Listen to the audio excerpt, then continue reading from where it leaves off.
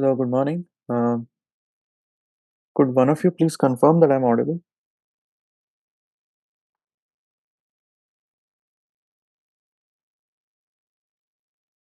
All right, thank you.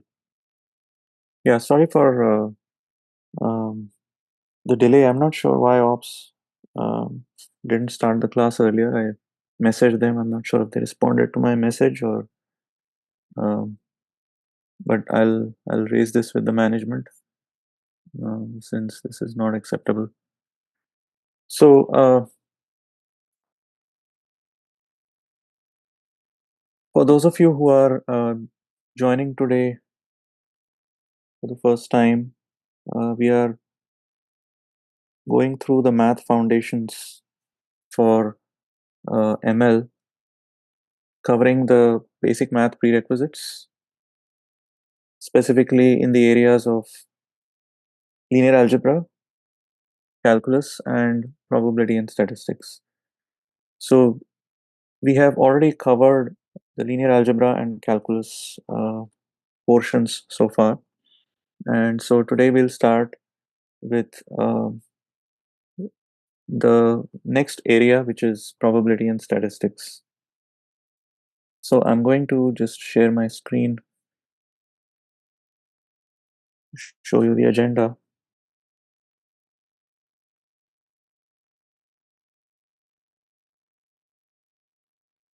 This is the first session in the probability and statistics sequence.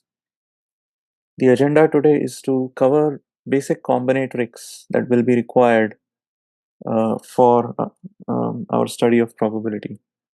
So we will look at a couple of very basic elementary atomic rules for um, how to count things and use them to then build on top of it to you know um, compute various ways of counting permutations and combinations, um, as well as discuss one specific application in algebra in some detail, namely the binomial theorem, and see if we can extend it. So all the work we do today is going to be then subsequently used in probability. So today's topic is going to be combinatorics, elementary combinatorics. This is normally studied as part of um, discrete math, but we are covering it in the context of probability and statistics here. So what is combinatorics? For our purposes, it's nothing but the art of counting permutations and combinations.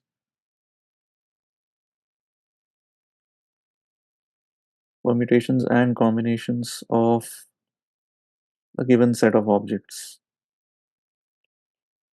which is finite.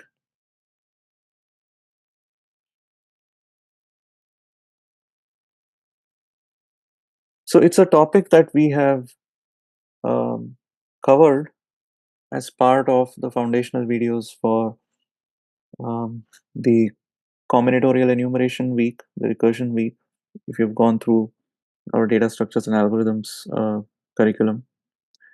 And there we saw that combinatorics was useful in helping us count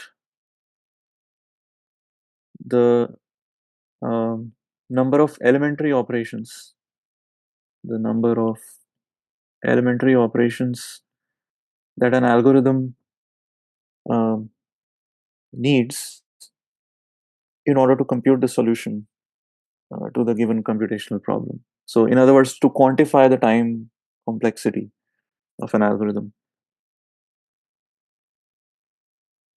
So, counting the number of elementary operations needed by an algorithm. And if you have forgotten it, um, we will be reviewing what I've covered in the foundational videos there and going beyond them. today.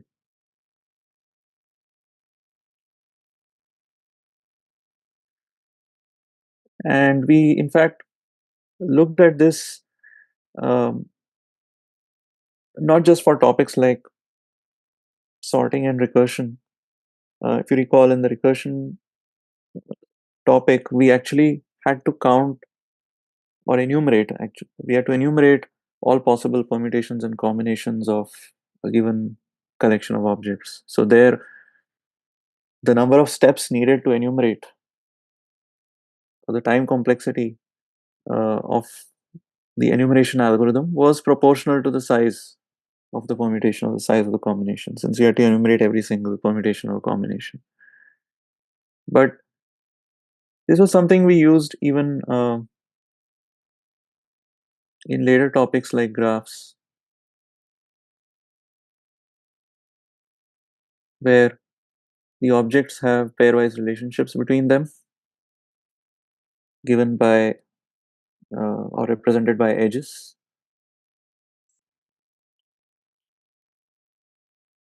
So, in the context of graphs, we looked at problems like computing, um, say, the shortest path, or enumerating all possible shortest paths or all possible paths in a graph. So, paths in a graph uh, were basically permutations of vertices. If you recall, spanning trees in a graph, they were subsets of edges, and even counting how many edges there can be in a graph, in the worst case, required some use of combinatorics. So that's where we used combinatorics. We were using it primarily for counting how many steps an algorithm would need uh, in the context of discrete objects like linear arrays or linear strings or more complex objects like graphs. But today we are revisiting combinatorics because it's also needed for probability, for a study of probability. Now, why is that?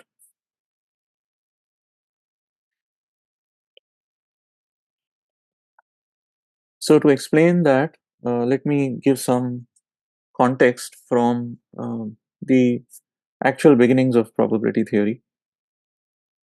So, about 300 to 400 years ago in Western Europe, recreational mathematics was a hobby of the rich people who had free time on their hands. So, if you remember from the foundational videos for graphs, we had the well known bridges of Königsberg problem, right? Königsberg being a relatively rich city, many of the residents were curious about that particular problem, which Euler, you remember, solved by coming up with the idea that we today call as a graph. Uh, so it was like that in many of the cities. There were people thinking about all kinds of recreational math problems. But one of the practical issues people faced that time was it was hard to communicate with other people who were also interested in recreational math because there was no internet, there was no telephone either. And so, in an effort to partly resolve this problem,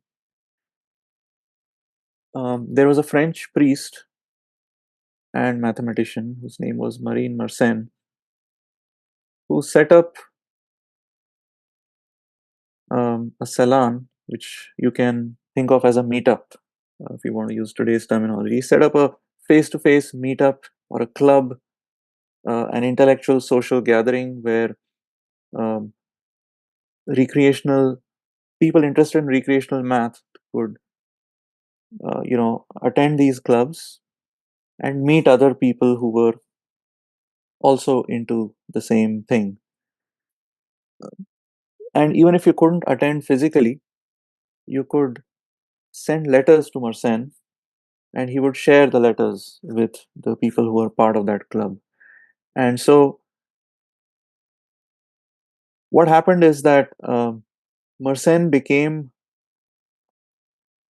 an intellectual hub who, maintained contacts with recreational mathematicians from all over, France and Europe in general. And if somebody wanted to share or communicate with any other mathematician, they would send a letter to Mersenne, who would be able to then forward it, even copy it and forward it to multiple uh, people who you intended the letter to reach. So one of the people who used to regularly attend Mersenne's meetups was Blaise Pascal, whose father used to attend these meetups, but he started getting his son along because Blaise Pascal was interested in math, and he would get to talk to a number of mathematicians at these meetups. And not just mathematicians, there were these meetups would also draw the attention of gamblers, because in gambling, they wanted to understand what strategies or uh, what moves would increase the chances of their winning. And so, one of the French noblemen who was a regular gambler, met Pascal in one such circumstance, and he gave him a problem um, that he was facing in the context of gambling. Mm, Given a problem from gambling, problem was the following. So this nobleman told him that in a gambling game there are multiple rounds.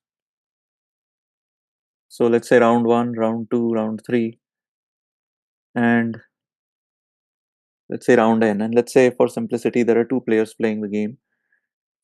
Whoever wins the most number of rounds by the end of the game. So assume that n here is odd. So whoever wins the majority of the rounds uh, gets all the money. So at the beginning of the game, you set aside some money that you're gambling, and at the end of the game, whoever wins most of the rounds gets to, keep all that money. But what if the game was interrupted in the middle? So if a game is completed, then whoever wins majority of the rounds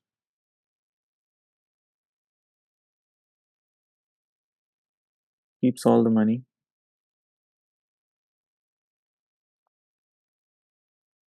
If the game is interrupted,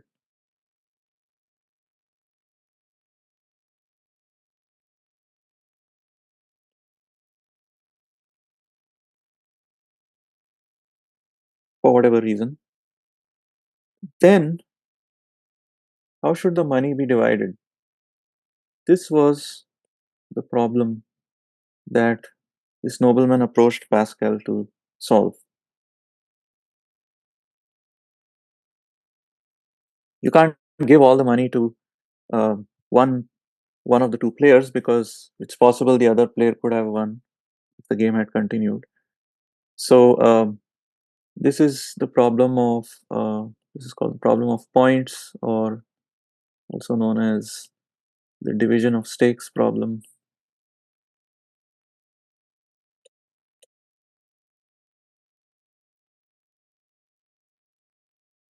So what would be a fair way to divide the money?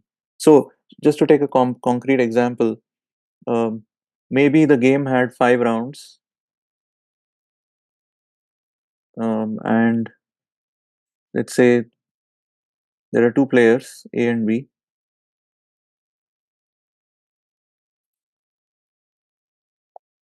So one round is played. So after one round, let's say the score is A has 1 point and B has 0 points. So A wins the first round and then the game stops. How should the money be divided between A and B? Should it be given entirely to A? That doesn't look fair. It also doesn't look fair to give all the money to B, or and it also doesn't look fair to divide the money equally because A is clearly ahead. So how should the stakes uh, be divided? So Pascal was not sure himself how to tackle this because there was really no mathematical theory uh, behind this at that point. So he wrote to another mathematician who he had come to know through Mersenne network, and that was Pierre Fermat. So the two mathematicians, Pascal and Fermat, had an exchange of letters in which they discussed this problem as well as many other problems that gamblers were facing. So and in the process of communicating with each other through letters, they constructed this field that we would call as combinatorics, or um, actually discrete probability. And so uh, the way Pascal started, uh, and the way you might naturally start, is um to look at this problem and think about all possible scenarios that might elapse if the game had continued.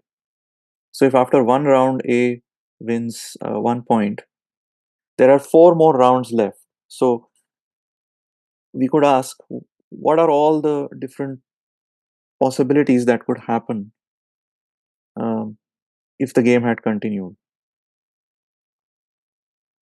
So, after four more rounds,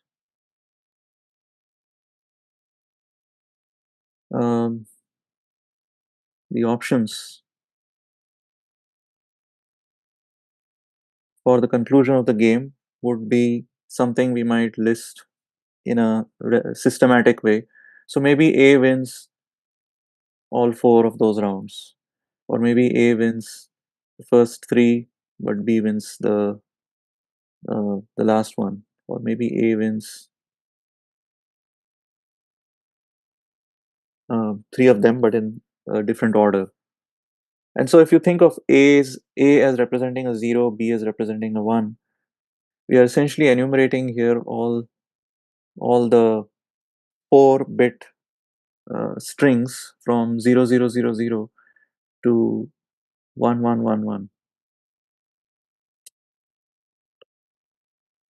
Okay, so um, if you count these, you will realize that there are 16 outcomes that are possible, and they are all equally likely.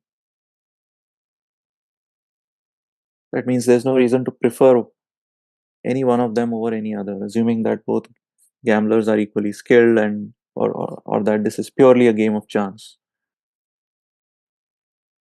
So for A to win overall, because A already has a single point, A would need two more points, right, to get a majority of the rounds won, because there are 5 rounds. So to win the game, A needs to win 3 rounds, of which one is already won.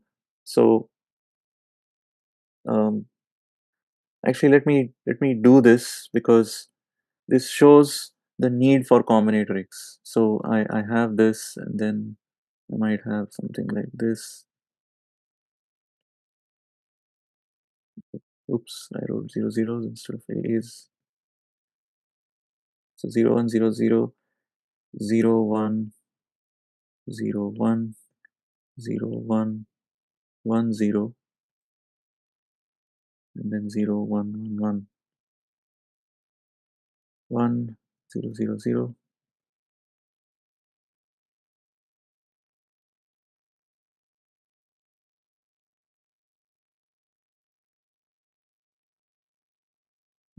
I'm just doing this mentally. Just let me know if you see any errors. I'm trying to enumerate all possible options here.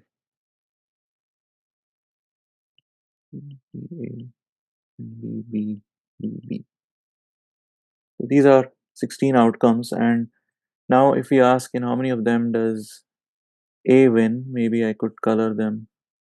So A needs to win at least two of these four rounds. So all of these are options where A wins.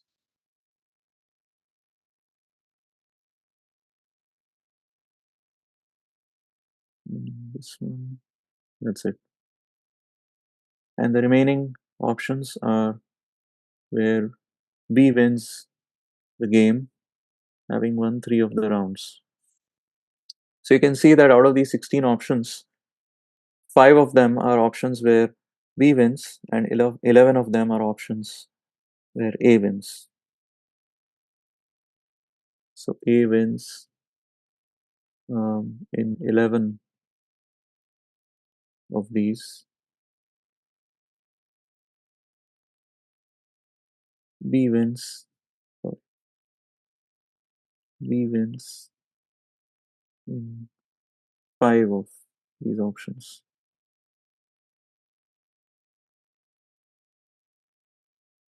So, um, how should the pot of money be divided? Well, A should clearly get more because A is more likely to win.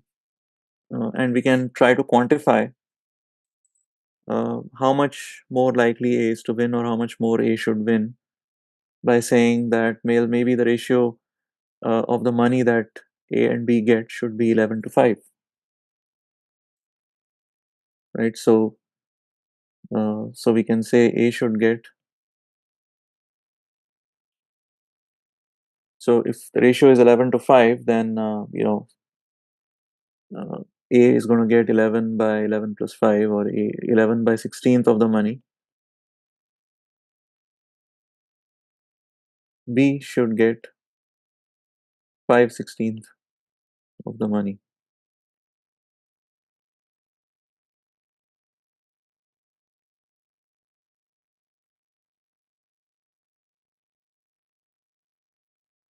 So this is a decent, fair resolution to this question if the game was this simple. But the problem is, how do we count the number of options in which A or B win if the game was much longer, right? So if the game had many more rounds,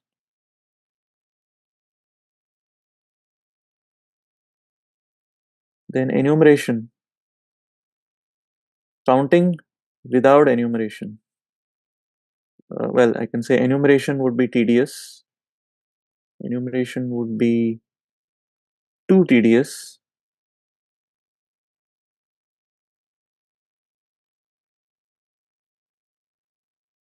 Can we count?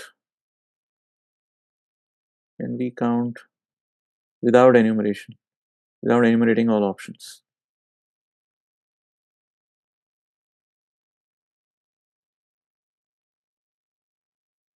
And so that's what Pascal and Fermat did together. They came up with simple rules for how one could count without enumeration, and then use those rules to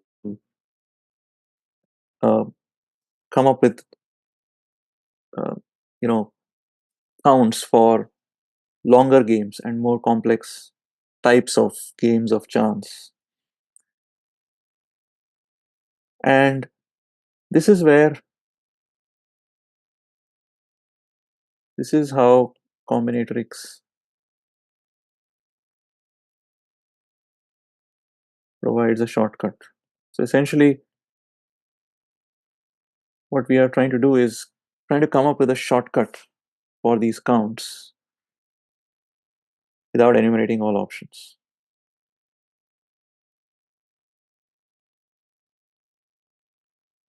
And thus an aid to probability. So probability is not something we are getting in today, but you're going to need these counts to compute probability once it's defined uh, in the next session. So both combinatorics and probability were developed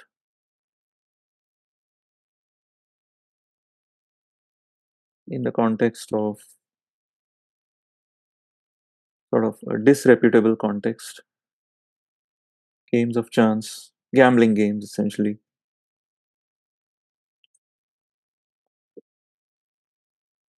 And so what we want to do is to see if we can build up elementary combinatorics ourselves using simple examples, and then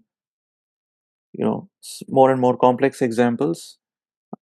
And maybe at some point today we'll come back to this game and ask, well, without enumerating, could we have counted in how many of those 4 rounds does A win at least 2 times?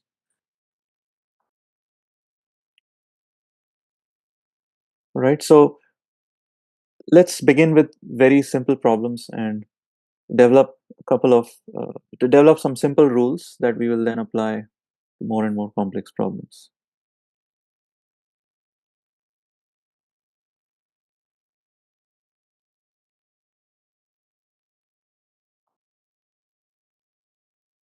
So let's take a sort of a trivial problem.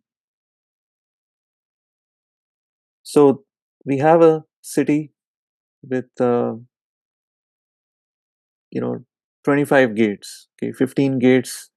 There are 15 gates. If you imagine a city as say rectangular in shape, then maybe there are 15 gates here to enter from the north, and 10 gates into the city from the east. In how many ways can a person enter the city? What's the obvious answer?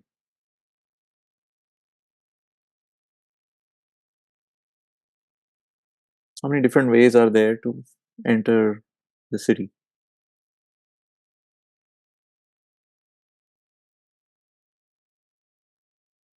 25. Yeah, there are 25 gates. So there are 25 different ways in which one can enter the city. So how do you get 25? You basically add 15 and 10. That's the total number of options. Um, there are 10 boys and 5 girls in a class. In how many ways can a class monitor be selected by the teacher?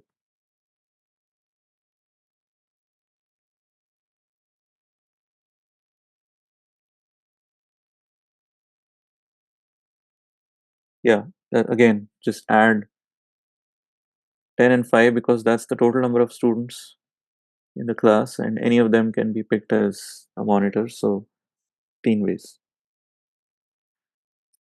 Again, I can keep the same structure and change the word problem, the context of the word problem. I could say, well, there are 10 half sleeve shirts in my closet, 5 full sleeve shirts in my closet.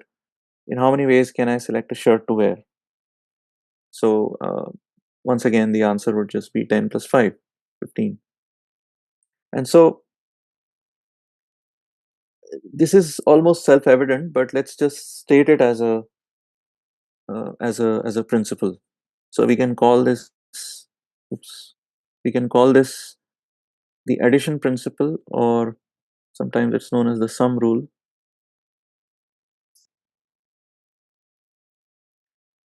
So let's say there are R1 white colored shirts in my closet, R2 brown colored shirts in my closet, R3 green colored shirts, and so on, and RM, let's say, red colored shirts.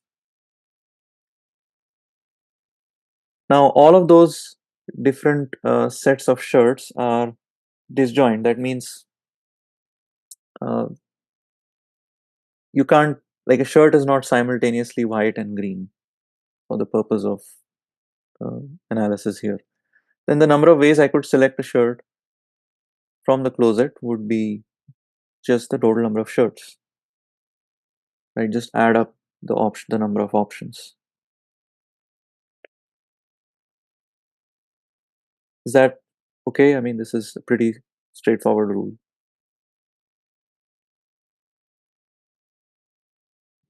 So that's one rule. But let's look at a slightly different context where now we have not just shirts but also pants. So let's say there are three different shirts I could pick from the closet, four different pants, and seven different jackets. So how many different ways could I get dressed? How many different outfits uh, are possible on a cold day where I have to wear a shirt, I have to wear a pant, and I also need to, pick a jacket. So in this case, I might first decide to pick a shirt. I know there are three different options for what shirt I could pick. For each shirt that I pick, I could, you know, have I could pick a pant in four different ways.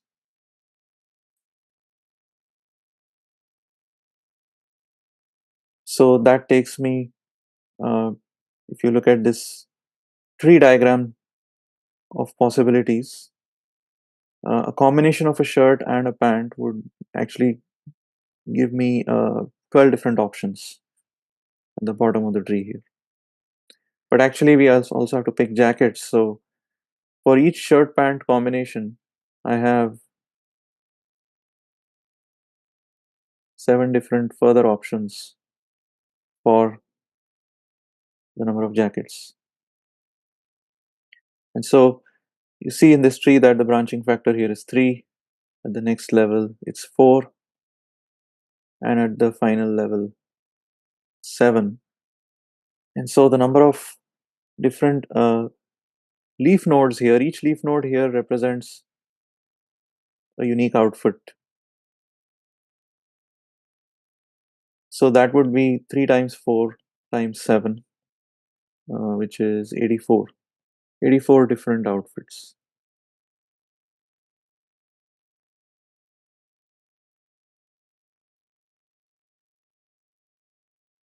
Let's take one more example. So there's city A and then there's city B, and there are three routes from city A to city B. Then there are four routes from city B to city C, and seven routes from city C to city D. In how many different ways could I start from city A and go to city D?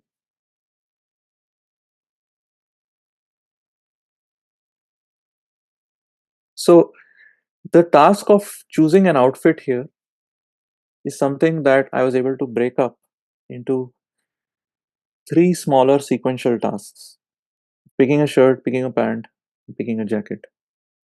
The task of starting from A and going to D can again be broken into three sequential steps. First, go to B, then go to C, and then go to D. So, a path in this graph can be represented as a sequence of three steps. In the first step, I have three different options, just like I had three different choices for what shirt I would pick. In the second step, I have four different options, just like I had four different options for what pant I picked. And in the last step, I have seven different options for which road to pick here or which jacket to pick in the previous example. And so I can represent these three sequential steps by three blanks. And I can ask how many ways are there to fill in each blank. So once I fill in the first blank in three different ways, the second blank can be filled in four different ways, regardless of what choice I made for the first blank. And regardless of what choice I made for the first and second blank, there will be seven different options for what path to pick or how to fill in the third blank. And so we have 3 times 4 times 7, or 84 different paths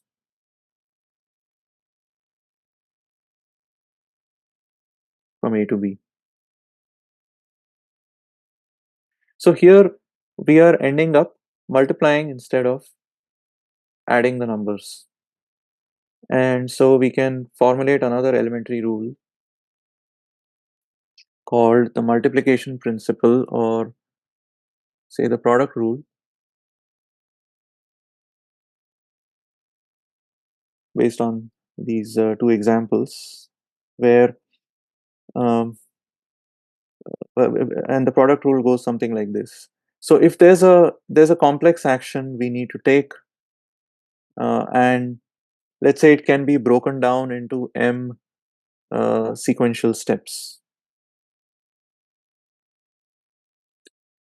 The first step, so m sequential steps, these can be represented as m blanks. The first step can be taken in R1 different ways.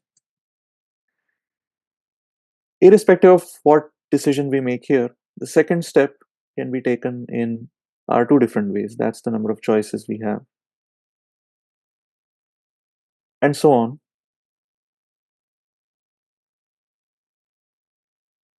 So if this is true, that uh, irrespective of how we have made the earlier choices, if the next choice can be, if the next blank can be filled in exactly, Ri different ways, independent of what choices we made earlier, and if it's true that, this entire path, like each path is a combination of these three links that we picked, right? Even if two different leaves here share the same shirt and the same jacket, they will still not be considered as identical outfits because the pant might be different. And here, maybe two of the links we chose were the same, but if the link from B to C was different, then we would consider the path to be different. So all of these composite outcomes are distinct, even if some of them overlap. But the composite outcome is something we still consider distinct. Then we say that the total number of ways of performing this complex action is given by the product of um, all the individual ways. And so the number of ways of filling in these blanks, m blanks, is the product of the number of ways of filling in each blank. And so just a few more examples of this. There's a small community consisting of 10 women, and each woman has 3 children. So if a woman and one of her children are to be chosen as mother of the year and child of the year, how many different choices are possible?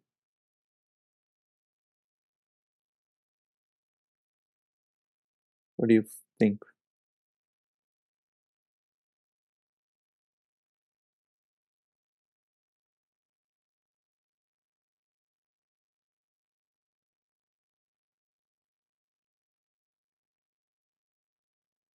Ready.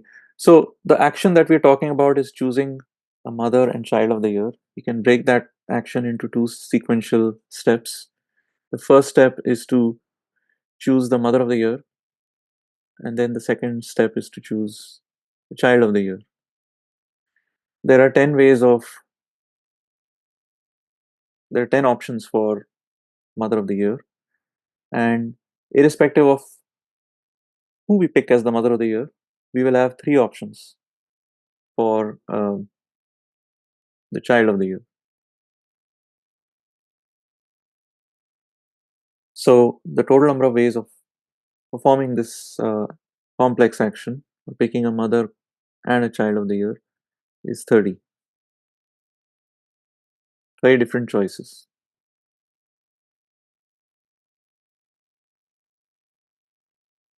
So notice that we're not adding 10 and 3 here.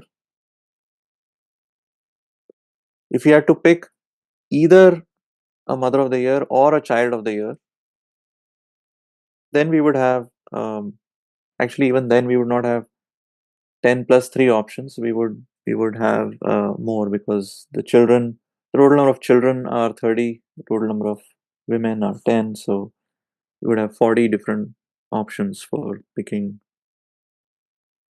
say, a person of the year. But we use the multiplication principle when we can break down the complex action into a sequence of uh, steps, and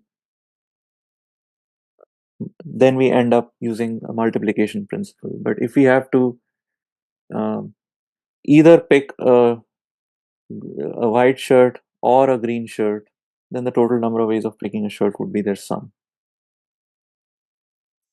Okay, so think of the sum rule as applicable when you have to do either this or that, and the product rule as applicable when you have to do something and or followed by something else. So the or and difference is another way to think of difference between context where the sum rule applies and the product rule applies. So let's take this problem. College planning committee needs to be formed. Um, well, a subcommittee needs to be formed out of a larger committee. So how many different ways are there to form a subcommittee of 4 people, consisting of one freshman, one sophomore, one junior, and one senior, out of that larger committee, which has these many numbers of freshmen, sophomores, juniors, and seniors?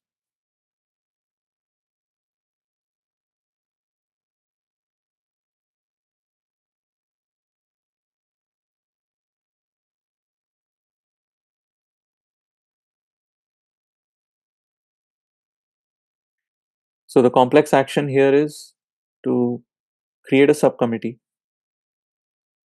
Now, how can we create a subcommittee? Well, we could first pick um, a freshman to go into the subcommittee. Then we could pick a sophomore. Then we could pick junior, and then we could pick a senior.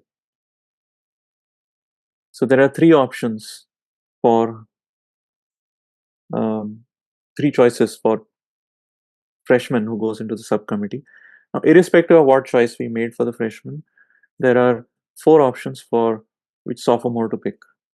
And irrespective of how we picked freshmen and sophomores, we have 5 options for juniors and 2 options for seniors.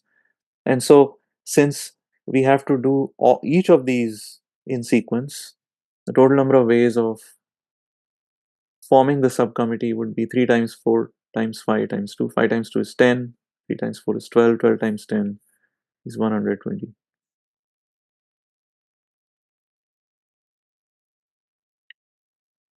Here's a slightly more complex problem. Um,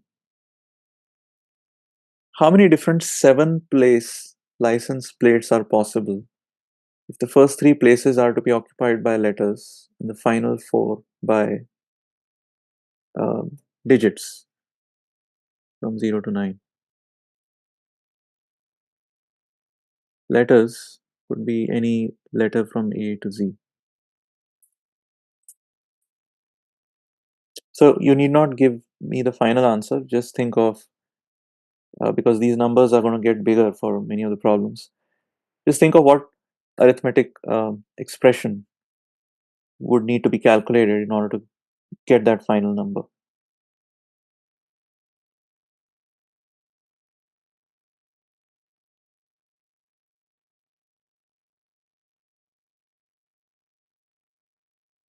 Yeah, so the complex action here is to um, create a 7-place license plate, and so we can break it down into a sequence of 7 smaller uh, actions, 1, 2, 3, 4, 5, 6, 7. Now the first three places are to be occupied by letters. So maybe we fill in the first blank or the first place. We have 26 options here. We have 26 options for the second place, 26 options for the third place. The final four places have to be filled with numbers. And so there are 10 digits from 0 to 9. So we have 10 options here, 10 options here, 10 options here, 10 options here. So the complex action, which is the sequence of all of these actions, can thus be performed in 26 cubed times 10 to the power 4 different ways, whatever that number is. If someone could just quickly tell me what that number is, I'll just write down the answer here. Just use a calculator if you have one in front of you. 3120 seems a little small, given that 10 to the power 4 is already 10,000.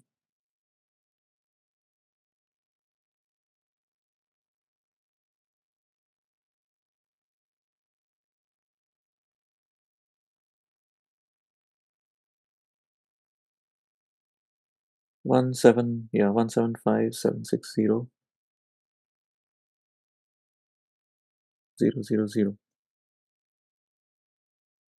Yeah, so these are sort of hopefully small easy problems. Just we are just going to use the addition rule and the multiplication rule throughout today. We're not The hope is, let's see how much we can just build up by just using these two rules and nothing more.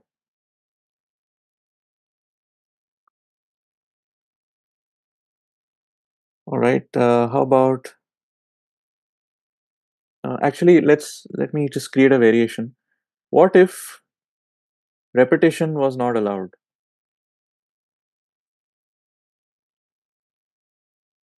So in the problem we just solved, I could pick I could have a license plate like A, and then I pick, say, the digit 3, 4, then I pick 3 again, and then 5. That's a valid license plate, but it repeats A and it repeats 3. What if there was no repetition allowed? Then how many license plates could we get? So I could still pick the first letter in 26 ways, but whichever letter I picked, I am not allowed to reuse it. So for the next blank, I would have 25 choices, irrespective of what choice I made for the first blank. So I would have 25 choices. And then I would have picked two unique letters, leaving me 24 options for the third letter. Then for the last four places, I could pick any of the 10 digits for the first place. But whichever digit I picked there, I'm not allowed to pick it again. So I have 9 options for the next place, 8 options for the next place, and 7 options for the last place. So the total number of ways in which I could perform that complex action of creating a license plate would be whatever this value is. Um, yeah, just see what this is equal to.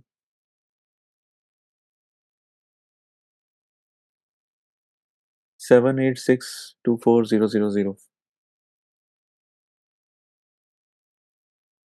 24000. Okay. All right. So you're not using anything other than the product rule here. How many functions defined on n points are possible if each functional value is either 0 or 1? So there are n points, and we have a function from the set of these n points to 0 or 1.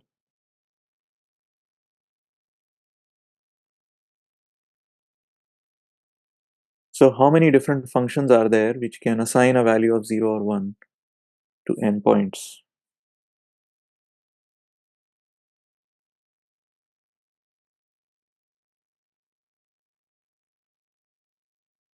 So think of how uh, you would try to. So it's a complex action. You need to create a function on n points where each point is assigned either a 0 or 1.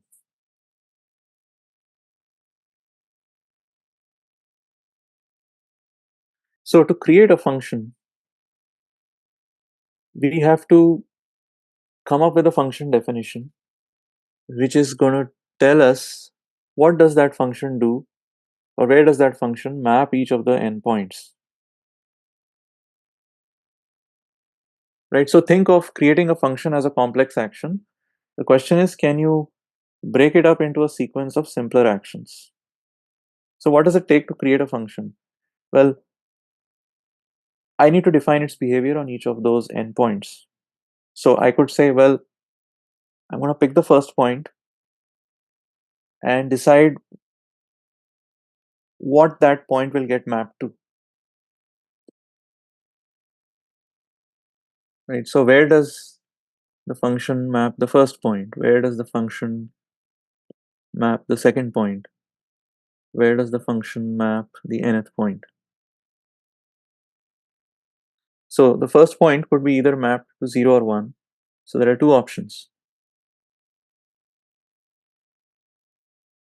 Irrespective of where the function mapped the first point, when I look at the second point, I have two options when I'm creating my function, and so on. I have two options for the nth point. And so the task of defining a function on endpoints is now broken down into a sequence of tasks where I define the behavior of that function on each of the points individually. So since there are two choices here, two choices there, and they're all independent of each other, which means irrespective of what choice I made for the first point, I will still have two choices for the second point, and so on. I have 2 to the power n different ways of creating a function, which means there are 2 to the power n different functions.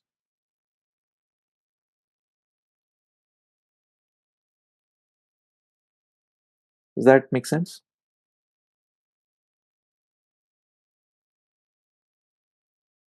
Again, it's just the product rule. Take a complex task, see if you can break it into a sequence of steps, and for each step, um,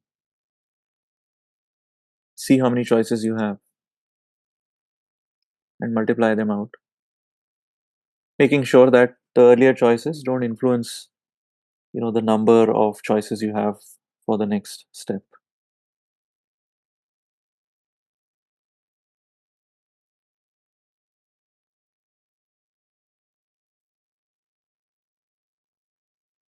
How many different batting orders are possible for a baseball team of 9 players, or if you like, a cricket team of 11 players? Um, so you have a batting order. Um, you want to create a batting order. So the complex action here is creating a batting order for a baseball team. How many different ways are there to do that?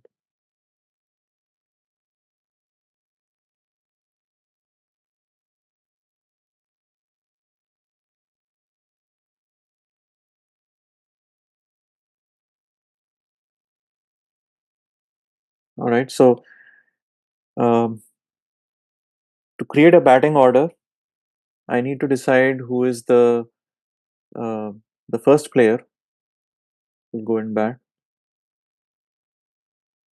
who will be the second player, and so on, all the way up to the ninth player. So how many options do I have for the first player? I could pick any of those 9 players. For the second player, irrespective of who I picked for as the first player, I would have 8 options for the second player. Then I would have 7 options for the third player, and so on, and only 1 option remaining for the last player. So by the product rule, the number of ways in which I could create this batting order is 9 times 8 times 7 all the way up to 1. And that is what we denote as 9 factorial, which is just check what that value is.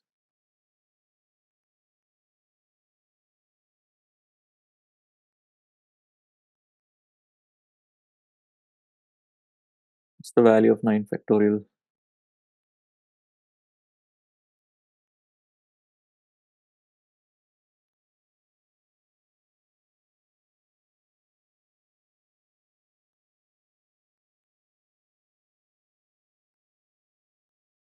P62880.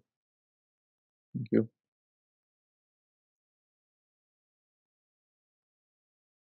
So in general, if I ask, um, like how many ways can now 9 people be arranged in how many ways can 9 people be arranged in a row? The answer is the same, right? A batting order is just like a row of 9 people. Uh, so it's the same question. Now, each ordering of those 9 people is called a permutation.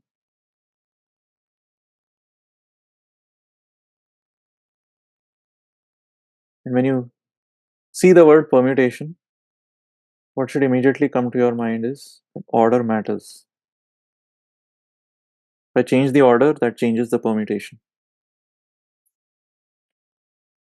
So for a set of n objects in the abstract,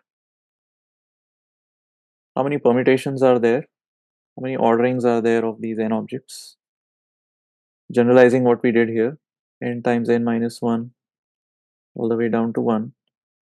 So n factorial permutations. And where do we get this from? From the product rule.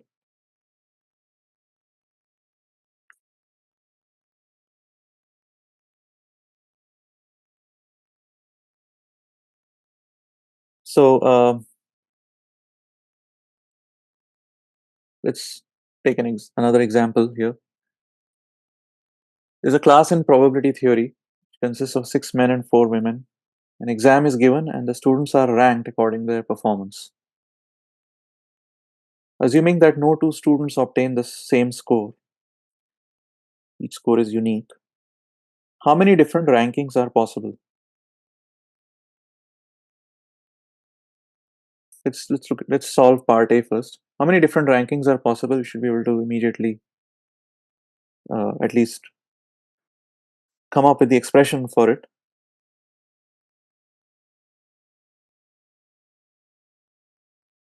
All right, one answer I'm getting is 6 factorial times 4 factorial. Any other answers?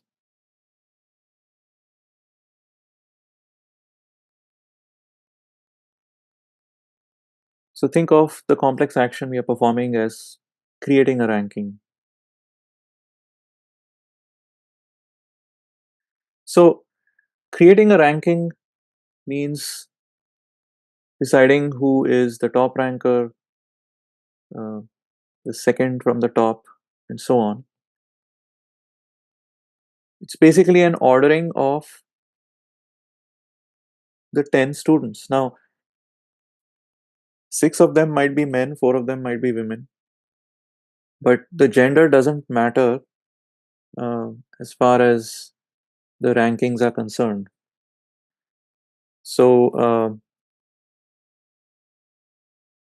So that means because they're giving the same exam. And so I have 10 options for the first ranker, 9 options for the second ranker, and so on. 8 here, all the way down to 1. So the answer is going to be 10 factorial, product of all these, which, well, 9 factorial was 362880. So 10 factorial is just going to be 10 times 9 factorial. So I just add an extra 0.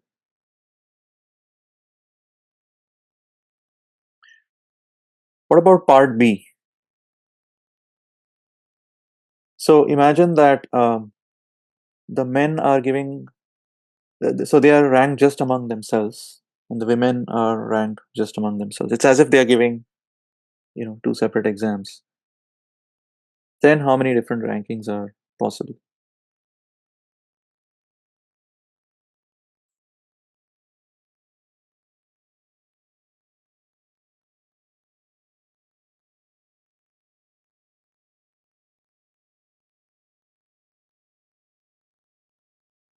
So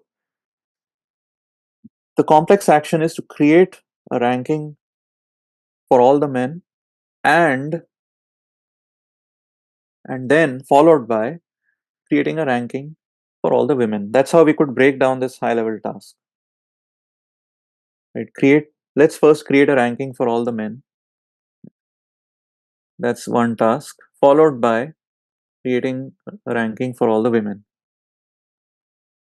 That's my overall complex action. At least I've broken it down in a top down way into two phases. Now, how do I rank all the men among themselves? I need to decide who will be the first ranker, the second ranker, 3, 4, 5, and 6. In how many ways can I perform that? This relatively complex action, I can break it up into a sequence of 6 steps. Who is the first ranker? How many options do I have for the first ranker? I have 6 options for the first ranker, 5 options for the second ranker, 4 options for the third ranker, and so on. So that's the number of ways in which, 6 factorial ways in which I can create a ranking for the men. Then I need to create a ranking for the women. There are 4 women. So just among themselves, I could pick any of the 4 women to be the top ranker. Then I have 3 options for the second ranker, the third rank, 2 options for the third ranker, and one for the bottom rank. So there are 4 factorial ways in which I can create rankings among the women. Now I need to do both in sequence. And so my answer would be 6 factorial times 4 factorial. Saw some options as some people said 6 factorial plus 4 factorial. If I had to, if this word was uh, or, then I would think of adding them. Either I rank all the men among themselves or the women among themselves. So I'm not doing both in sequence. I'm just doing one of them. So in that case, I would have, it would be like picking either a white shirt or a green shirt. Um, but here we have to do both. So we use the product rule, connect them with a multiplication sign. Right, you can figure out what this value is. But I'll just rank men among themselves, then rank women among themselves. Okay. Uh, any doubts about this? All right. If you have questions, you could raise your hand, and I'll come to you periodically.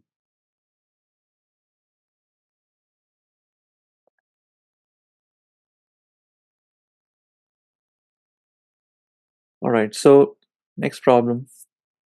Miss Jones has 10 books that she's going to put on her bookshelf. Of these, 4 are math books, 3 are chemistry, 2 are history books, and 1 is a language book. She wants to arrange all her books so that books dealing with the same subject are bundled together on the shelf. How many different arrangements are possible on her bookshelf?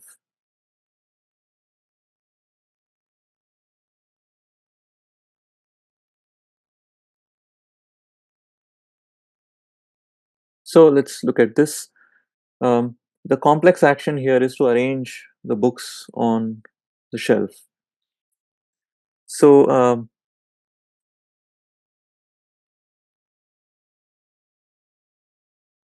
all the books with the same subject need to be together. Um, but you're free to pick whichever subject you want to put first, or what the order of the subjects would be. So what we could do is we could take this complex action. So the overall action of arranging the books can be broken into a sequence of steps.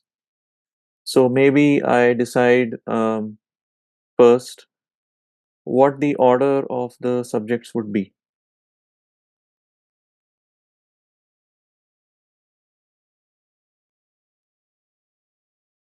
right? And then maybe following that, I know what the order of the subjects could be. Maybe then I'll decide the ordering of, say, the math books.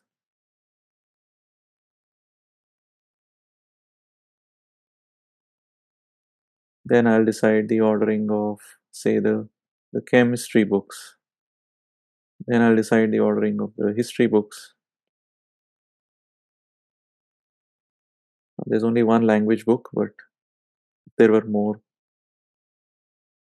I could decide that. And that would complete my ordering. Okay, so I'm going to uh, basically figure out each of these in sequence. How many subjects are there? There are four subjects. How do I decide the ordering of the subjects? Um, well, there are four subjects. So I'm going to decide the ordering of the subjects by deciding which subject comes first, which subject comes next, and so on.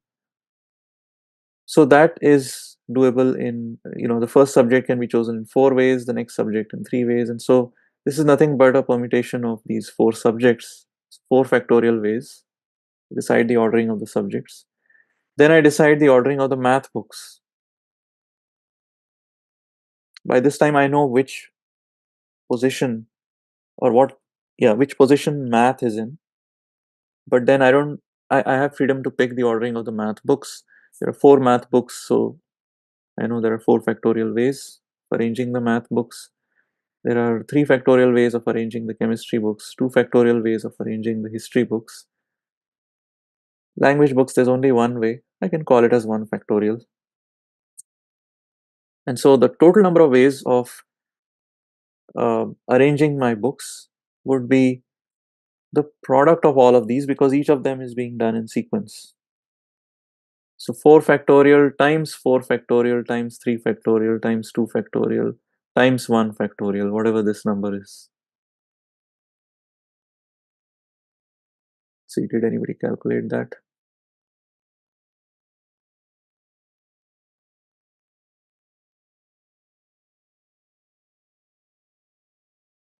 Um,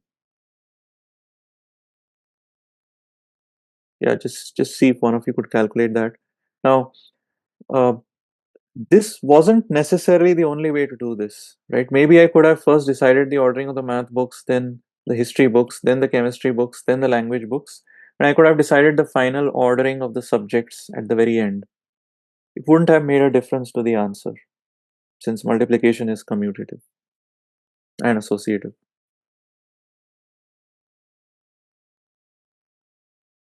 6912.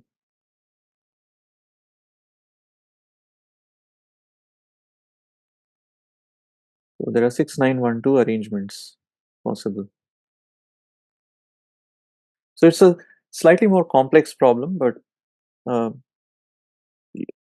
the more complex a problem is, the more the number of steps that, or the more work you have to do to break it down into uh, a sequence of elementary steps. But it's still the product rule and nothing more than that we are using.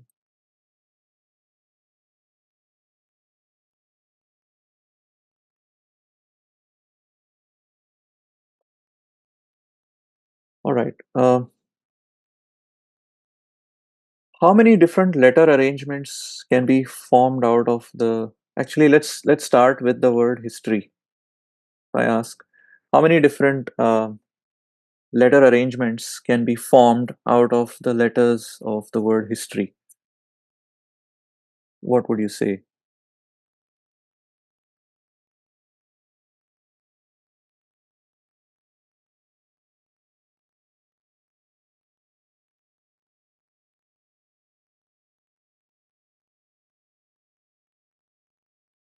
7 factorial, yeah. All the letters are unique. So there are 7 letters. So I have 7 options for which letter to pick first, 6 for the next, 5 for the next, and so on. So 7 factorial. Now let's look at uh,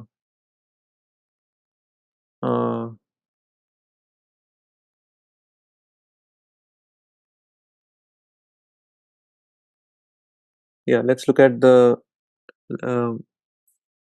the word pepper.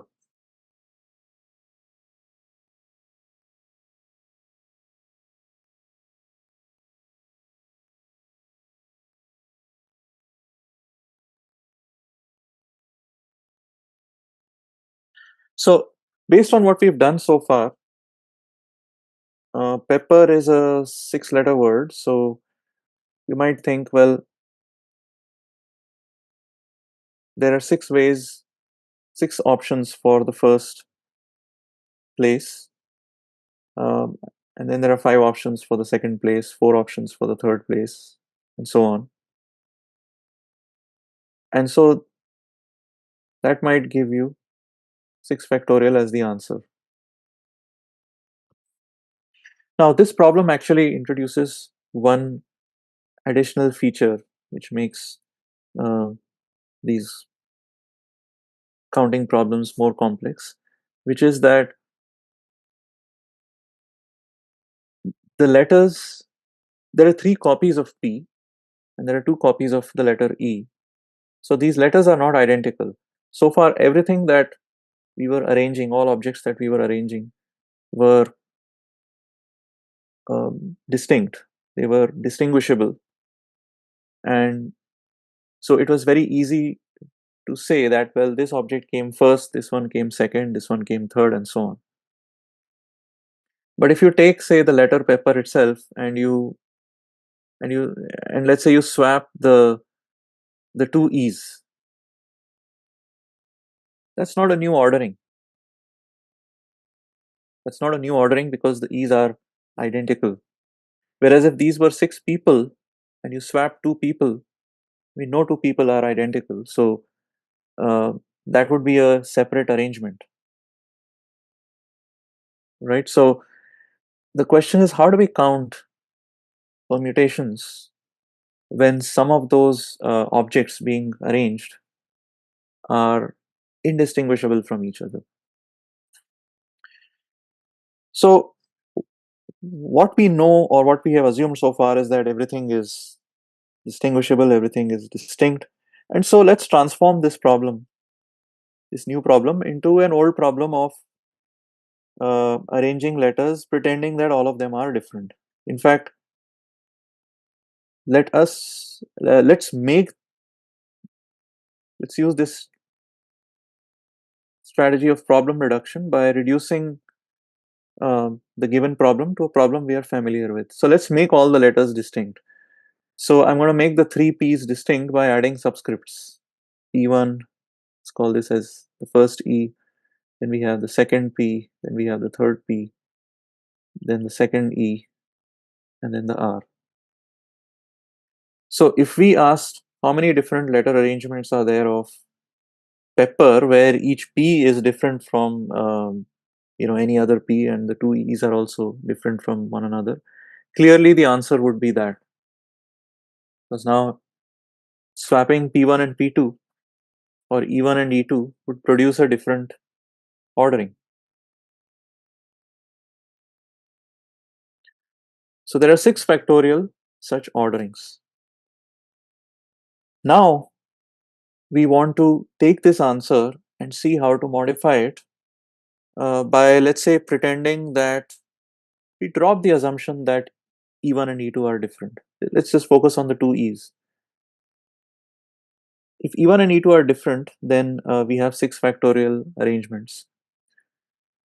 So if you were to think of all of those 6 factorial arrangements as, let's say, dots inside this circle,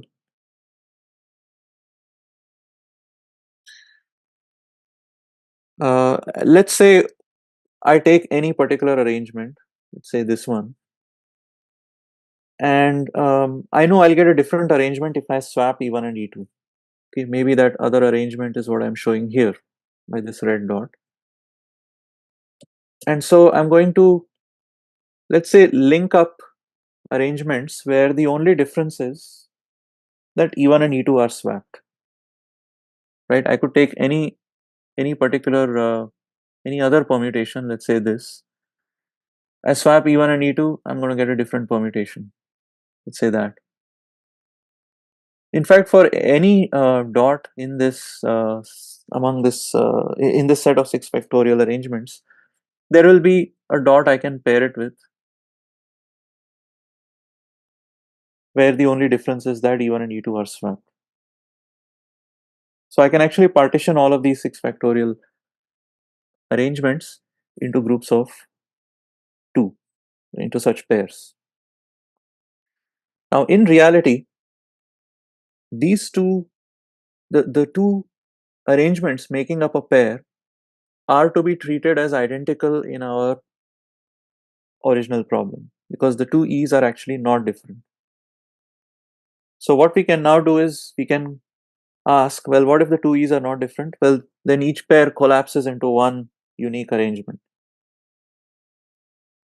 So we would have 6 factorial divided by 2 such pairs, or 6 factorial divided by 2 arrangements where the E's are actually identical. Does that make sense? So I can say that the number of unique arrangements of, I'm still keeping the P's different. Let's say I do P1, but I have the E identical, then P2, P3, E, and R. That's going to be 6 factorial divided by 2.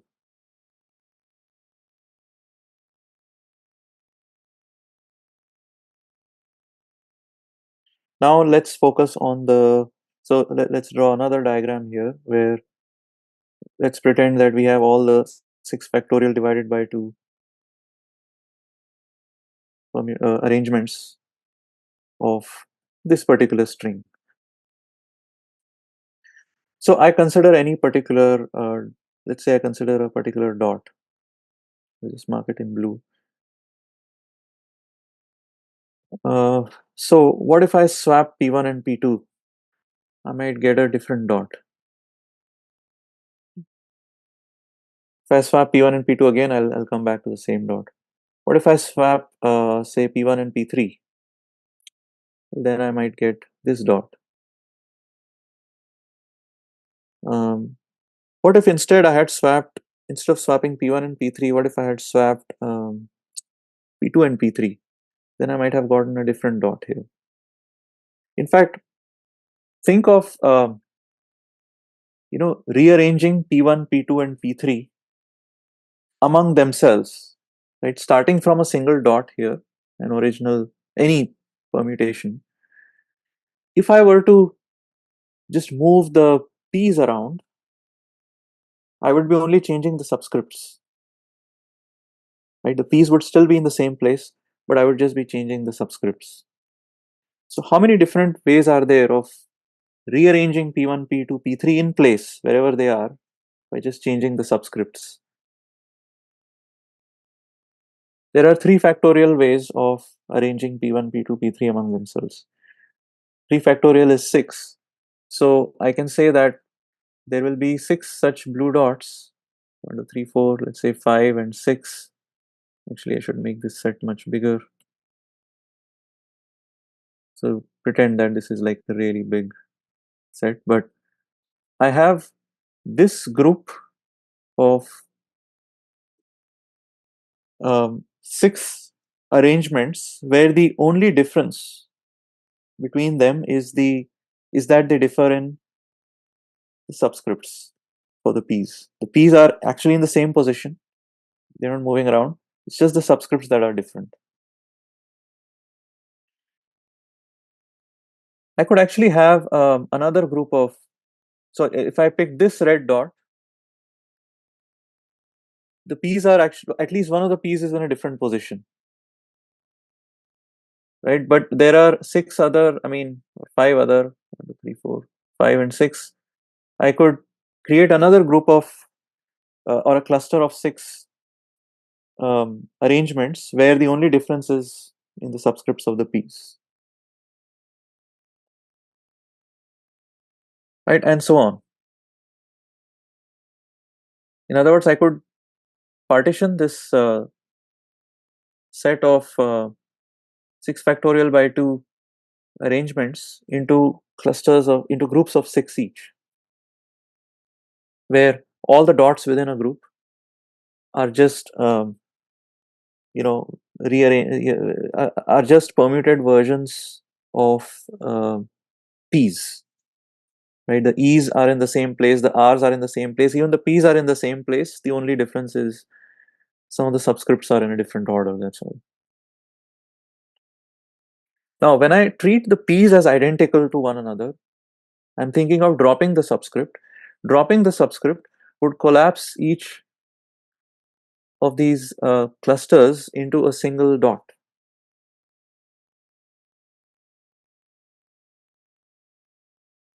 So that would then give us the number of um, unique letter arrangements of the letters of the word pepper, where the p's are identical to each other and the e's are identical to each other. So the number of unique arrangements of pepper would be, I take 6 factorial by 2 and I divide it by 6, right? That 6 is actually 3 factorial, that's how we calculated 6. That's how many clusters of 6 dots there would be. So in fact 2 is also something I can write as 2 factorial, because rearranging the e's among themselves is something we did in 2 ways or 2 factorial ways. We could have first eliminated the subscripts on the p's and then eliminated the subscripts on the e's. It would have given us the same answer. So whatever way we, whatever sequence we do that in, we get the same answer, which is 6 factorial divided by 3 factorial 2 factorial. So this is the massaging we have to do. So in general, we can extend this and state a more general result, that the number of permutations of n objects of which, let's say, n1 are alike, then another group of n2 are also alike. It's like the 3 p's and the 2 e's. And in general, this we can have more groups of alike objects. Let's say the final group is nr, nr are alike. And some of these n's can be 1. So if there's only one copy of something, we'll just assume the corresponding n is 1. So in other words, uh,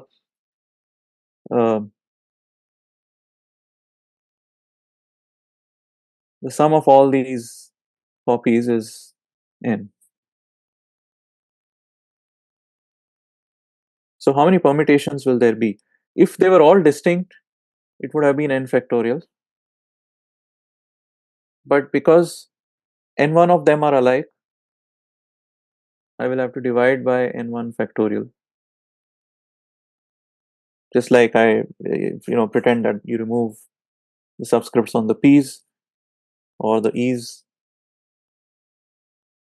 and let's say then I remove the subscripts on the second object, that would lead to another n2 factorial in the denominator, and so on, times nr factorial.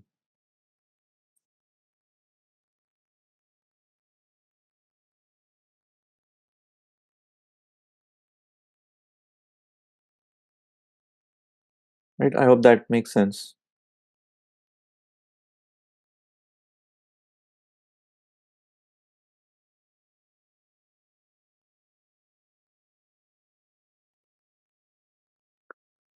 All right. So if you're, if you accept this, notice that again we didn't do anything except use the product rule. It's just that um, to find the number of copies within each cluster, we again use the product rule, and then we had to do this collapsing thought experiment, which is what led to the division. But fundamentally, we are still using the product rule multiple times um, in coming up with this expression. First, pretend the problem is easier. That gives you the numerator. And then deal with the harder part, which is to remove the subscripts one by one for each letter or whatever object we're talking about here.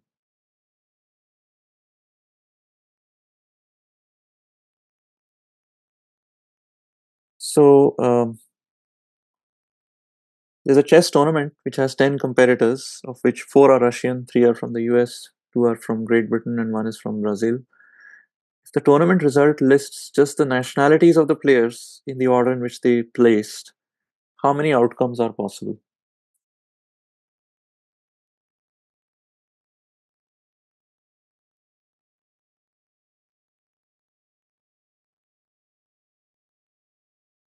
All right, so the complex action here is to come up with a ranking, right, an outcome. Now, what does an outcome look like? An outcome is nothing but a ranking of the players with their nationalities. And it says it lists just the nationalities of the players.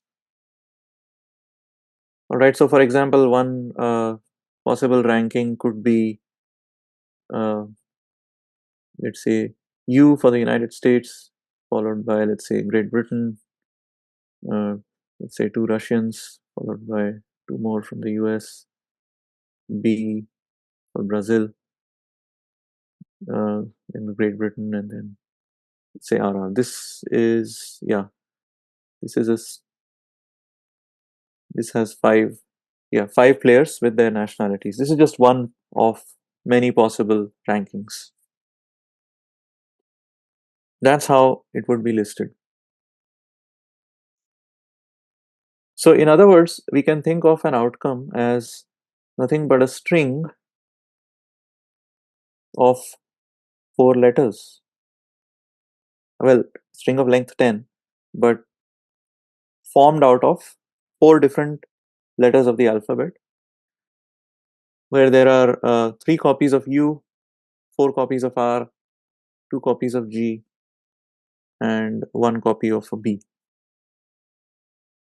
So this is nothing but the problem we just solved for Pepper, except that it's a longer string and it has more, you know, more letters with multiple copies. So how many permutations? So each outcome is nothing but a permutation of, um, these letters. And so we'll just use the shortcut result that we have here and say that, well, the string is of length 10. So if all of the letters were different, we would have 10 factorial as the answer. But because there are 4 copies of R, we have to divide by 4 factorial. There are 3 copies of U, we have to divide by 3 factorial. There are two copies of G, we have to divide by 2 factorial. And one copy of B, we don't have to divide by anything, but I'll just write this down for completeness sake.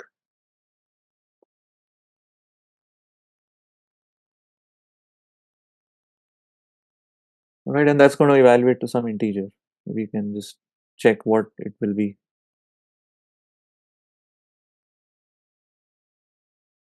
10 factorial divided by 4 factorial, just eliminate 4, 3, 2, 1. So you have 10 times 9 times 8 times 7 times 6 times 5 divided by 3 factorial. So the 6 goes away and a 2 will cancel out. So you should get some whole number.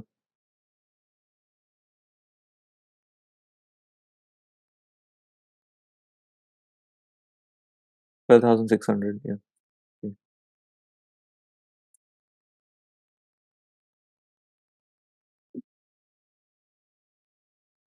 So all that we did is we mapped this problem, which has a complex action, but the sequence of simpler actions we came up with was nothing but creating a string out of some given letters of the alphabet. That's all.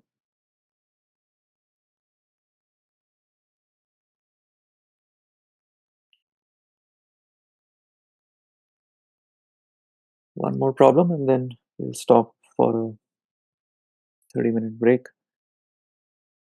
How many different signals, each consisting of 9 flags hung in a line, can be made from a set of 4 flags that are white, 3 flags that are red, and 2 blue flags? All flags of the same color are identical.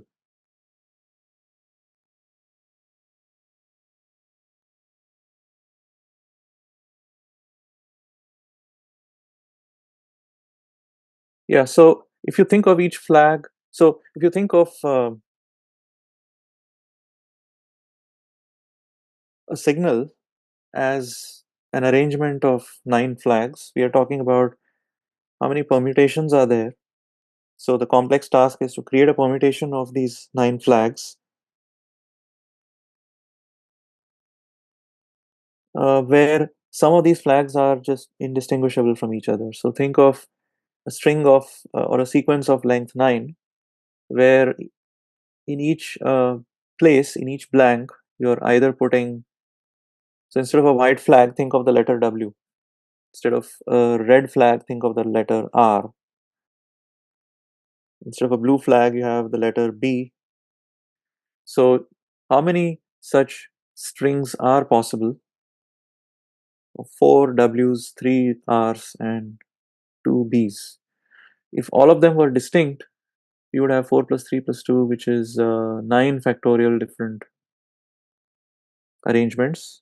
But because some of them are indistinguishable, we have to divide by, let's say, 4 factorial, dealing with the 4 whites being indistinguishable, 3 factorial, dealing with the 3 reds being indistinguishable, and 2 factorial, dealing with the 2 blue flags being indistinguishable. So this is nothing but actually the previous answer without a 10. The numerator had a 10 factorial, here we have 9. So I just take the previous answer and just divide by 10. It'll give me 1260 different signals that are possible.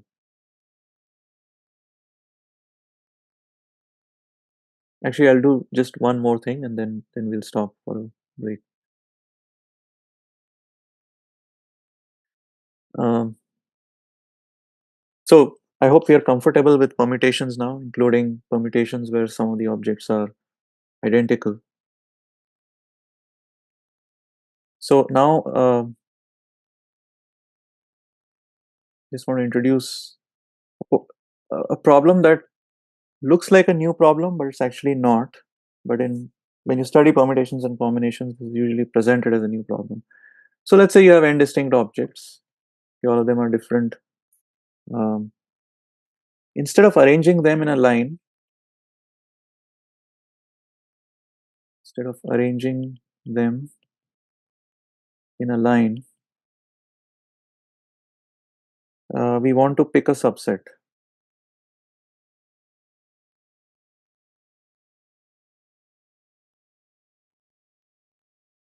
Okay. So whenever you see the word subset, you know that the order doesn't matter.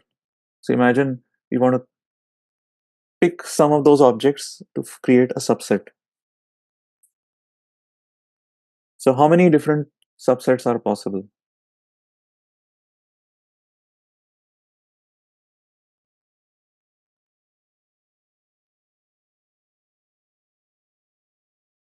How many different ways can this be done? That's one way of asking this. Or how many different subsets?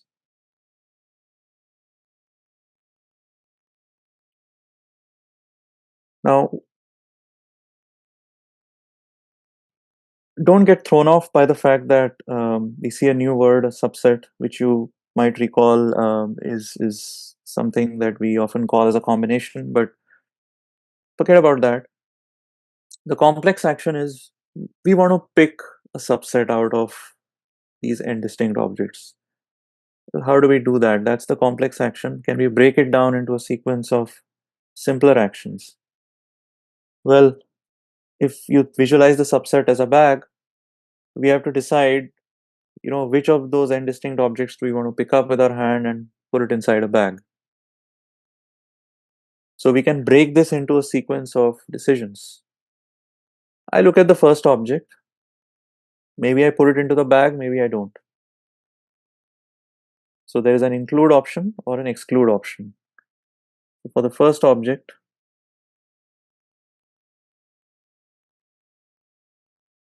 I have either an include option, which means I put it into the subset, or I exclude it from the subset. So two options. Irrespective of what I do for the first object, when I look at the second object, and again, it doesn't matter which object I consider first, second, or whatever, just imagine a random ordering. Whichever I see first, that's my first object. The next object in line, again, I have an include or exclude decision to make for it, and so on. For the nth object, also, I have two options. Either I include it into the subset or I exclude it from the subset. So I have 2 to the power n different ways in which I can make this sequence of include exclude choices for each of the objects to create a subset. And so this tells me that the total number of subsets possible are 2 to the power n. Now we can add a sub constraint. What if we wanted the subset to be of a particular size, let's say k?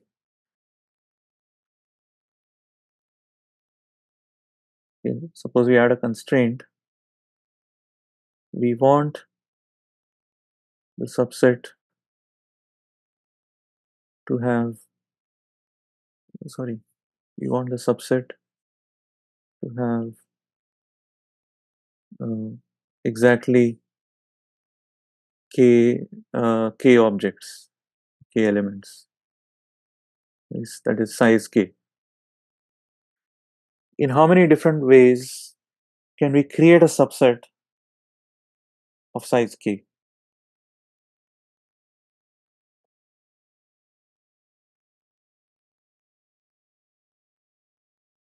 So once again, the complex action is I want to create a subset.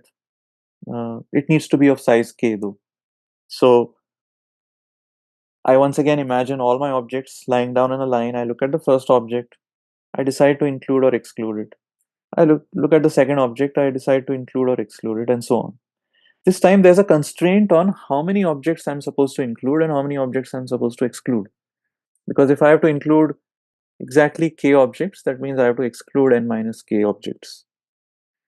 So whatever sequence of decisions I make, include, exclude decisions, I can imagine writing them down as a string inside these blanks, right? So for example, maybe I include the first object, I include the second object, I exclude the third, I exclude the fourth, include the fifth, and so on.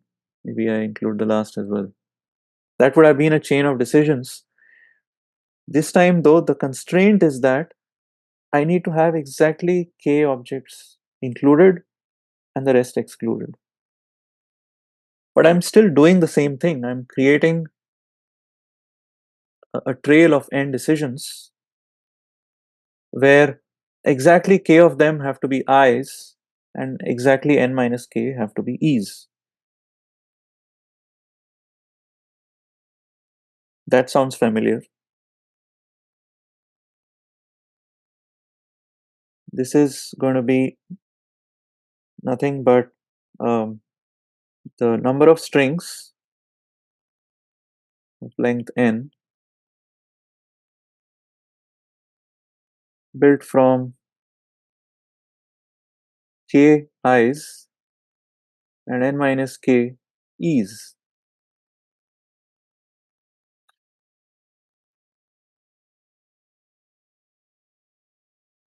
Does that make sense? If here I had to count how many strings can I form out of length where each letter could be an I or an E.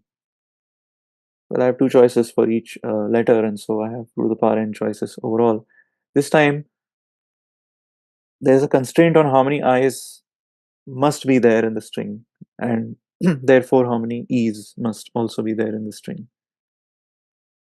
So how many such strings are there? Well, if all the letters in the string were distinct, I would have n factorial different strings. But actually, I have only two letters, and the letter I appears exactly k times, and the letter E appears exactly n minus k times.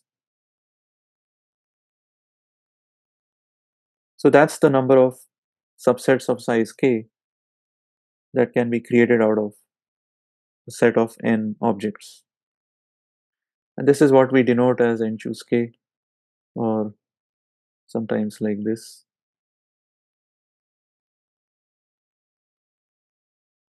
And instead of the word subsets, we might use the word combinations. But in either case, the point is order doesn't matter. This is a kind of a misleading word. So I'm going to put an unhappy face here, because if you think of, let's say, a combination lock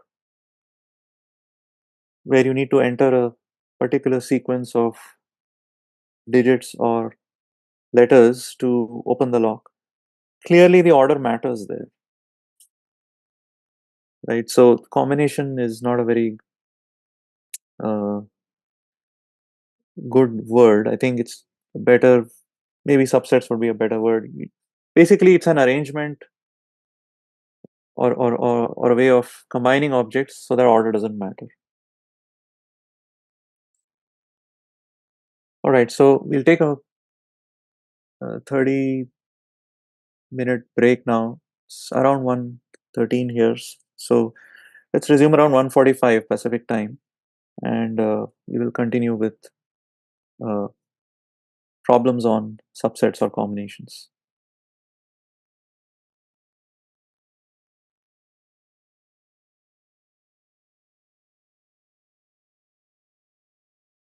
All right, so let's continue where we left off. So we found before the break that the number of subsets um, of any size, as well as the number of subsets of size k, can be computed just from the product rule um, in ways that we had seen in earlier problems. And this value, n factorial divided by k factorial times n minus k factorial, it's always going to be a whole number. And you can see that even for extreme values of k, this makes sense. So for example, if let's say k is n, that means you're trying to find the number of ways of picking a subset of size n from a set of size n. So that means the entire set will become the subset, and there should be only one subset possible. So if k is n,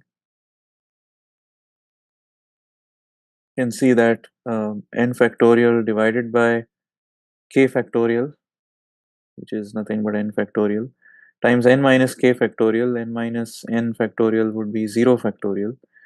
This needs to be 1, right? So, so n factorial of course cancels out. And so the reciprocal of 0 factorial needs to be 1. So basically 0 factorial is defined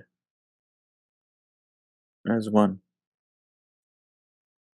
Right? Likewise, if k is 0,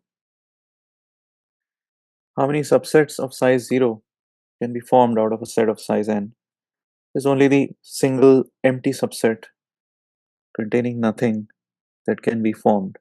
So n factorial divided by k factorial would be 0 factorial times n minus 0 factorial, that's n factorial. And again, that is equal to 1.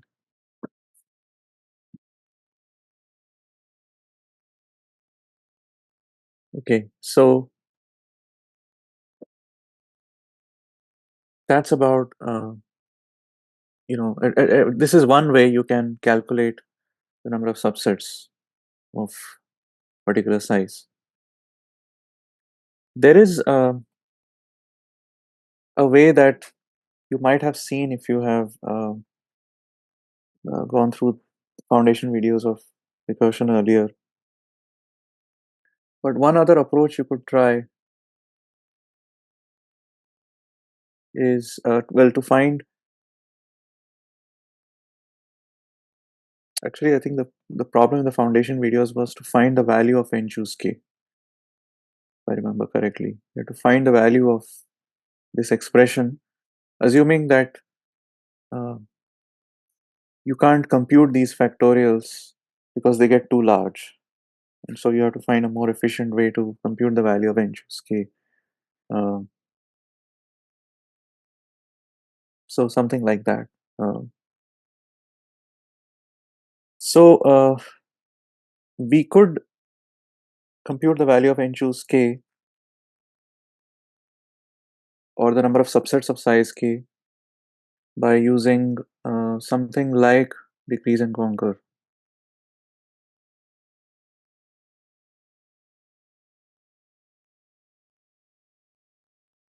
So in other words, suppose I denote n choose k, or if you want a function f of n comma k uh, to be the number of subsets of size k, but I don't know what the value is. So what I do is I just focus on the first object in the set, and I make an include exclude decision for it.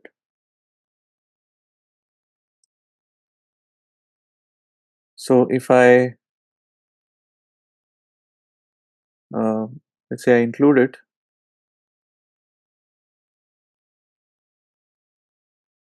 then I have n minus 1 objects remaining, out of which I need to choose out of which I need to choose k minus 1 more objects to complete my subset of size k. Okay, so if I include the very first object, then the remaining number of choices, which would be the subsets that can be formed along this path, would be, out of the remaining n minus 1, I choose k minus 1 objects. So that's the number of subsets of size k where the first object is included. If the first object was excluded, then the number of subsets that I can get down this path would be, out of the remaining n minus 1 objects, I need to create an entire subset of size k, because nothing so far has been included in it. So we can say that, so either we are going to include the first object or we are going to exclude the first object. So the total number of subsets of size k that we can form by the sum rule will just be the sum of n minus 1 choose k minus 1 plus n minus 1 choose k. So this becomes a recurrence equation,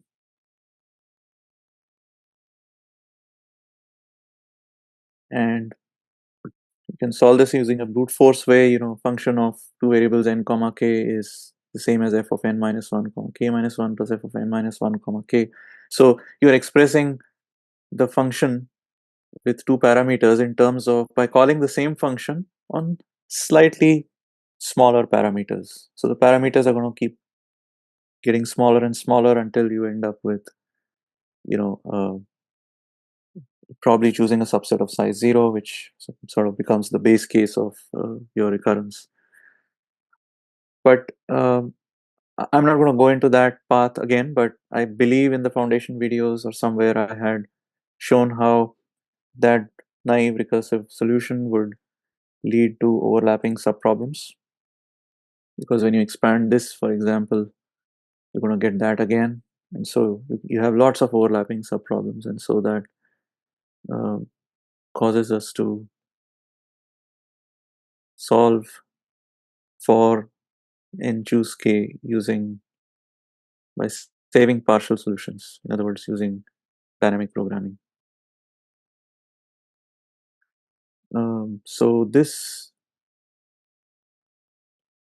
can also be written as when this is it's more common to write this as n choose. So replace.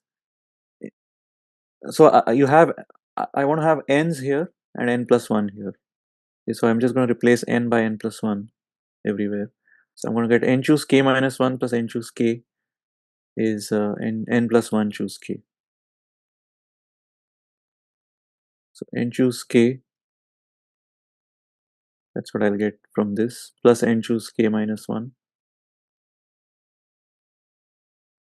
is n plus 1 choose k.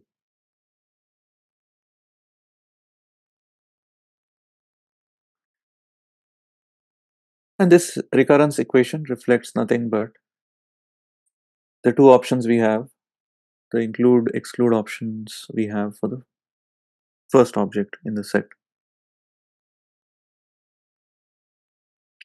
In fact, you may also remember that in order to solve this recurrence,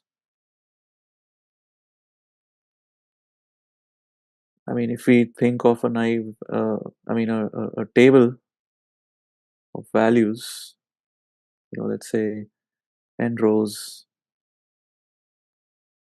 something like n rows um, and k columns. I'm not sure if you need an extra row or an extra column, but if this is my n choose k,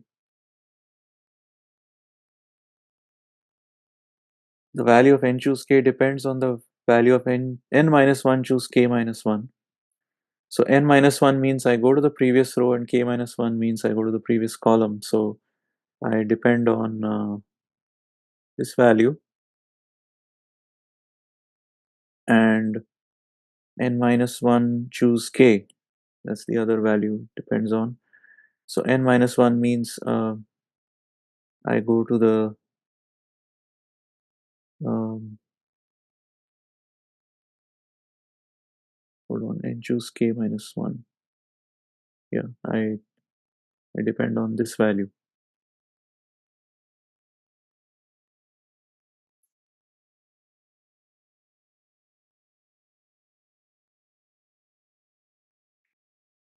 So that tells me what order to fill the table in. Actually, maybe I should choose k minus 1.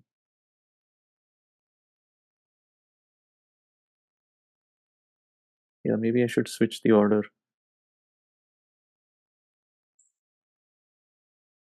I'm just trying to get a triangle that um I'm just trying to get the part of the table that we would rely on to get the value for n choose k here. So n minus 1 choose k minus 1 is still this. N minus 1 choose k is this. So the value of these two entries would be added to get the value here. And then these two in turn would depend on their neighbors to the left and above. And so we would end up uh, kind of relying on the bottom triangle here because uh,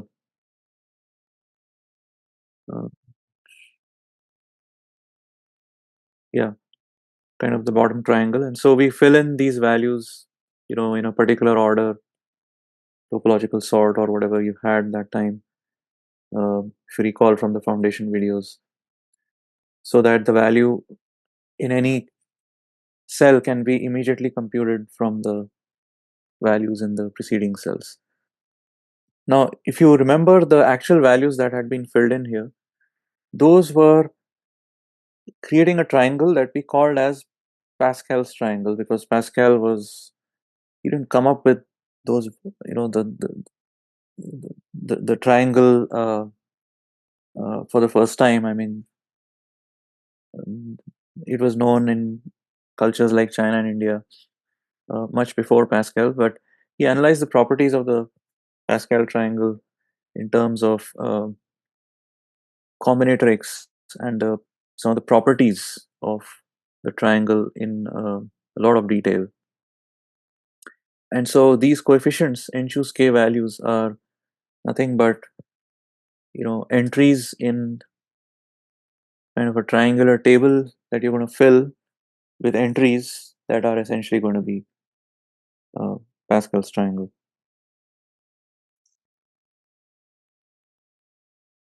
Right? You might vaguely remember, for example, that we had ones and a wall of ones like that,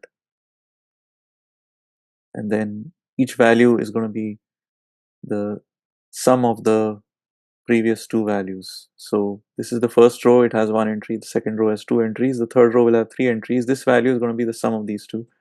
So it's 2. The third row will have four entries. These two are going to get added, form these. Then the fifth row will have uh, second row has 2, third row has 3, fourth row has 4, the fifth row will have 5 entries, and so on.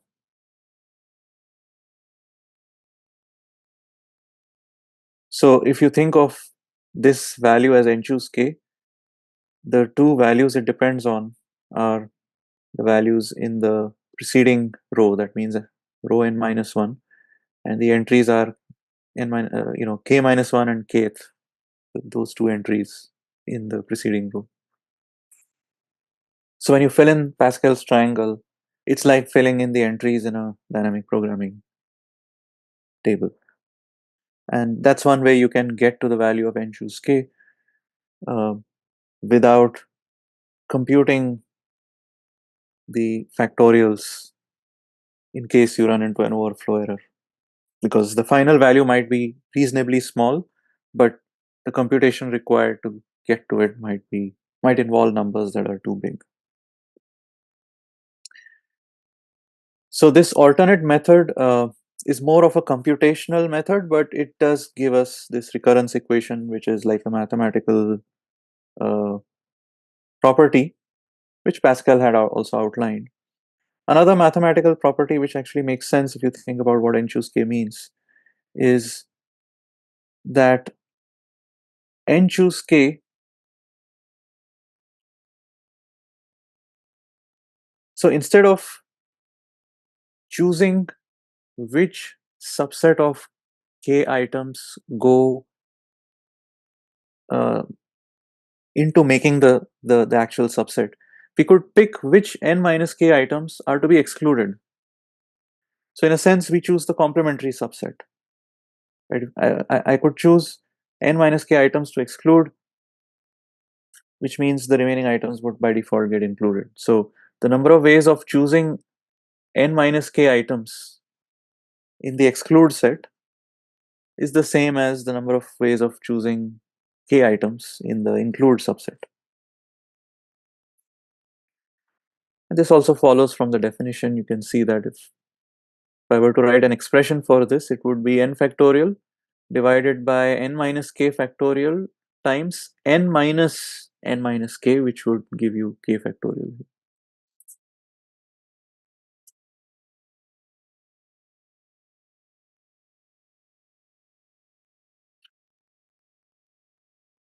So choosing k objects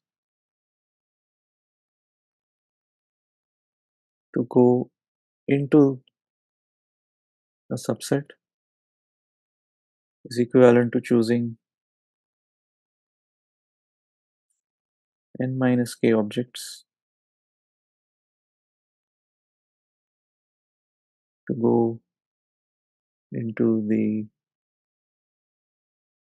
complementary subset, which means everything outside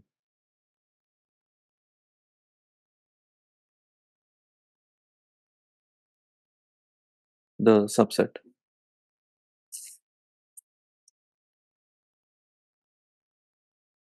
Okay, so these are two properties. Just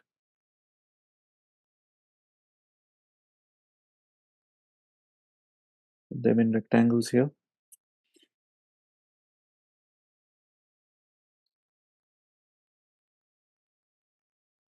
If I recall correctly, what I had done in the foundation videos was to give you an alternate derivation of this, where you want to form a committee of k people.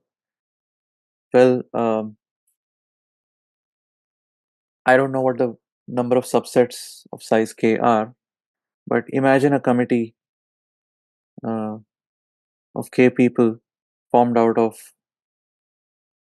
a group of n people, and imagine just putting all those k people in the front row in a room, and then in the back row you put all the remaining n minus k people. This is a more of an ad hoc argument. I think um this argument is a lot more elegant because it doesn't use anything um different from what we have done so far. But one other way to look at this is, I don't know what n choose k is, so let me just call that number as x. Now, if I take each of those x committees, and I ask those committee members to sit in the front row in a room, so I have k chairs here in the front row for committee members, and I have n minus k chairs here for the remaining people. In how many ways can I make the committee members sit in the front row and the remaining people sit in the back row? Well, I have k factorial ways of arranging or seating the committee members in those k chairs, and I have n minus k factorial ways of arranging the committee members in the back row. So this is the total number of ways of arranging all those people, those n people in the room, given that I already have a specific committee formed. Now, I have x ways of forming a committee. So if I were to multiply this with x, I would get the total number of ways of arranging people um, in the room, because I have x ways of forming a committee, and then for each committee that I form, I have k factorial times n minus k factorial ways of arranging the people in a room.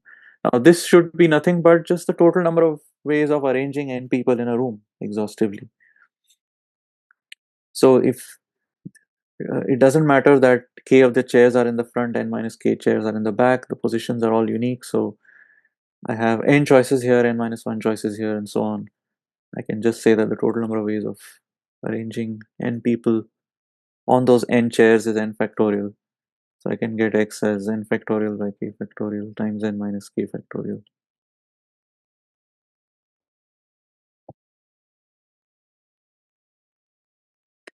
So whichever method you prefer, I think this one is more elegant. Uh, you have the same formula emerging.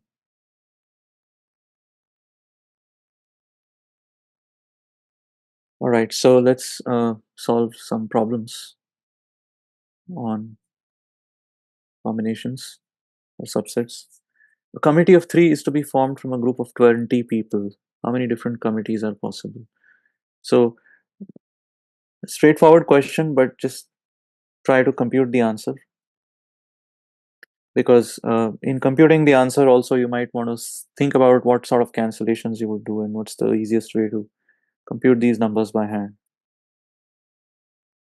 assuming you're not doing dynamic programming here, just using the factorial formula but doing calculations a little more intelligently.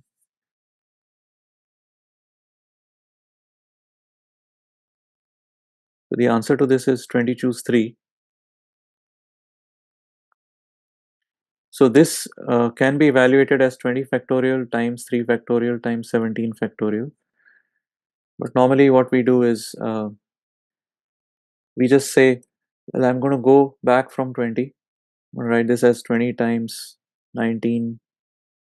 And I go back exactly 3 positions, 20 times 19 times 18, because the rest is going to cancel out with 17 factorial. So I start from 20, go down uh, to have these many terms, and then I have 3 factorial in the denominator. So this cancels out with 18. So I have uh, 19 times 3, which is 57, times 20, that's 570, times 2, 1140.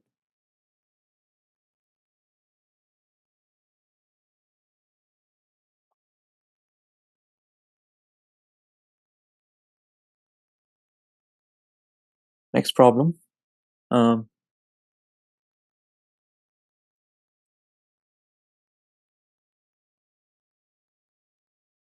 from a group of 5 women and 7 men, how many different committees consisting of 2 women and 3 men can be formed? So let's solve that first, and then there's a part B to the question. Let's solve the first part. How many ways are there of forming committees of 2 women and 3 men drawn from a group of 5 women and 7 men?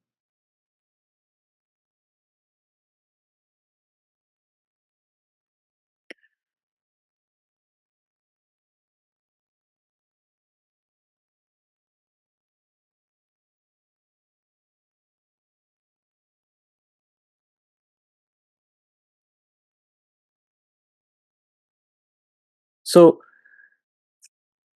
the action we are talking about is forming a committee. So let's break it down into a sequence of 2 steps. First, we'll choose the women who go into the committee, and then the men who go into the committee. How many ways are there to choose 2 women for a committee out of a group of 5 women? Well, this is something we now you can use the formula we derived as a shortcut,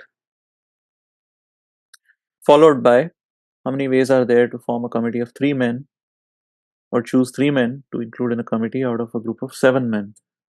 So that's 7 choose 3. So the overall complex task was broken down into 2 subtasks, a sequence of 2 subtasks, and now we can use the shortcut, the formula that we have as a shortcut for uh, directly getting to the answer. I mean, we could try to get to the answer by using first principles, but results that keep appearing, or results that we need to reuse many times, can be just kept in memory as formulas, so that we don't have to do everything from scratch each time. So the answer to the first part is just going to be 5 choose 2 times 7 choose 3. So this is not going to be nothing but 5 times 4 divided by 2 factorial. This is going to be nothing but 7 times 6 times 5 divided by 3 factorial, which is 6. So that's 20 divided by 2. That's 10 times 35, 350. So that's part A. What about part B? We have a constraint now that two of the men are feuding and refuse to serve on the committee together.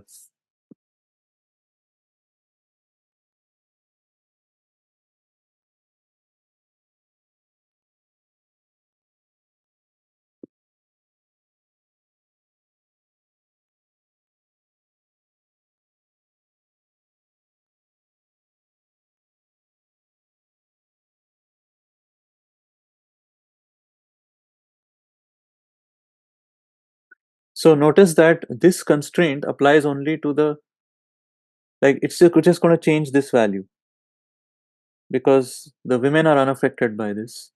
So this it's not going to change the answer for this part. Uh, for this part,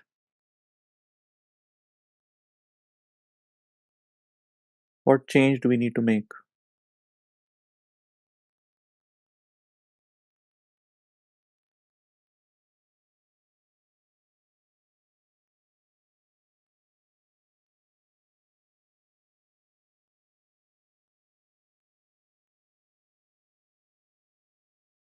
Oh, sorry. I made a mistake. I thought these were the men. These are the men. So yeah, this part remains the same because we are actually choosing two women uh, out of five. You just write it down.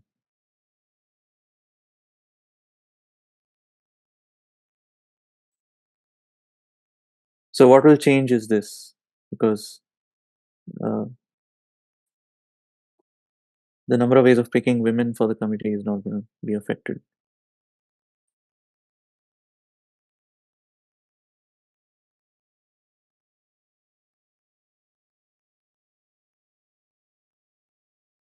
So one way to approach this, what if two of the men are feuding and refuse to serve on the committee together, is to look at what are all the possible options here.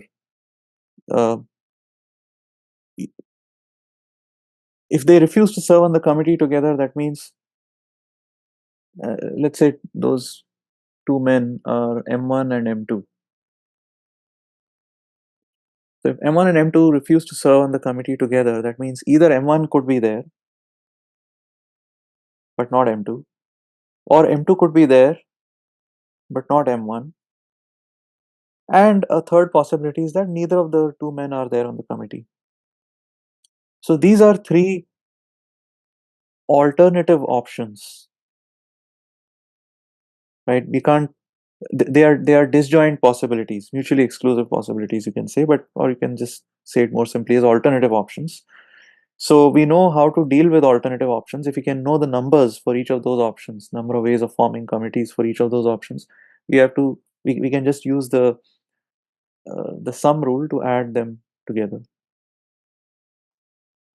So I'm going to preserve the first part because the women are not affected. But now we have three cases. Okay, M1 is in the committee but not M2, whatever the answer to that is, plus a number of a number for the number of committees with males that can be chosen, where M2 is there but not M1, and maybe a third option where neither M1 nor M2 are part of the committee. So if M1 is in the committee but not M2, how many such committees are there going to be? We need to have a committee of three men, and the assumption here is that M1 is already part of the committee but not M2. So we need two more men to go into the committee, and those two men have to be drawn from five of five of the original men, because M1 and M2 are already accounted for. M1's there but not M2. So out of the remaining five men, we need to choose two more men to go into the committee. So out of five, we need to choose two. That's why I choose two. If M2 is there but not M1, again, it's just a symmetric situation. We need two more men drawn from the remaining five to go into the committee. If neither M1 nor M2 are there, that means out of the remaining five men, we need to choose three men to go into the committee.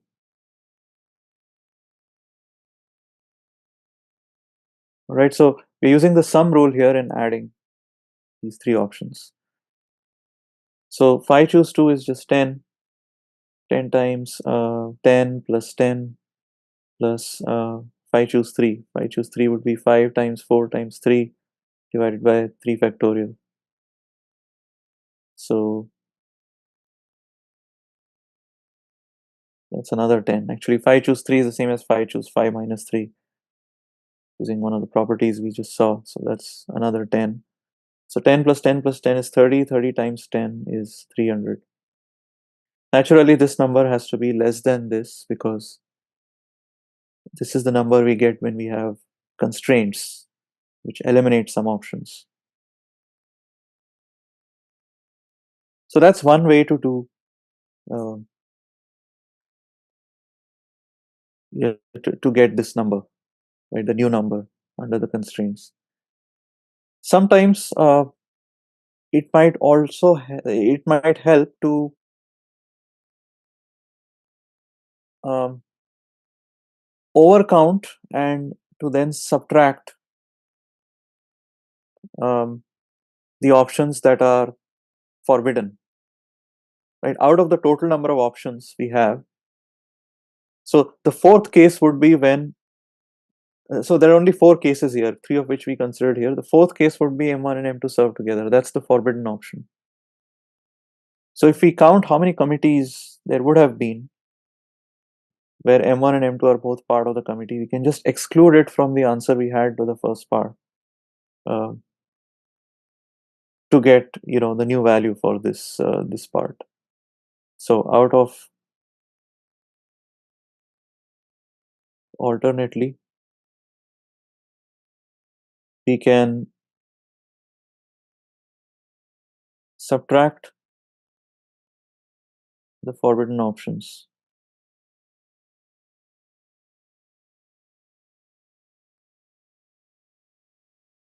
So 7 choose 3 minus, how many committees are there going to be with both M1 and M2 in there? M1, M2, both included. So if M1 and M2 are both included, there's only space for one more man, drawn from the five remaining men. So that's just five ways, right? 5 choose 1 is just 5. So 7 choose 3 was 35. That's 35 minus 5. That's 30. Okay, so this value, could have been computed like this.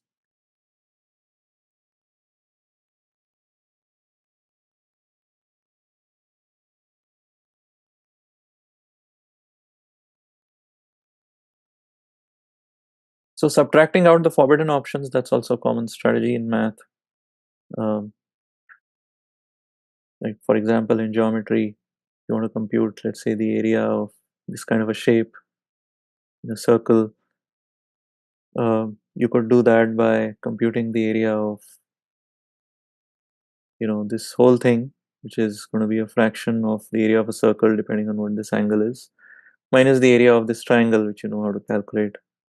uh, so that gives you the area of this particular part. So this is analogous. Instead of a continuous shape, we have a set here. We want to count the number of elements in a set, which may not be easy to do directly, but you take the total number of elements and rather count the number of elements in the complementary set, which might be easier in some cases to then get the number of elements in the set that we are interested in. Okay,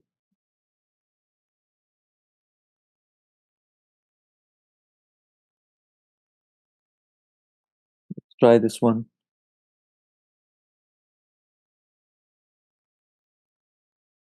Consider a set of n antennas, out of which m are defective and n minus m are functional. Assume that all of the defectives and all of the functionals are considered indistinguishable. How many linear orderings are there in which no two defectives are consecutive?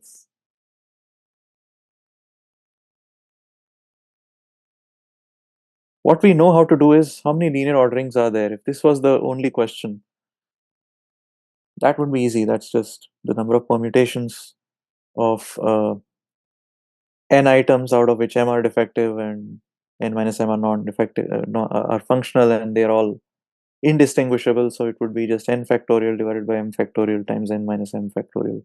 What makes this problem a little more complicated is that no two defectives are supposed to be consecutive.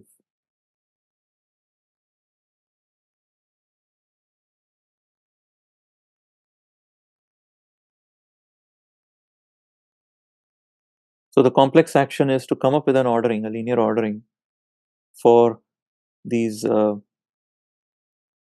for all of these antennas. So that's the overall complex action.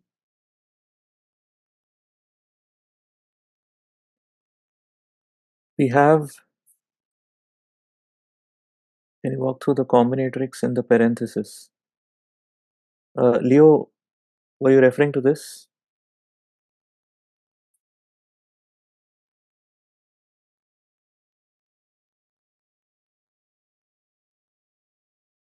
I'm not sure what that question pertained to.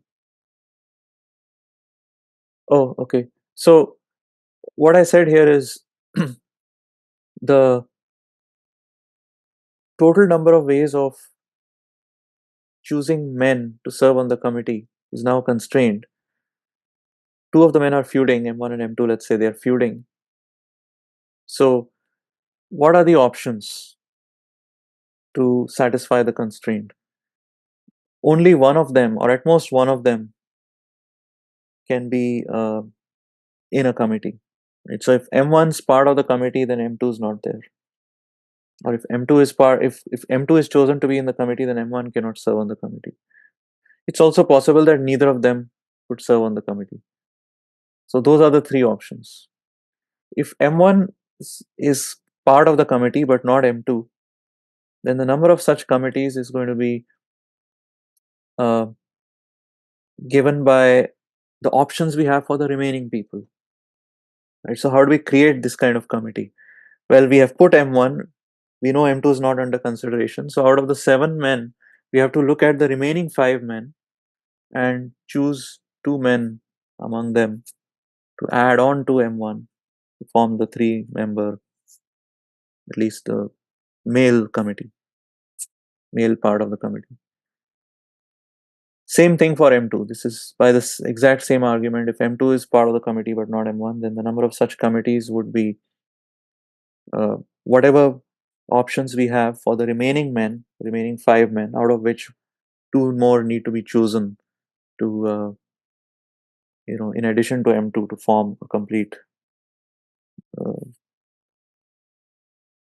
a complete set of 3 men to go to form to be part of the committee. The third option is neither M1 nor M2 are to be included in the committee. So how many such committees are going to be there? We need to choose 3 men, and out of the 7 men, if M1 and M2 are not to be considered, then we have 5 remaining men, out of which we have to choose 3. So that's where this comes from. Is that okay now? And we add these options because of the sum rule that we saw earlier, where you're not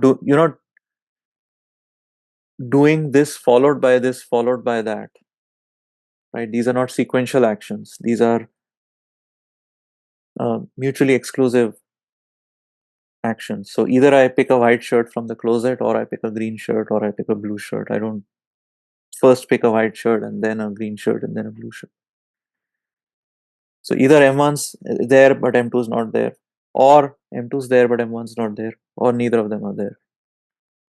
So that or condition points us to using the sum rule.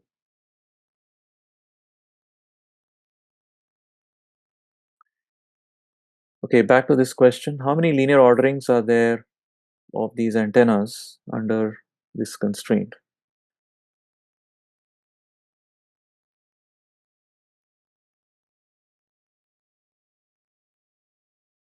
So we have constraints on the defectives. So one way to think about this is um, I'm going to carry out this complex action by first putting the functional items in a in an order. Um, right. First, choose. Um, so this is put functional items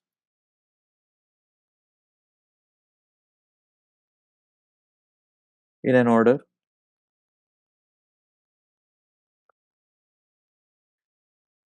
and then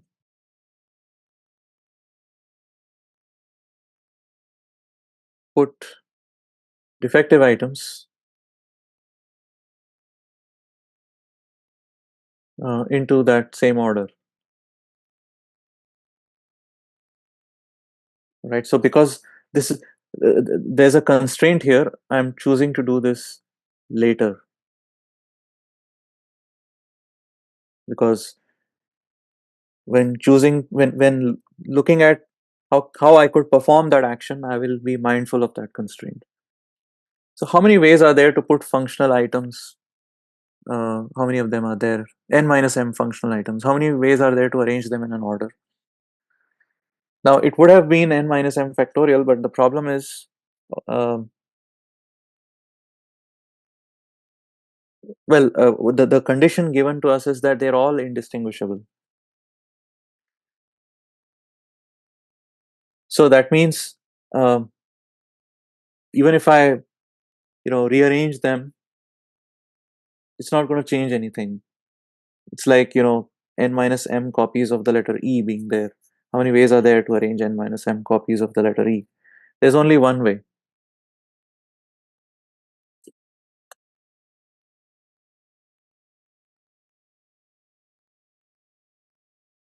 Now I have those E's, or the functional items, in order.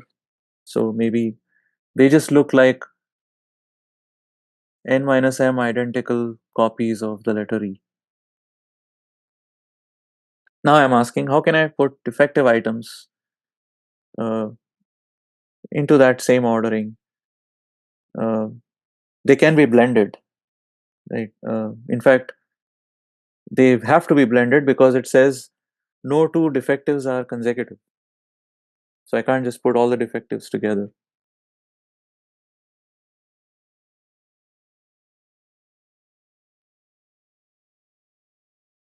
So, uh, so where can the defectives go? They can go here, they can go here, they can go here. All of these x's are valid options for the defectives to go into. But there cannot, we can't put more than one defective item into an x, or we can't have two x's together.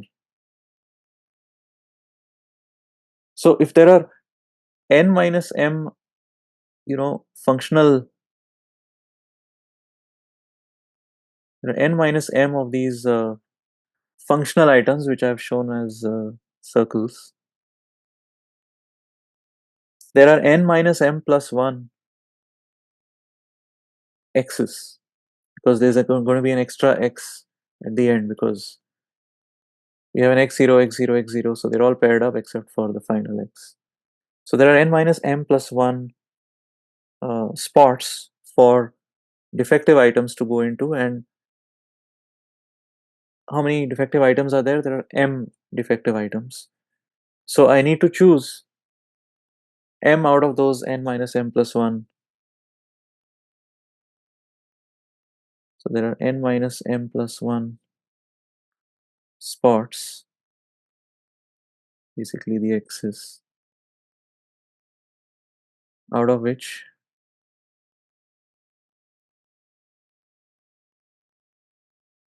I need to choose um, m to put the defective items in. In how many ways can I do that? Now I'm just going to use the shortcut. N minus m plus 1, choose m.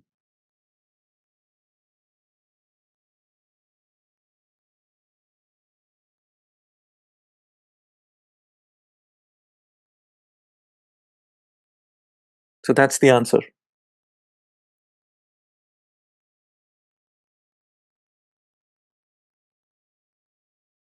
1 times that is, of course, the same thing. N minus m plus 1 factorial by m factorial divided by, well, we don't need to write expand this. It's sufficient to leave it like this.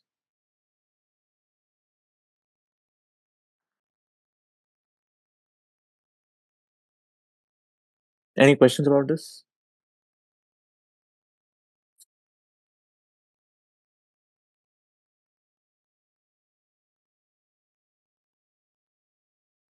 No? Okay.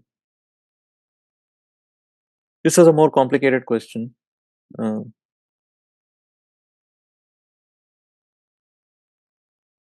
but, even though we are building up and using results that we've proven earlier, we are still using the same principles, the sum rule and the product rule.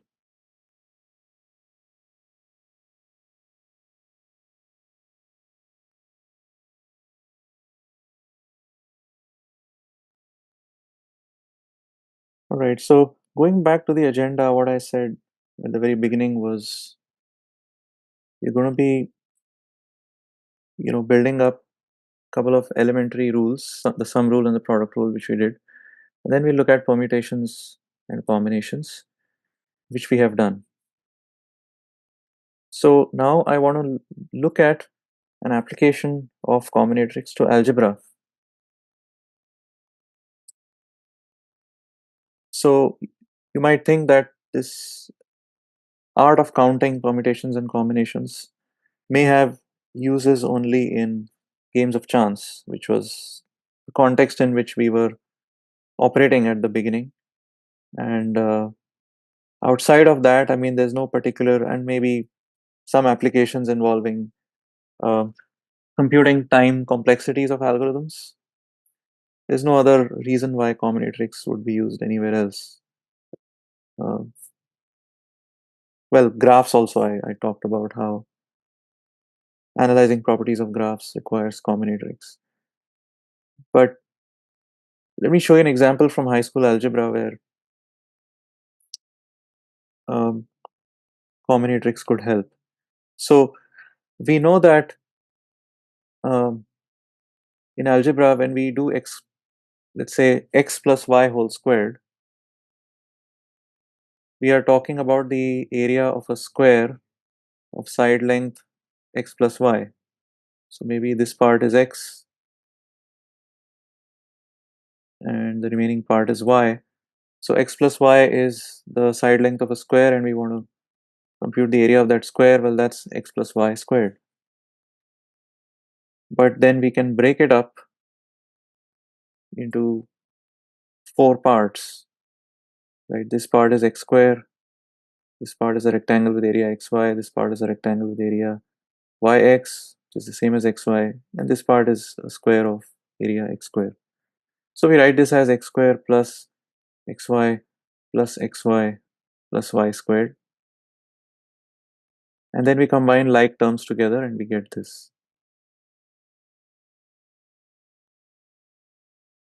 We could also get this by applying the distributive law.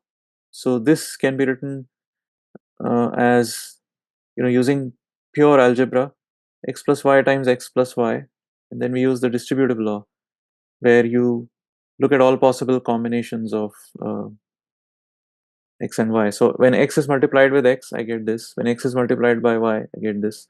When y is multiplied by x, I get the other term. And y is multiplied by y, I get this term. Now when we go to, let's say, one higher power, x plus y cubed, we could use the results from before, the expression from before, and multiply it by x plus y. So if this had four terms before we combine the like terms, and this has two terms, then each of these two terms can be combined with the four terms to get four more terms here, and then the other term can be combined with those four terms using the distributive property to get four more terms, and then we can, group like terms together and get a more compact expression. So the question is, can we come up, well, maybe we could develop a formula for x plus y cubed, but we want to be more ambitious and we want to say, can we expand x plus y to the power n?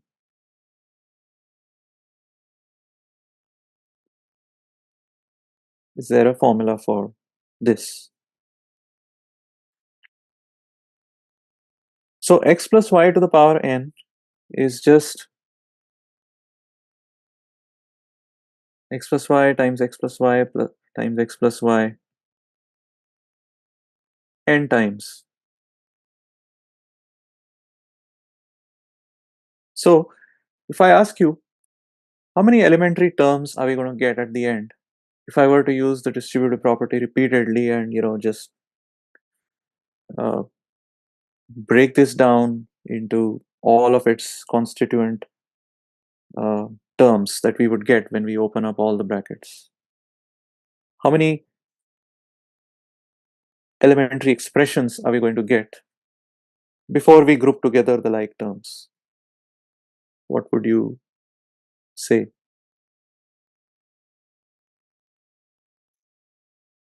You can see a pattern here. If we had only x plus y to the power 1, we would have two terms, just x plus y.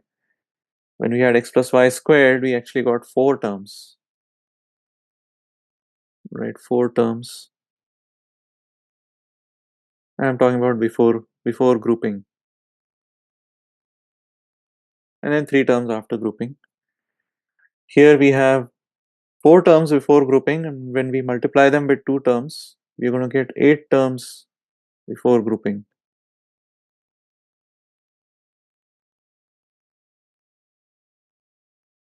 So how many terms are we going to get before grouping for a general n?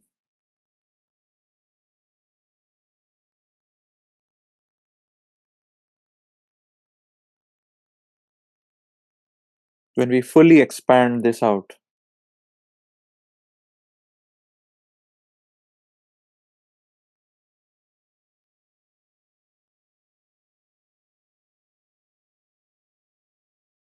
Okay, one answer is 2 to the power n. So yeah, so now why is that? Because any elementary term that we get at the end is going to be one of these two terms combined with one of these two terms combined with one of these two terms, and so on. So when I think of creating an elementary term, I am choosing which of x and y, which of this x or this y is going to contribute to that elementary term. Then I look at the second expression and I ask, well, which of this x or this y is going to go into that elementary term? Each of those elementary terms is going to be the product of n variables, um, where each variable is either an x or a y depending on what we pick in each step. So I hope you can see that the number of elementary terms we get is going to be 2 to the power n, because So this is, by the way, each of these expressions is called a binomial because there are two, it has two terms. So bi for two. Each of these is a binomial. So from the first binomial, we have two choices. For the second binomial, we have two choices, and so on. For the nth binomial, we have two choices. So the number of elementary terms we're going to get is going to be 2 to the power n.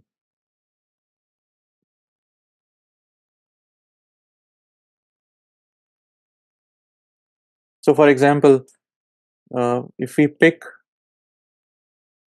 all x's, so from the first binomial I pick the x, from the second binomial I pick an x, from the last binomial I pick an x, that would produce the elementary term x to the power n. If we pick all y's, then we get another elementary term that would be y to the power n. It's possible that I could maybe pick x's from the first n minus 1 terms, and from the final binomial I pick a y. So, um, pick x's from the first n minus 1 terms, from the first n minus 1 binomials, and y from the last. That would give me an elementary term of the form x to the power n minus 1 times y. But this elementary term would appear not just once, but more than once. For example, if I picked, let's say, y from the first binomial and x's from all the remaining binomials, I would still get this. If I picked x's from the first n minus 2 binomials, then I picked a y, and then another x from the last binomial, then also I would get this same elementary term. So here's a question: how many different ways are there of getting this elementary term? How many different times will that elementary term appear when we expand this fully out? This elementary term has only a single y. So it's like asking, which binomial am I going to pick that y from? I have n choices for which binomial I'm going to pick the y from, and from all the other binomials I'm picking an x. That's understood. So I have n choices for which binomial I pick that y from. So that means this elementary term is going to appear n times.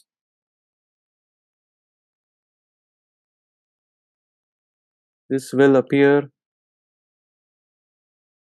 n times because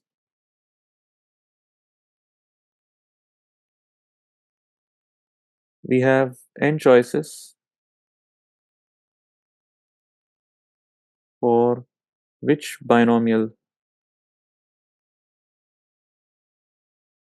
the y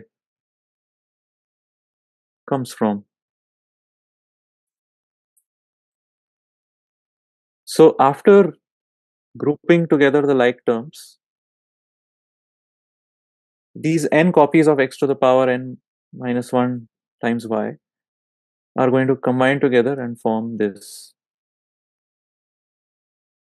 Right? We'll group them together.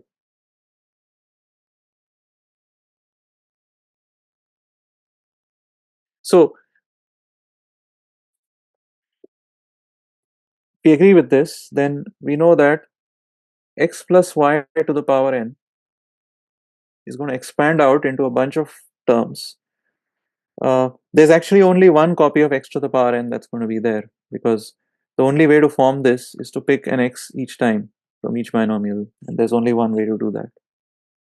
Likewise, there's only one copy of y to the power n. So I'm going to have uh, x to the power n, and then I'm going to have n copies of x to the power n minus 1 times y. Uh, Then I'm going to have, I don't know how many, but a certain number of copies of, let's say, x to the power n minus 2 and y square, right? I pick x from n minus 2 of the binomials and y from the remaining ones. Um, and so like that, in general, I'm going to have a certain number of copies of x to the power k, and the power of y will be n minus the power of k. That's going to be an arbitrary term. And finally, at the very end, I'm going to have, let's say I write y to the power n. So I'm writing these out systematically in a way that the powers of x are decreasing. So what we need to figure out now is, what is the coefficient of an arbitrary term? If we can figure that out, then we have an expansion for x plus y to the power n. What is the coefficient? Oops. Coefficient of x to the power k, y to the power n minus k after grouping the like terms.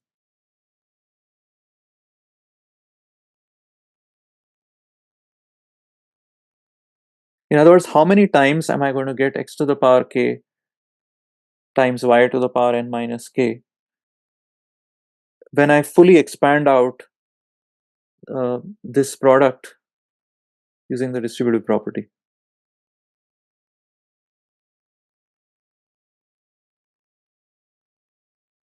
So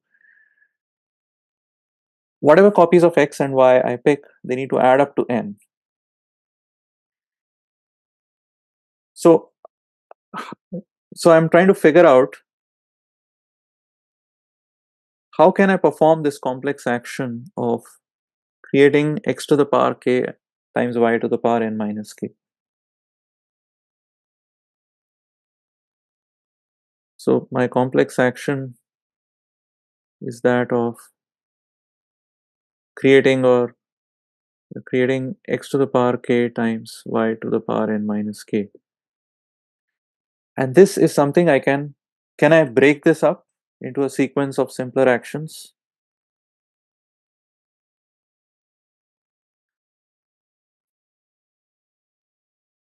Yeah, because I can, think about how this term is created. This term is created by choosing either an x or a y here, then combining with either an x or a y here, and so on. So I have choices I am making at each step about whether to pick the x or whether to pick the y. So how do I pick a sequence of these x's or y's so that the sequence is n long? I have n choices to make, and I end up picking exactly k x's, and the remaining n minus k, of course, would be y's.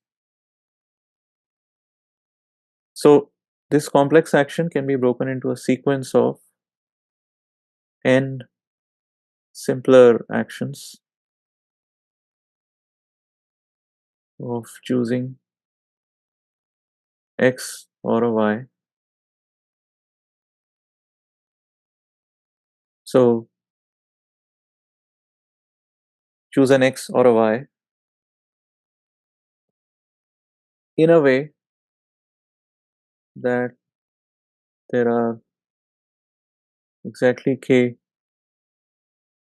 x's and exactly n minus k y's. So imagine making this choice, either an x or a y, either an x or a y. So if you think of leaving a trail whenever you perform an action, just think of writing an x or a y to indicate what action you picked. Basically, you're going to get a string of length n built out of the letters x and y, such that there are exactly k x's and exactly n minus k y's.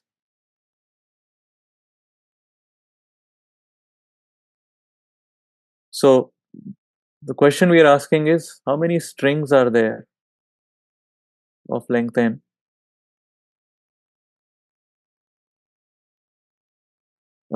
built out of k x's and n minus k y's. That's something we know how to do.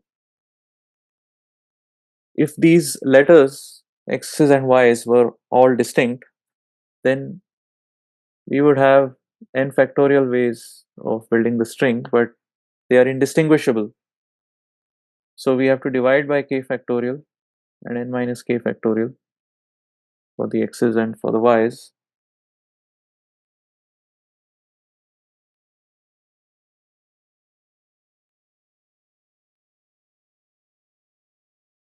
which is nothing but n choose k.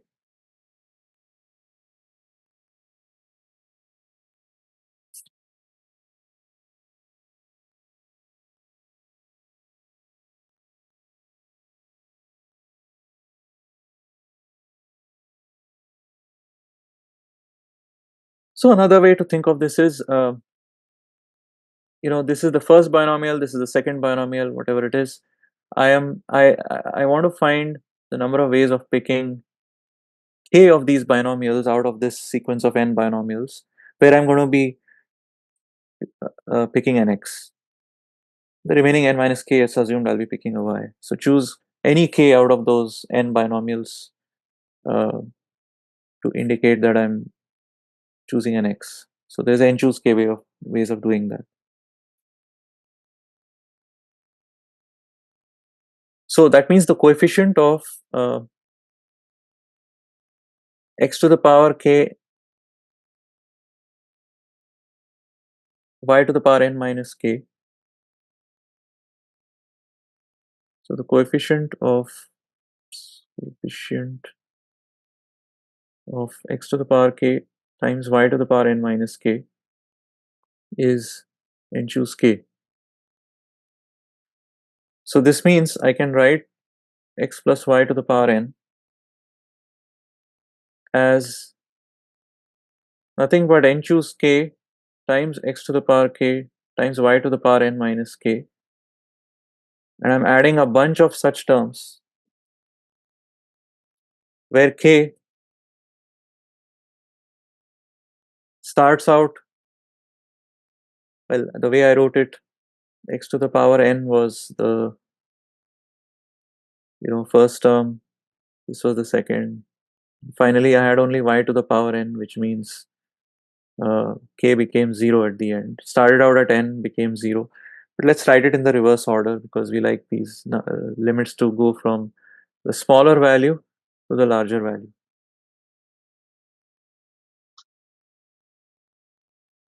Addition is commutative after all and associative.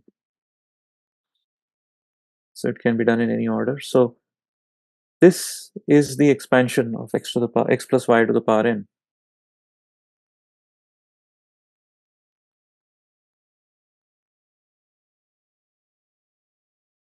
For example, x plus y squared. If I put n equal to 2, I should get the expression that we got earlier. So this is going to be nothing but k varying from 0 to 2. So there'll be three terms for k0, k1 and k2. For k0 we get 2 choose 0.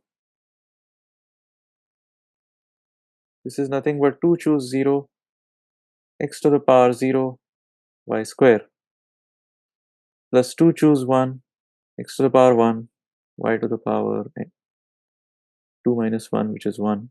This is for k equal to 0. This is for k equal to 1. And finally for k equal to 2 we have 2 choose 2 x to the power 2 y to the power 0. 2 choose 0 is nothing but 1 because there's only one way of choosing a subset of size 0 from 2. X to the power 0 is also 1. So we get y square, 2 choose 1 is 2, xy plus 2 choose 2 is also 1, y to the power 0 is 1. So that's x square plus 2xy plus y square, the same expression we got earlier.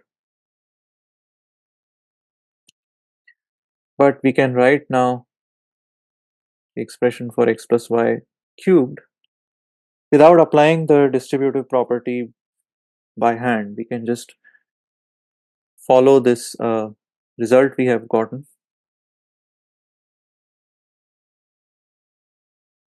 which is called the binomial theorem,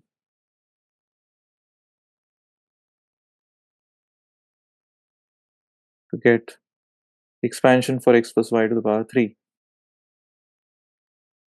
So what's this going to be? 3 choose 0, um, x cubed y to the power 0, plus 3 choose 1, x square y to the power 1, plus 3 choose 2, x to the power 1 y to the power 2, plus 3 choose 3, x to the power 3 y to the power 0. This is nothing but x cubed. Oh, hold on. Did I? Sorry, I should have gone in increasing powers of x. You can go either in increasing uh, powers of x or increasing powers of y. So x to the power 1, x to the power 2, x to the power 3, y to the power 3, y to the power 2, y to the power 1, y to the power 0. So I'd get y cubed here plus 3xy squared plus 3 choose 2 is the same as 3 choose 3 minus 2 or 3 choose 1. So that's 3 x square y plus x cubed. So this is written often as x cubed plus 3x square y, the reverse order, 3xy squared plus y cubed.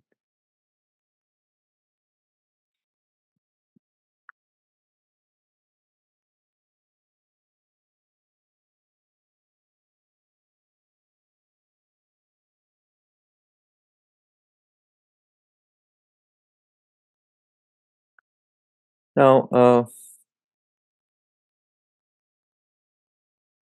one result that you might recall is this.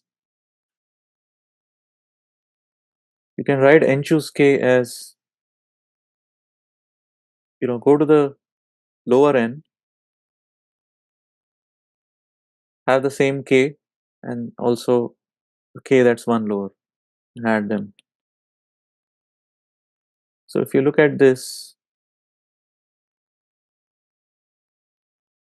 let's take 3 choose 1. I'm just going to mark it with a green here. The result tells me that 3 choose 1 is nothing but 2 choose 1 plus 2 choose 0, the sum of these two.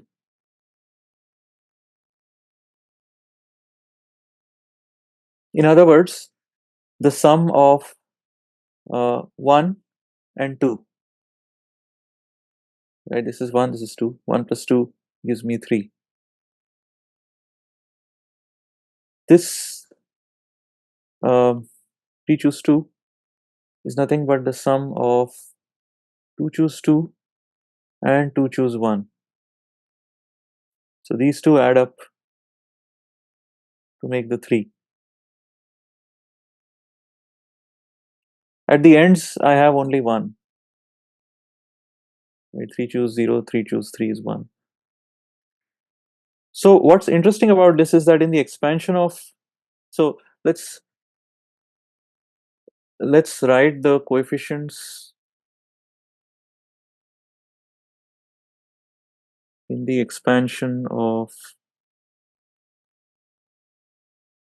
x plus y to the power 1. Well, there's only 1 and 1. How about the coefficients in the expansion of x plus y to the power 2? We have 1, a 2, and a 1. Actually, you can see that there's symmetry on both sides, because n choose k is the same as n choose n minus k. So if you approach from either end, you're going to see the same set of coefficients. It's a symmetric sequence, palindromic if you want to consider the sequence of coefficients uh, for any power of x plus y. So we have 1, 2, and 1. We have 1, 2, and 1. For x plus y cubed, we had 1, 3, 3, 1. 1, 3, 3, 1. For x plus y to the power 4, you know what the coefficients are going to be. They're going to be 4 choose 0. From this itself, you can tell 4 choose 0, 4 choose 1, 4 choose 2, 4 choose 3, and 4 choose 4. 1, 4 choose 1 is 4, 4 choose 2 is 6, 4 choose 3 is 4, 4 choose 4 is 1. We are basically getting Pascal's triangle with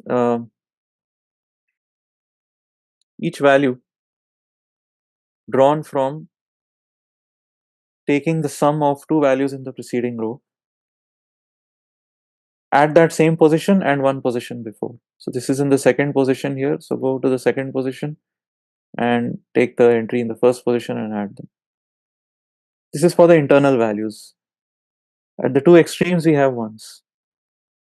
In fact, if you want to create a perfect triangle, it makes sense to go one step up and say, what's the coefficient in the expansion of x plus y to the power 0? Well, actually, there's no x or y term at all, right? We know this, the value of this is just 1. So if you were to try to put this in binomial form, this is like k equal to 0 to 0, 0 choose 0, x to the power 0, y to the power 0. X to the power 0 is 1, y to the power 0 is 1. So there's no term like that. I should get just 0 choose 0. Now I know independently that x to the power x plus y to the power 0 is 1. So somehow 0 choose 0 should turn out to be 1. Is 0 choose 0 1? Let's see. We're just trying to see if our definitions are all consistent or do we run into problems in our definition. So that's just going to be 0 factorial divided by 0 factorial times 0 is minus 0 factorial. Well, we defined 0 factorial as 1. We wanted it to be 1 for the math to work out earlier. So this does work out. And so what we get here is Pascal's triangle has entries that are all, we call these as binomial coefficients. They are the coefficients in front of x to the power k, y to the power n minus k in the binomial theorem.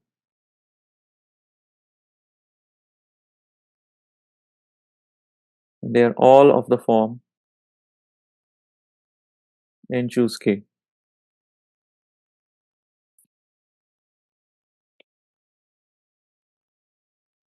In other words, we have, here's another way to draw it. 0 choose 0 is the tip of Pascal's triangle. Then we have 1 choose 0 and 1 choose 1. Then in the next row we have 2 choose 0, 2 choose 1, 2 choose 2. Then we have 3 choose 0, 3 choose 1, 3 choose 2, and 3 choose 3. And I'll just draw one more row.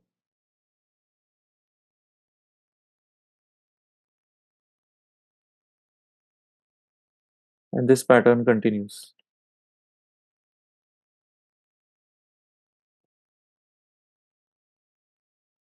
And in general, if I am in the nth row and I'm looking at the kth entry, which is n choose k, the value of this is going to depend on the kth entry in the previous row and the preceding entry. These two are going to add up, form n choose k.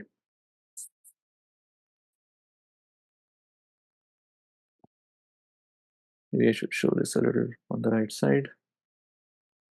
That's how it's going to appear.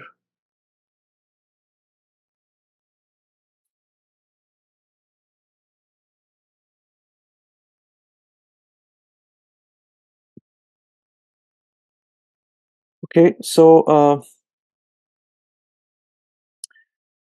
if we accept the binomial theorem, I hope uh,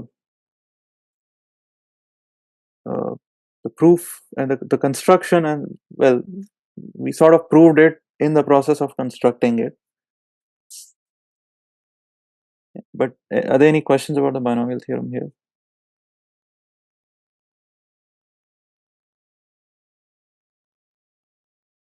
So if you accept this, then you can actually get a number of results by just plugging x and y to be specific numbers.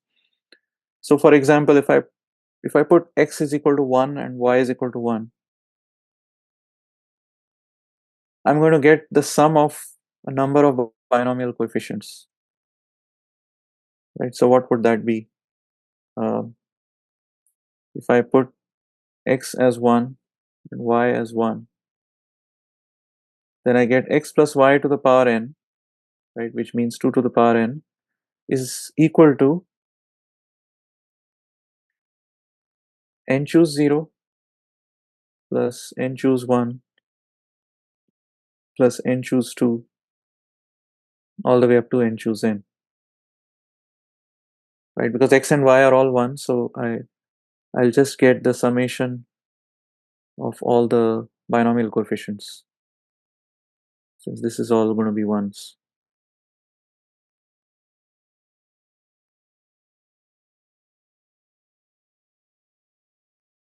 Now combinatorially, we know that the total number of subsets of any size for a set of size n was 2 to the power n. We calculated that thing before the break. N choose 0 we know is the number of subsets of size 0. This is the number of subsets of size 1. This is the number of subsets of size 2. This is the number of subsets of size n. So it makes sense that to find the total number of subsets of any size, we just add up the total number of subsets of all possible sizes from 0 to n.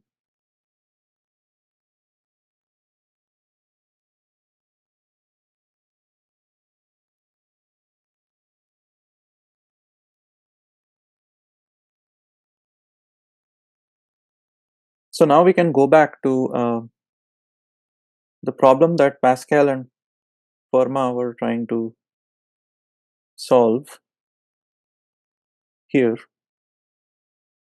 Remember at least the simple problem that we started the class with was on this game which had 5 rounds, and it was interrupted after one round was played between the two players A and B, which A won. So A wins the first round. That's the score when the game gets interrupted.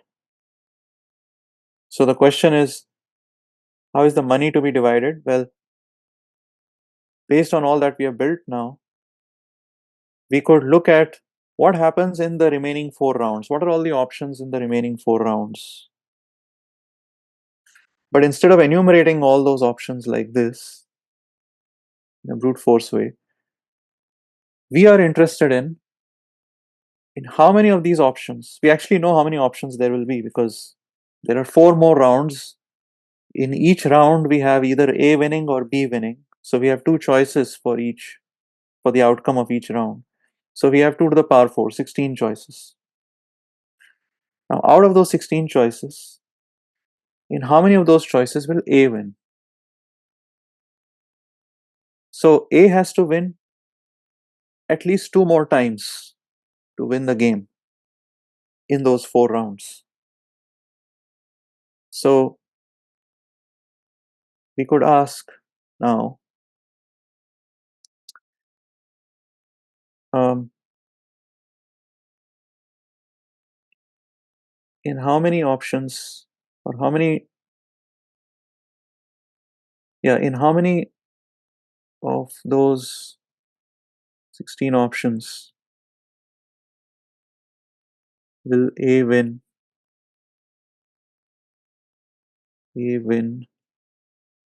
at least two times,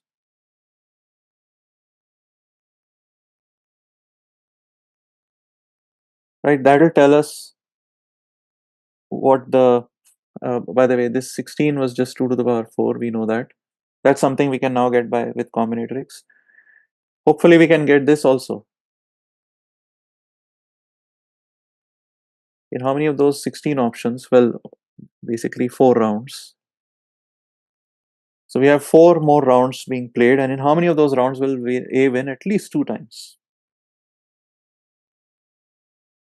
We can split this into maybe A winning exactly 2 times. So either A wins exactly 2 times, or A wins exactly 3 times, or A wins exactly 4 times. Right? We can split this uh, A winning at least 2 times into these 3 cases. And this is an either or case analysis, which means if I can get the 3 numbers for this, we just add them together. So in how many of those games will A win exactly 2 times? How many of those 4 rounds or 4 games will A win exactly 2 times? That's 4 choose 2. This is going to be 4 choose 3, and this is going to be 4 choose 4. So all that we need to do is to add, using the sum rule, these 4 values, these 3 values together. 4 choose 2 is just 4 times 3 divided by 2. That's 6. 4 choose 3 is just 4 choose 1. So that's 4. 4 choose 4 is just 1. So we get 11 without enumerating all those 16 options.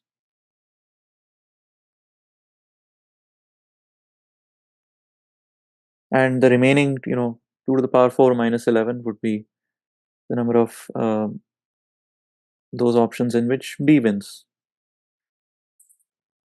16 minus 11 gives you 5.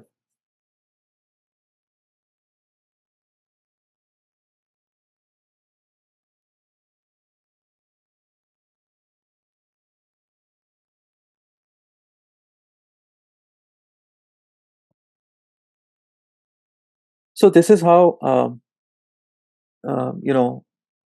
the theory of combinatorics and probability, as we'll be developing in the following sessions, um, was developed. The need was to be able to count the number of ways in which something could happen, so as to be able to predict um, how many times would one player win or another, so as to divide up the stakes, the money, in games of chance.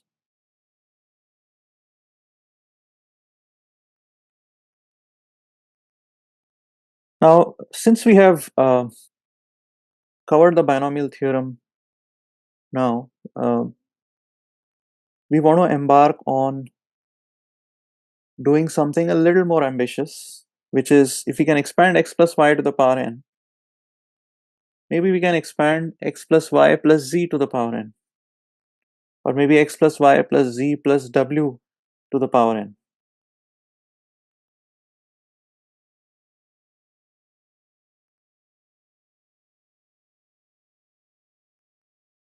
So we want to see if we could come up with something that's even more powerful than the binomial theorem. So instead of just x plus y, let's say we have x plus y plus z plus dot dot dot, a bunch of variables to the power n. Just to give them all a name, I can't just work with separate variable names. So let's just say I work with x1. Let's just call the variables x1, x2. Let's have, say, r of them to the power n. And we want to see if we can develop a generalized version of the binomial theorem. This is going to be useful uh, later, but right now we are thinking purely from an algebra perspective, not necessarily how this will get used in probability. We are just playing with the possibility of extending the result we had. So this is going to be the same expression multiplied by itself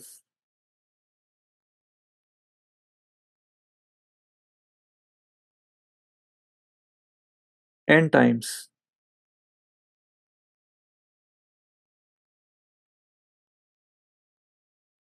So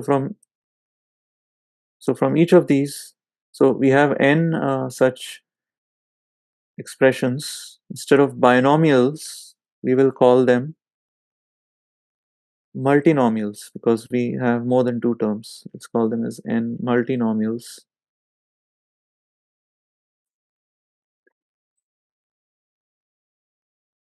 And if we were to use the distributive law to expand all of these out fully, we would, to form all the elementary terms, we would be choosing which of the x's to pick from each multinomial.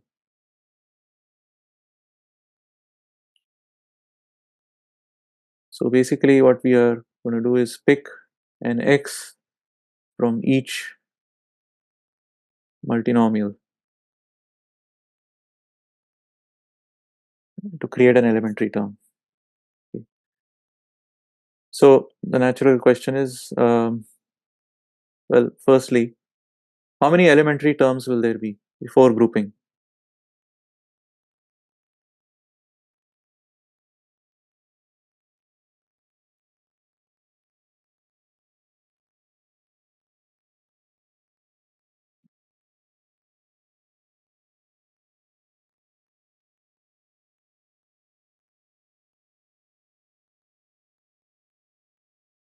How many elementary terms do you think we're going to get before grouping?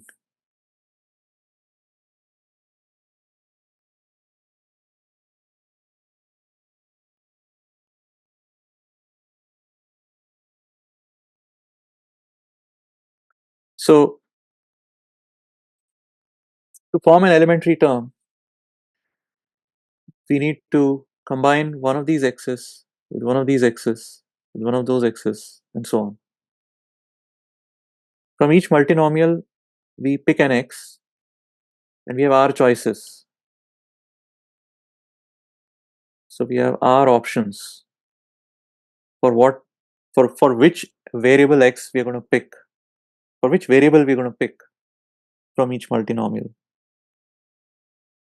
So we have n multinomials. From the first multinomial, we have r options. From the second multinomial, again we have r options. We have r options for the nth multinomial as well.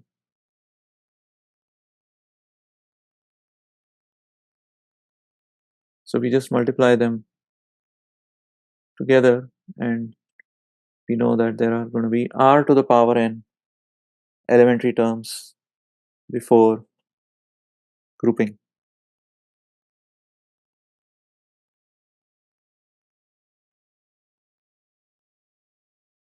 Now these elementary terms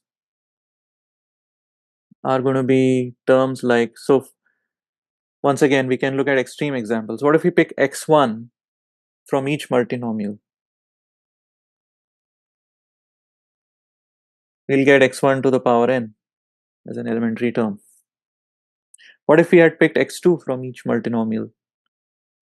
Then we would have x2 to the power n. In fact, you can see that we are going to get a bunch of multinomial terms of the form xi to the power n, where we decided to pick xi from each multinomial. But of course, these are the extreme examples. We will also have, more complicated examples. Maybe I picked, let's say I picked x1 n minus 4 times, and then I picked x2 2 times. So I have two more multinomials to pick. Maybe I picked x3 and xr. Okay, that would be another elementary term.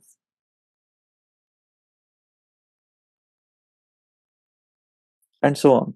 Lots of different elementary terms.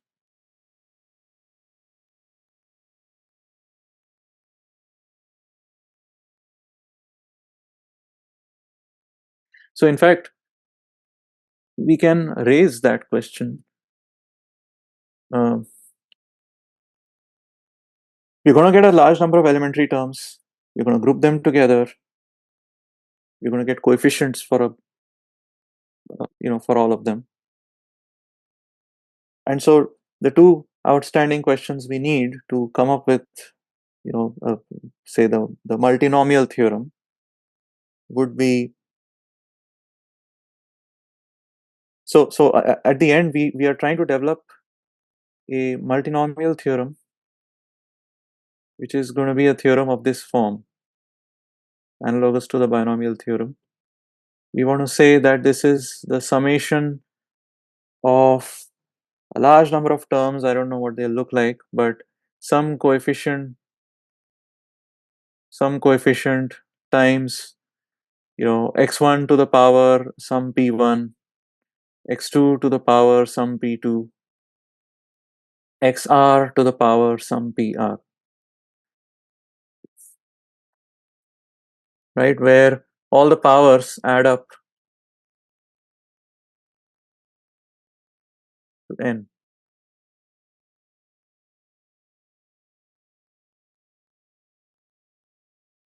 This is what we are trying to fill in. So the question is, and since I wrote the first question as how many elementary terms are there before grouping, let me write this as question number 2. What is the coefficient? What is the coefficient of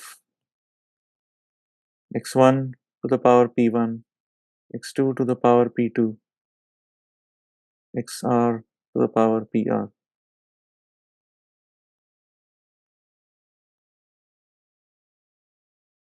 All right, and the third question would be, how many different terms are there? Uh, Actually, if you look at the binomial theorem, how many terms were there after grouping? We had essentially, k varies from 0 to n. So from 0 to n, there are n plus 1 terms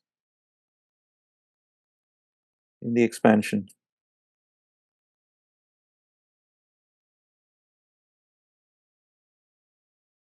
So there were n plus 1 unique terms after grouping. So we are asking a similar question here, which is, how many unique terms are we going to get after grouping? How many different um, terms of the form x1 to the power p1, x2 to the power p2, xr to the power pr will there be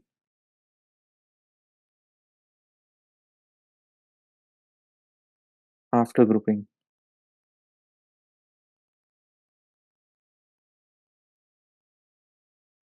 All right, these are the two outstanding questions that we need to answer in order to nail down this multinomial theorem.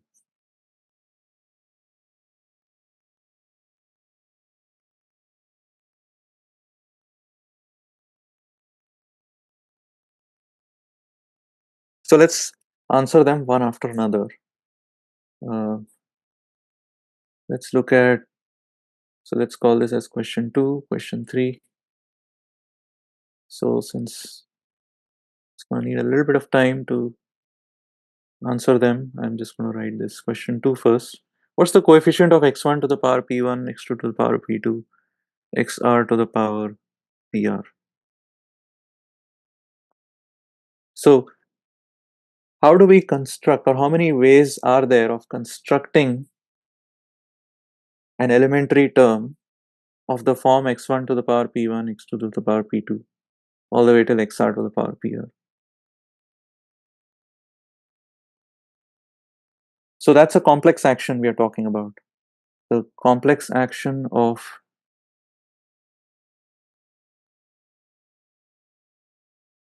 creating x1 to the power p1, x2 to the power p2, xr to the power pr. Can we break this into a sequence of simpler actions? Well, yes. Each simple action that we are taking is the action of picking an x from a multinomial.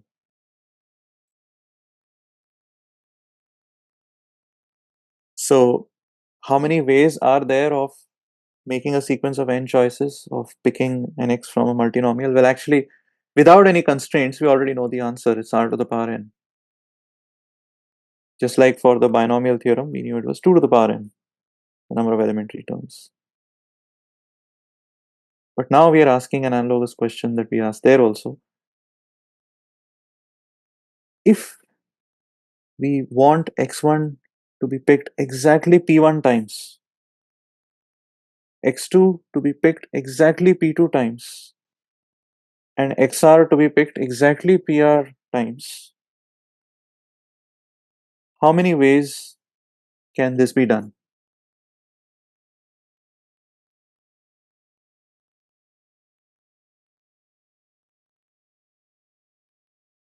So the number of times we get this term,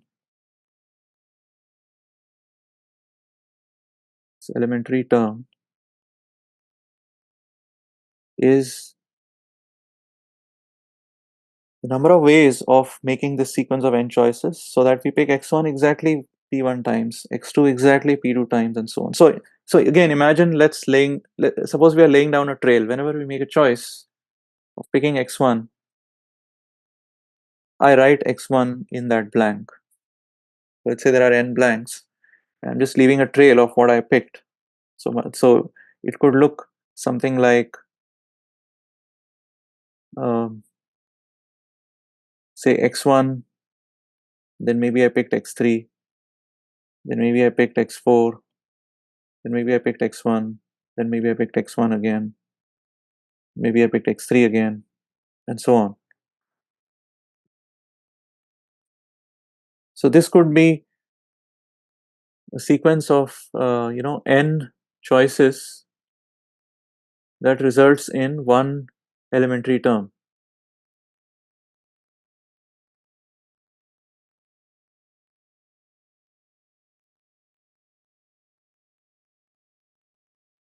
So if I leave this kind of trail, that means I am looking essentially at a string of length n. Right, my trail or the sequence of choices I made can be represented as a string of length n, where the letters in the string are x1 through xr. They can be any of the letters from x1 through xr. But we have a constraint here, which is how many copies of each letter do we need to have in the string. So basically, we are asking how many strings are there of length n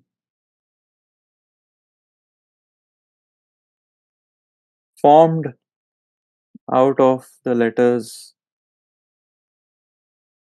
x1 to xr, such that, is the constraint,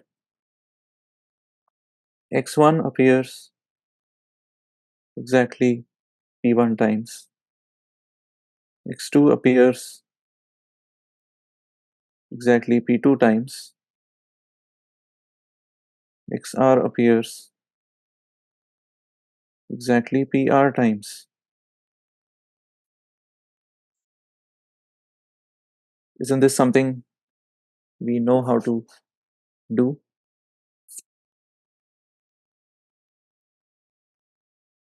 What's the answer to this?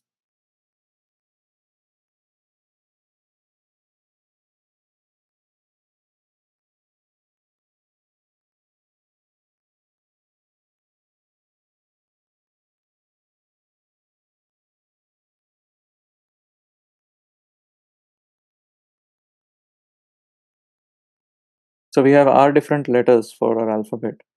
If there were, if all of those, if all the letters were different, then the number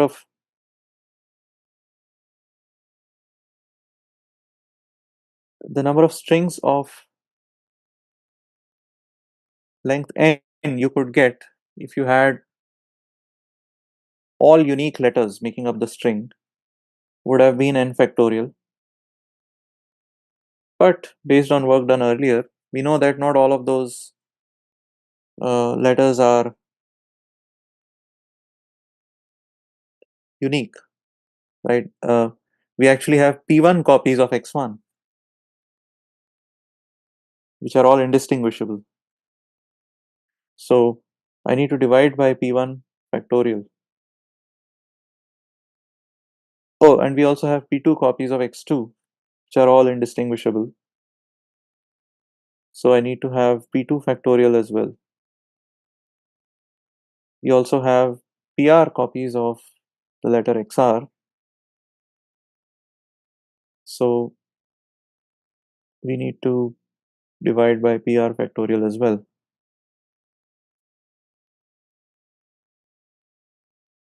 And that's our answer.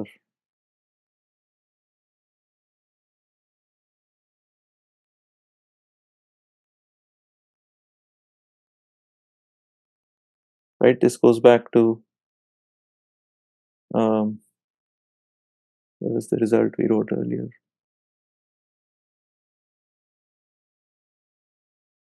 This one.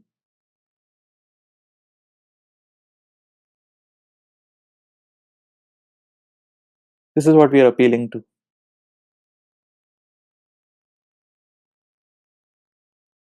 when we write this.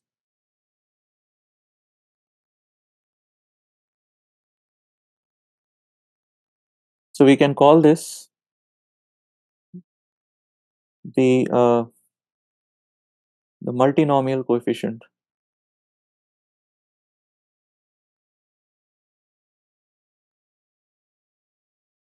of x1 to the power p1, x2 to the power p2, basically the elementary term for which this is the coefficient.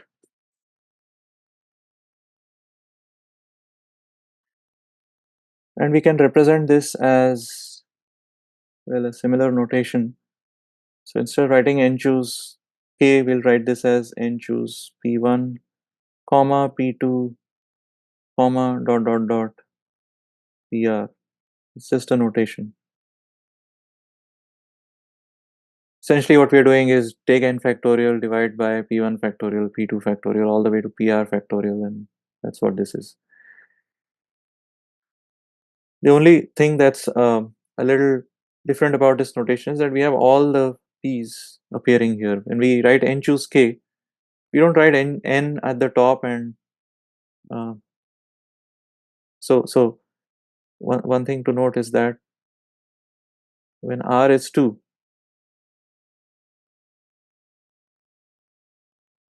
right, we would have n choose p1 comma p2, right? So that's just the same as n factorial divided by p1 factorial times p2 factorial, but p1 and p2 add to n, so it's just n factorial by p1 factorial times n minus p1 factorial. Basically this is the same as n choose p1, equivalently also the same as n choose p2. So instead of writing the notation like this, which is what we do with the binomial theorem and combinatorics in general. When we move to multinomial coefficients, we generally tend to write them all exhaustively so that we know they're all adding up to n, and this is the formula.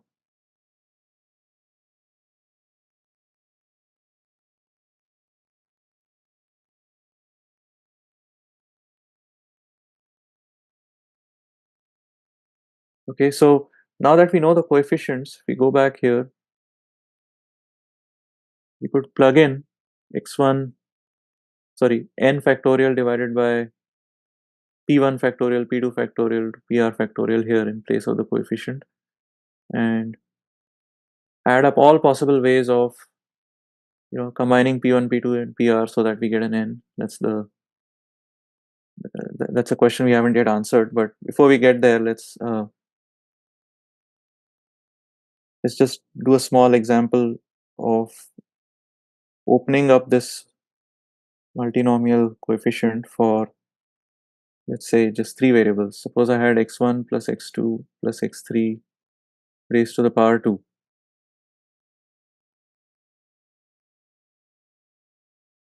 Okay, so I know what the different elementary terms will be. I'm going to get, I need to combine an x with another x, right? So maybe I pick x1 both times, I'll get some coefficient, which you can see is going to be 1. I could combine x2 with itself, I could combine x3 with itself, or maybe I take x1 from the first multinomial and combine it with x2 from the second, or maybe I pick x2 from the first and combine it with x1 from the second. Whatever it is, it'll have some coefficient. There'll be some coefficient for x2 combined with x3 and some coefficient for x3 combined with x1. I mean, this small example, you can calculate maybe by hand or mentally what these coefficients will be.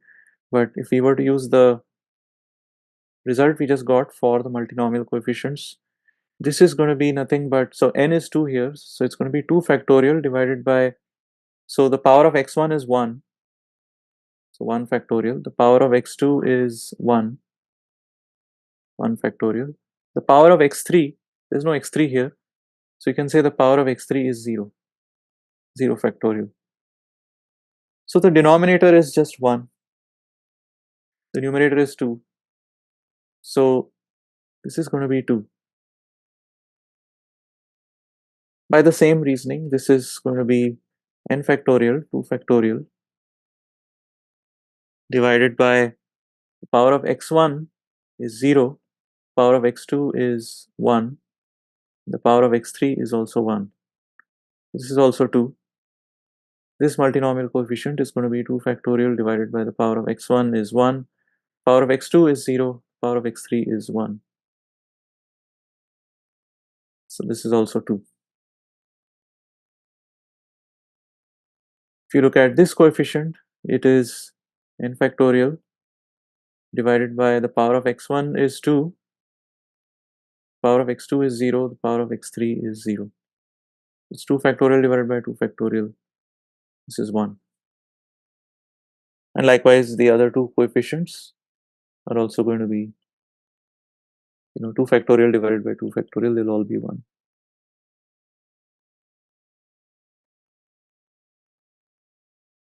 So essentially, this is x1 square plus 1 times x2 square plus 1 times x3 square plus 2 x1 x2 plus 2 x2 x3 plus 2 x1 x3 or x3 x1.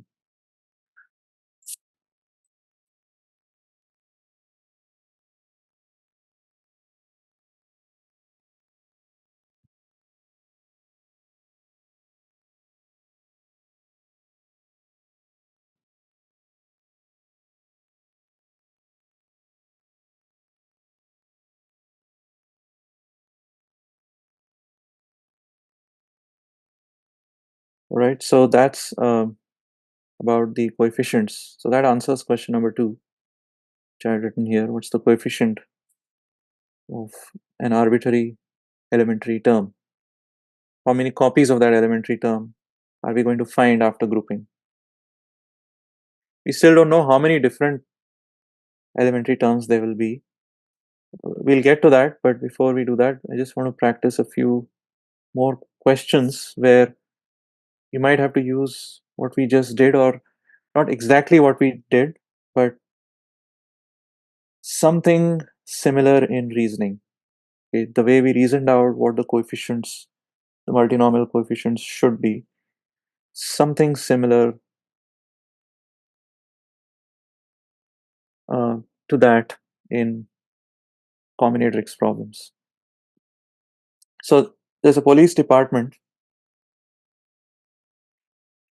in a small city consisting of 10 officers. If the department policy is to have 5 of the officers patrolling the streets out of those 10, 2 of the officers working full time at the station out of those 10, and the remaining 3 officers on reserve at the police station,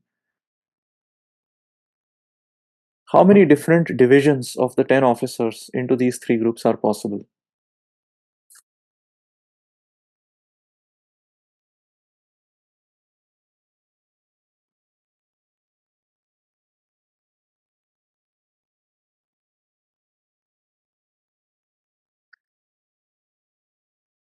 So don't force yourself to use any result or anything. Just think from first principles and you'll see what you need to use.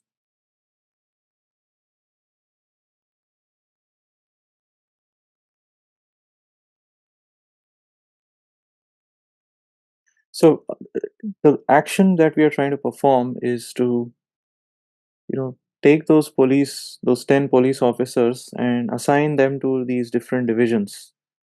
One group of 5 patrolling the streets, another group of 2 officers working full time at the station, and the remaining 3 officers on reserve at the station. So that complex action can then be, so question is, can we break it down into a sequence of smaller actions? So maybe, if we were to just come up with some division, we could line up those 10 officers and then make a decision for each of them. We tell first officers that maybe you patrol the street. Okay, maybe we write a P on them. Then we take the next officer, maybe we say, well, you're going to work full time at the station. Maybe write an F on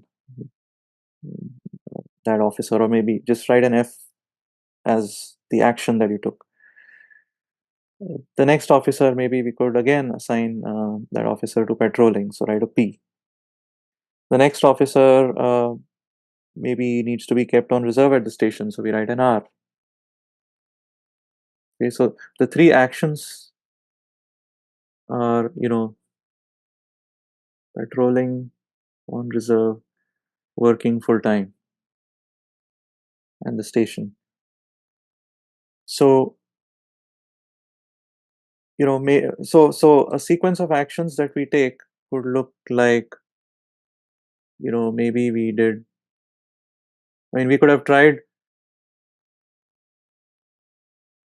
assigning all of the officers to patrolling, so that would have been P, P, P, P, P, P, P, P, P, P. Right? If we had no constraints, just take whatever decisions we want, that could have been one sequence of decisions. Or maybe we have P, then F, F, maybe R, P, R, P. Um, 1, 2, 3, 4, 5.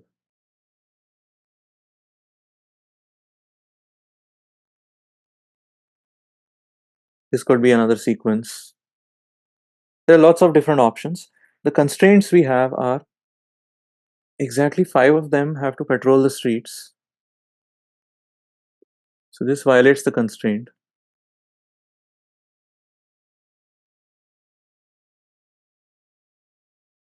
This one satisfies the constraint,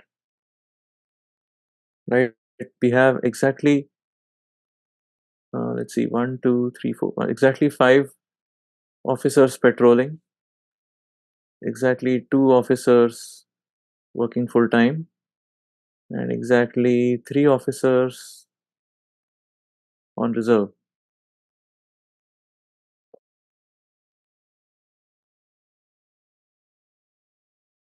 So essentially, we are back to counting strings. Right? How many such strings can we get of length 10, one for one letter for each police officer, such that exactly five of those letters are P's, two of those letters are F's, and three of those letters are R.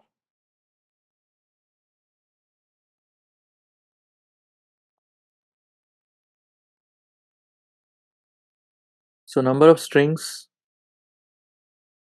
of length 10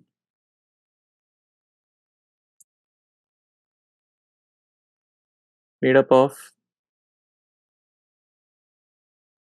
five indistinguishable P's, two F's, and three R's. How much is this equal to?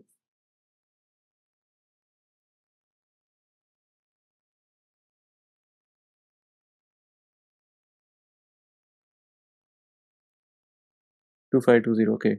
Yeah. So 10. So this is 10 factorial divided by 5 factorial, 2 factorial, 3 factorial, which you're saying is 2520.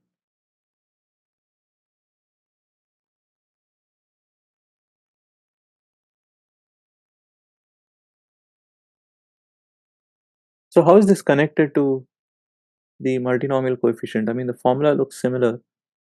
Uh, Actually, the binomial coefficients, if you recall, were number of ways of choosing k items out of n, right? Out of those n binomials, which k are we using? Sorry, from which, uh, like how many subsets of size k can we form corresponding to the binomials that we will pick an x for. For the remaining n minus k, we are picking y. So here it's not just two variables, it's r variables. So this is analogous in the sense that out of 10 police officers, we are actually trying to create multiple subsets, not a single subset as we were thinking for the binomial theorem. Here we have multiple subsets. We are partitioning the entire set into a bunch of subsets and asking how many ways there are there to do it. One subset of patrolling officers, another subset of reserve officers, another subset of officers full time at the station. Whereas in the binomial case, we were just picking a subset, and it's understood that the second subset was just the complementary subset. So there were two subsets there. Here there are actually three. So that's how this is a generalization of choosing one subset. We are partitioning the original set into multiple subsets.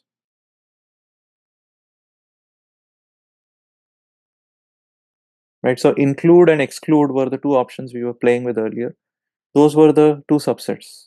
Anything that gets included goes into the actual subset, the only subset that we had in mind, but there's actually another subset, which was the subset of all the items that were excluded.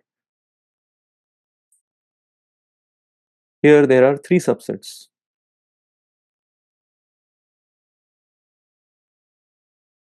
So we are partitioning the original set into greater than two subsets instead of exactly two, corresponding to the included plus excluded subsets.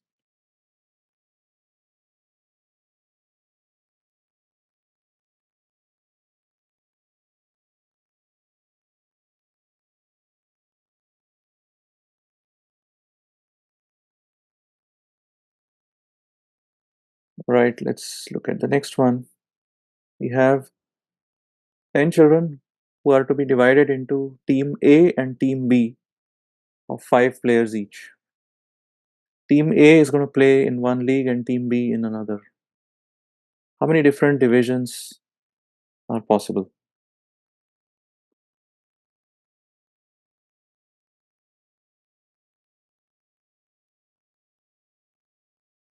Forget the second question below. Let's do the top question.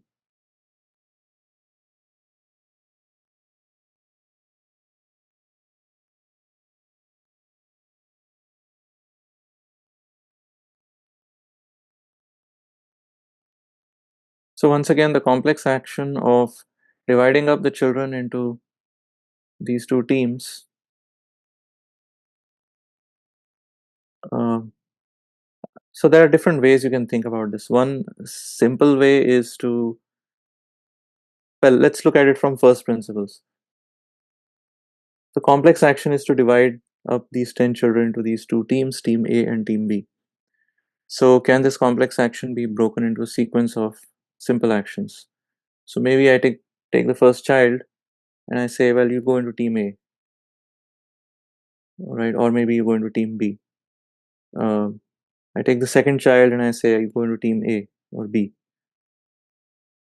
So if there were no constraints, no restrictions, I had two options for each child, and I could have like 2 to the power 10 different, you know, assignments of teams. But some of those assignments wouldn't make any sense under the given constraints because I might assign everybody to team A. That's not allowed. So if I were to think of putting a label on each child, A or B, at the end of my labeling, I'm going to get a string of length 10 composed of exactly 5 A's and exactly 5 B's. That's the constraint. So how many strings are there? Basically, this becomes the number of strings of length 10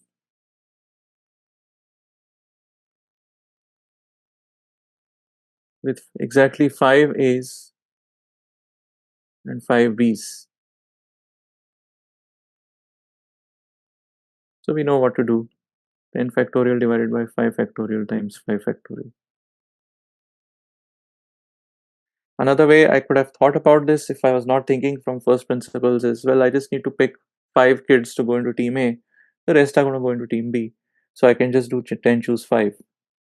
Pick the 5 kids who go into team A. Uh,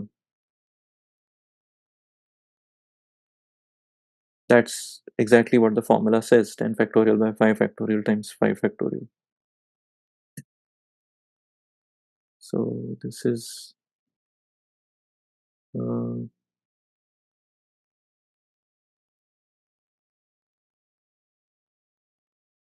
3 times. So what's the answer to this? Is it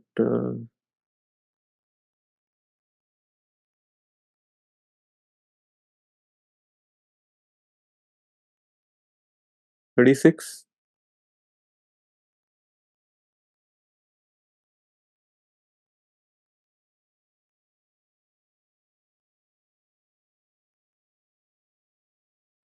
10 factorial by 5 factorial times 5 factorial is 120.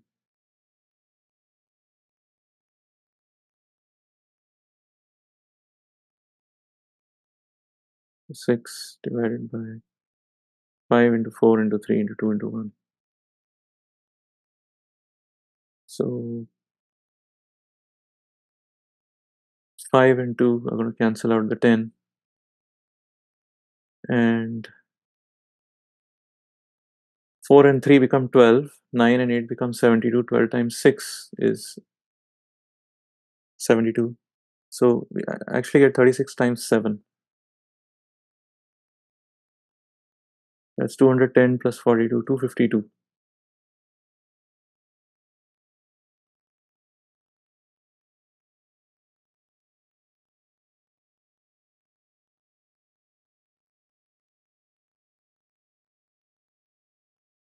Now, the next question looks deceptively similar, but there's this very small difference, which is, uh, I don't want to give it away, but if you think about this, in order to play a game of basketball, there are 10 children, they need to divide themselves into two teams of five each. How many divisions are possible?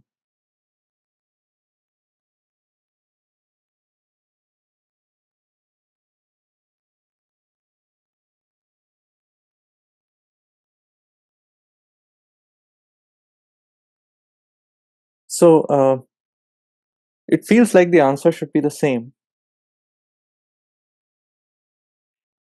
But the difference, there's a small difference here, which is that the names of the teams are not given. In the previous question, you are told that the two teams are called A and B. And so you, you know when you are labeling a child that the names A and B are part of the um, given scenario of the problem.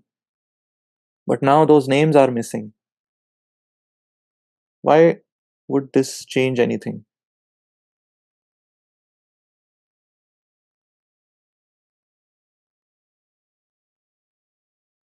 So you could come up with your own name. You could come up with, say, the names A and B and do the exact same calculation that was done in the problem above. Would the answer 252 be the right one?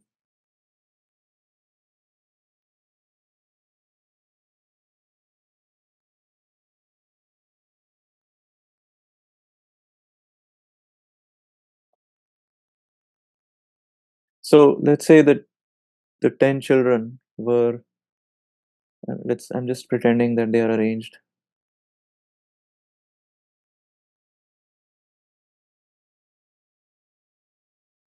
in a line. So maybe I come up with the names A and B again, and I say, well, you go in team A, team A, team A, team A, team A. You go into team B, B, B, B, B. That's one valid string out of those 252. Another valid string would be B, B, B, B, B, followed by A, A, A, A, and A.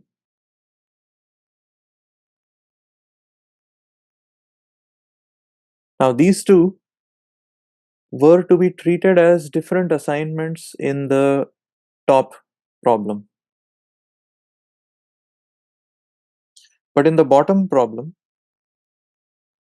because the names don't matter, it doesn't matter what you call those teams.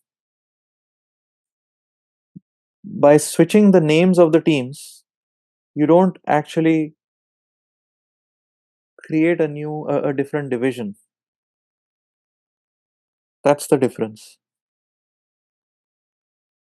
In the top problem, the names of the teams are pre-established, so you know uh, you have to go with it. But in the bottom problem, these two are they correspond to the same division.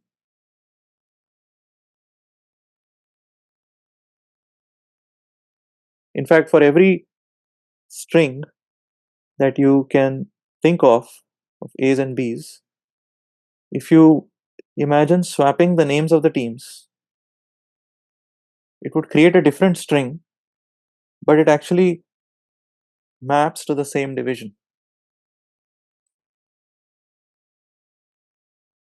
So once again, you can create a set of all these 252 divisions, but any string that you take here, if you swap the A's and B's, you're going to get a different string in that pair. And these two actually are the same division. So you can pair up everything like that again, and all of these pairs collapse into a single division. So the answer here is going to be 252 divided by 2 for that reason. Yeah, Arvind? Basically, I thought it would remain the same, but then now I really kind of missed out on that. Since we have two teams and then there is no label on that, that really brought a difference. But I was thinking what could happen? Name is a name. It still be the same. That's how I was thinking. But thank you. Yeah, This, this makes sense. sure. Yeah, it's a very deceptive question. So small change, but it changes So, the, so yeah, I mean, I kind of missed out on that small logic. I mean, I was thinking, what could be the difference? yeah, yeah. So let's look at uh, a scenario where this becomes so this is a more complicated question, but essentially you have to keep an eye out for what we just saw, right? That the names of the teams, when they are not given, means that when you if they were to just you kept the same set of people in the same set of teams, but you just change the team names, it wouldn't really change the division. So keeping that in mind, um, let's look at this problem. Arvind, your question's answered, but I see your hand still up. Thank you. All right, so there's a tournament being played among a certain number of players. Assume that the number of players is a power of 2, because the way you play the game is the tournament is you pair up players, and then half of those players are going to get knocked off depending on who loses. So when you have a power of 2 and you cut it by a factor of 2, you still have a power of 2 left. So in each stage of the tournament, uh, you have exactly a power of 2 number of players left. So this process of knocking out continues until we have only 2 players left, and then whoever wins that match wins the tournament. So let's look at the first question here, part A. How many outcomes are there for the initial round? Or so I guess this is a little vague question, but think about this. What are all the uh, possible results that you could get? Um, and when I say results, it's not just that which four or which four players go to the next stage. It's also about who they played against and who they beat. Right? Maybe A, B, C, and D go to the next stage. That doesn't capture the entire outcome. If A played against Z and defeated Z, and B played against Y and defeated Y, that's different from A playing against Y and B playing against Z, and A and B still winning.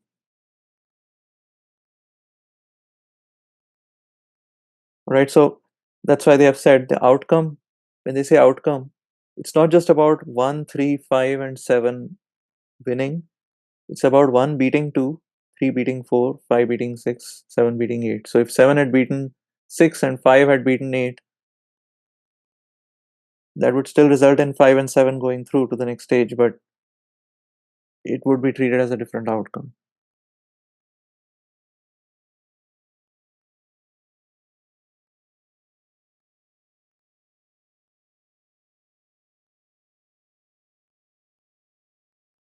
Now, here you are not performing an action. You're sort of letting nature take its course, or you're just observing this tournament and letting the players, uh, do their thing and You are an observer looking at the outcome. But still, you know that there are options, right? You know that it's not deterministic, or at least you think that it's not deterministic. So when players are paired up, who plays against who is itself um, not given.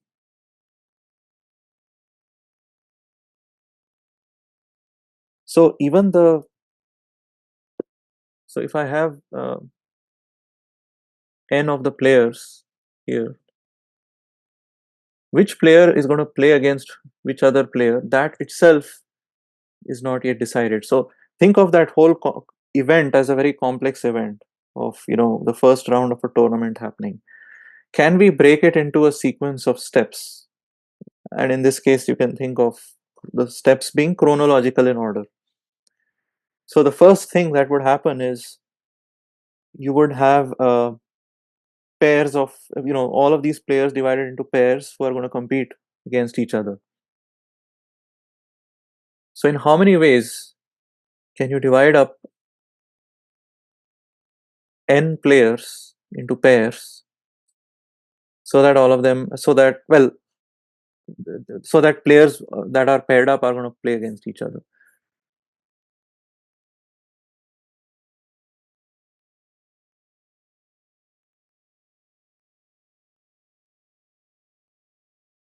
That's the first step. Then once you have the pairs, then you can ask, well, who's going to win in each pair, right? The matches happen one after the other and you're observing who is winning in each stage. But uh, yeah, let's actually calculate this for a general n, although this is asking for n equal to 8.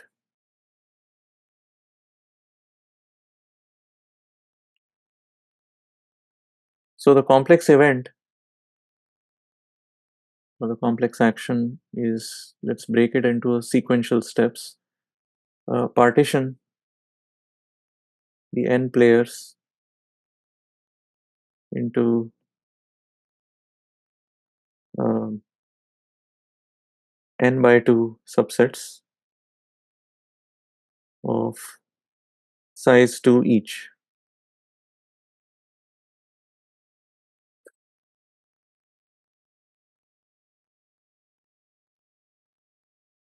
Now, when you think of partitioning a set into a bunch of subsets, not just one picking a subset out of it, but partitioning the whole set into a bunch of subsets, potentially more than two, that should remind you of what's going on with the multinomial coefficient. So these subsets don't have names. So why don't we come up with names? Let's call them as S1, S2, Sn by 2, right? All the way up to Sn by 2. Uh, and using first principles, we can go through each player, look at each player and assign them a label. Maybe I assign the first player S2, second player S1, the third player also S1. That means the second and the third are going to compete with each other, uh, and so on. So at the end of this assignment of subsets, I would have labels on each player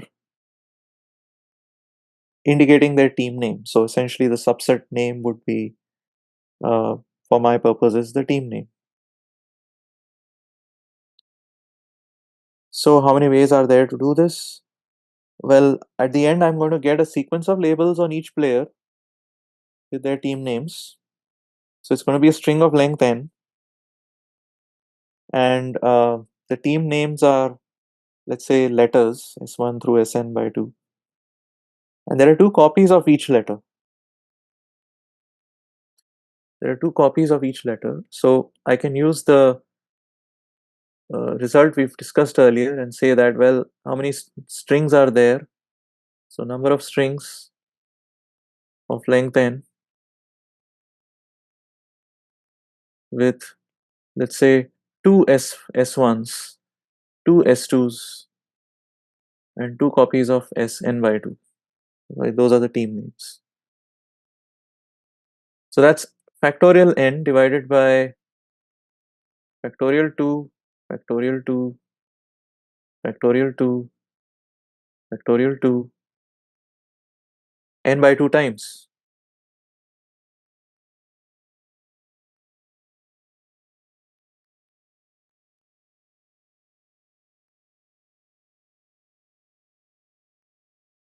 But the lesson we just learned from the previous problem is these team names are not given to you. Like they are not pre-decided. They are labels you are just arbitrarily coming up with, which means that if you had the same team assignment, the team divisions, but with the same players paired off against each other, but they get, let's say, a different team name, for you that's different as far as this count, the formula that we've written is concerned. But it actually doesn't matter. We are concerned about the divisions rather than the names of the teams, which means that there's a lot of overcounting happening here. Any rearrangement of the team names, keeping the divisions the same,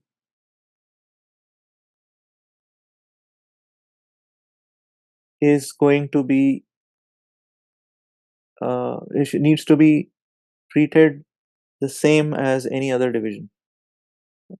As any other assignment of team names keeping the same division.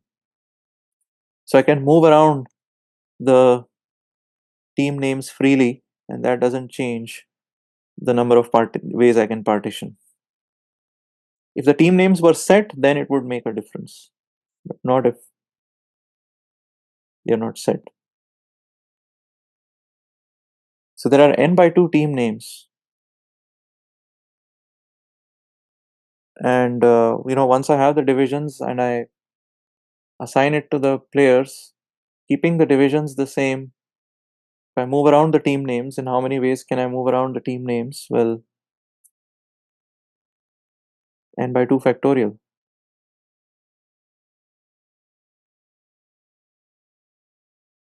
Right? So I'll have n by 2 divisions where specific players have been picked. Imagine I just lay them down and I assign one particular set of team names to each of them. And then if I move around the team names, that doesn't change the division. So those n by 2 factorial ways of reassigning the team names corresponds to the same division. And so I need to also divide by n by 2 factorial. This is just like how we divided by 2 here, or 2 factorial here. There are only 2 teams here.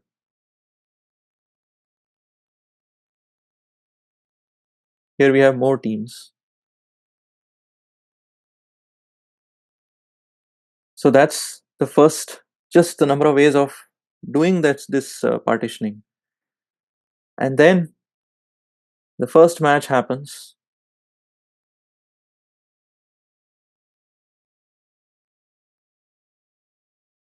Or I just pick, a random. Um let's say all matches are happening in parallel. It doesn't matter which one happens first. But the thing is, the outcome of each match is uncertain.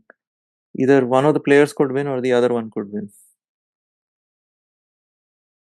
So we have 2 outcomes for each match. And so a sequence of n by 2 matches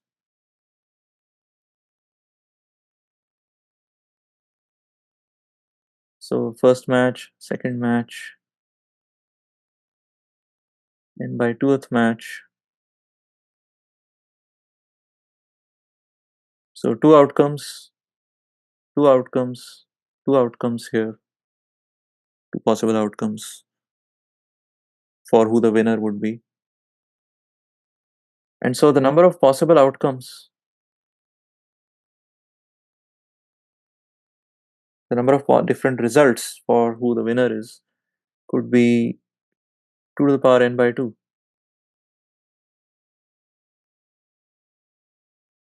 And that would end the first round. Because these two are happening in sequence, this needs to be multiplied with that. We had 2 to the power n by 2 in the denominator here. We're multiplying by 2 to the power n by 2 in the numerator. So actually all of this will cancel out with this, and we'll be left with n factorial by n by 2 factorial.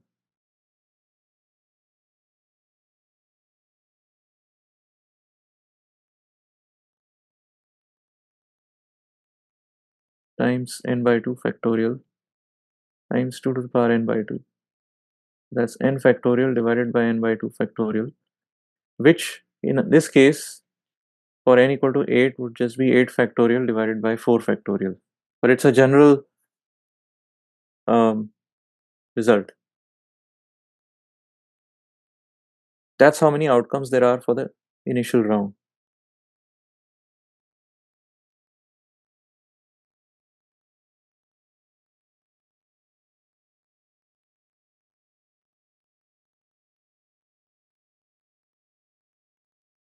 Does that make sense? That so here there are more than 2 teams. There are n by 2 teams. So whatever labels we assign them, uh, even if we had rearranged those labels, we would actually not change the team divisions, and so we must divide by n by 2 factorial further. If the labels were pre-given, if we knew the names of the teams, then um, and we cared about the team names also, like here in this problem. How many different divisions are possible where you care about the team names? Right? That's something that matters to you. Uh, so in that case, we wouldn't have this.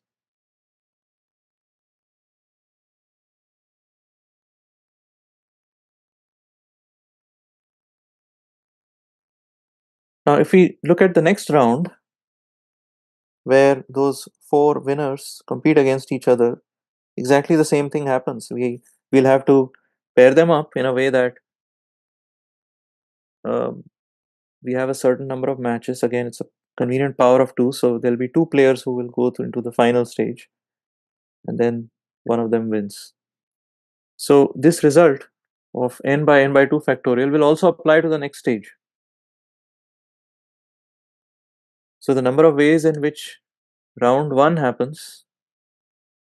So round 1 happens in 8 factorial by 4 factorial ways, where n is 8.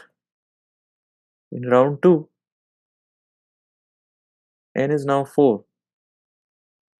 So we can use the same result and say this is going to be 4 factorial by 2 factorial.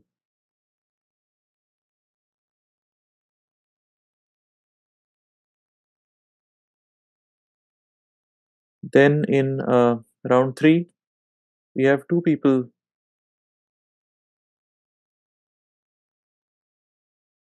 playing against each other. So n is 2, so we should have 2 factorial by 1 factorial, 2 different ways, 2 different outcomes, which makes sense. If there are only 2 people left, that's the final round. So team names don't matter anyway. So they face each other, and there are the 2 possible outcomes for who wins. Now all of these are happening in sequence. So the number of different ways in which the whole tournament could happen is going to be their product by the product rule.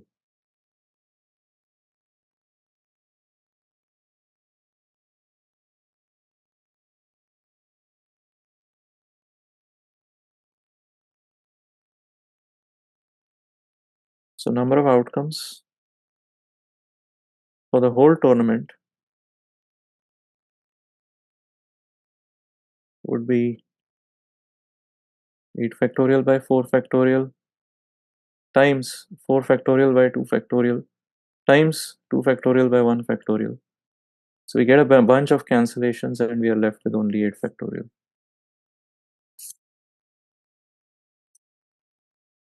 Or in general, n factorial. There are n factorial different outcomes in a tournament.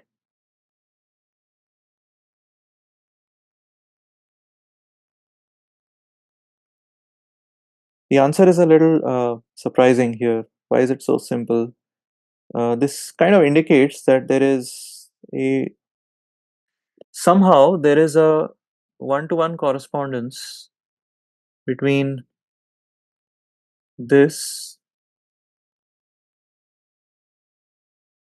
between tournament outcomes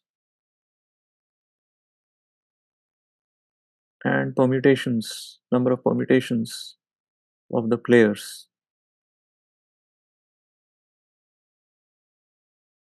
Why is there a one-to-one correspondence here?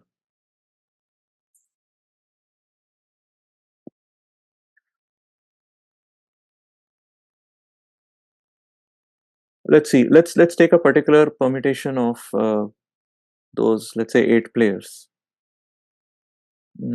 Let's say those. Let's take an arbitrary permutation. So we have P1, P2, P3. Let's say P7, P6, P5, P8, and P4.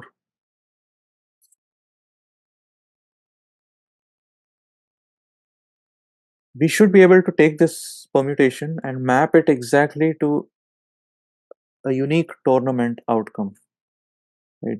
A complete tournament outcome. What happens in each stage? How does the pairing happen? What's the outcome? Everything should be captured by this by each permutation. So, what sort of tournament would this map to? Well, since P1 and P2 are at the beginning, I'm just thinking maybe let's have player 1 and 2 face off each other in the final, and let's say one wins because one is just ahead. Okay. Um, so let's say this was the final round. So if this was the final round, what would have happened in the finals? These two players meet. So in the previous round, there would have been 4 players. So let's say those are P1, P2, P3, and P7. So why don't we say that P3 is who played with P1 and lost, right? So one went one, and then 7 played with 2 and 2 1. And then in the previous round, maybe all 8 players played, and P6 played. So we are kind of going in a level order traversal. You can see P6 maybe played with P1, uh, like this, 1 1, and P5 played with P3. P5 played with P3 and P3 won because we see P3 in a level above. P8 played with P2 and 2 1, and P4 played with P7 and 7 1.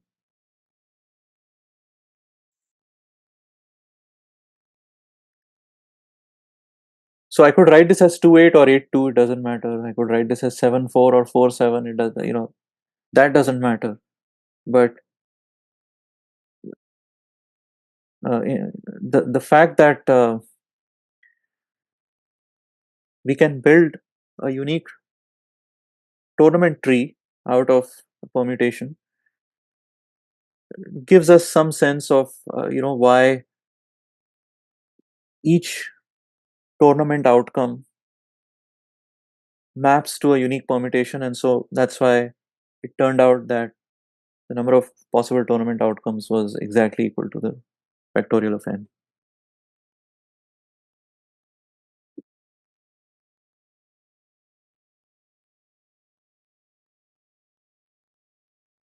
Any questions about this problem? This is fairly complex, so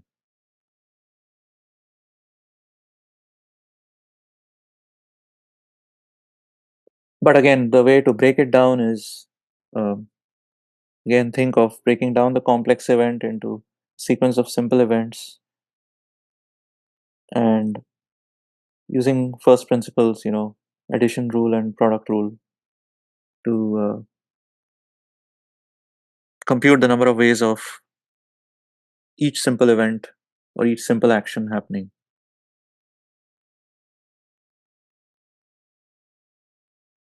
And whenever you come up with labels which are not given in the problem, and those labels don't matter, whatever answer you come up with using those labels, divide by the factorial of the number of labels to preserve just the raw number of divisions.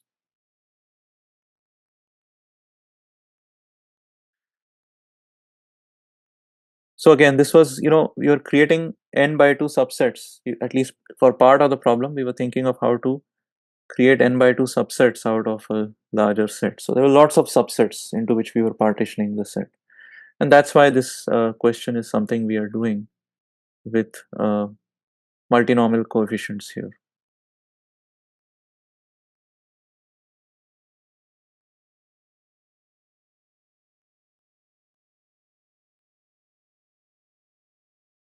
With multinomial coefficients, though, um, we didn't have an r factorial here, right? We didn't have an additional r factorial here because x1 to xr is given in the problem. We don't, x1 appearing p1 times and xr appearing pr times is different from x1 appearing pr times and xr appearing p1 times. Okay, so these different variables, their identities are important.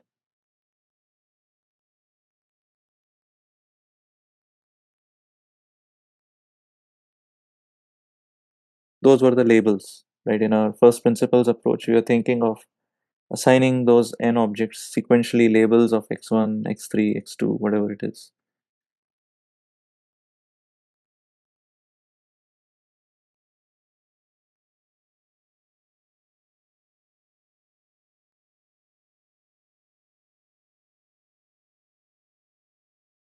So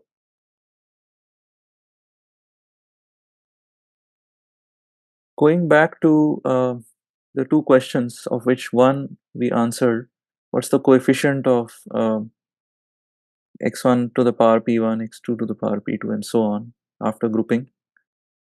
We were able to answer that. This is the coefficient.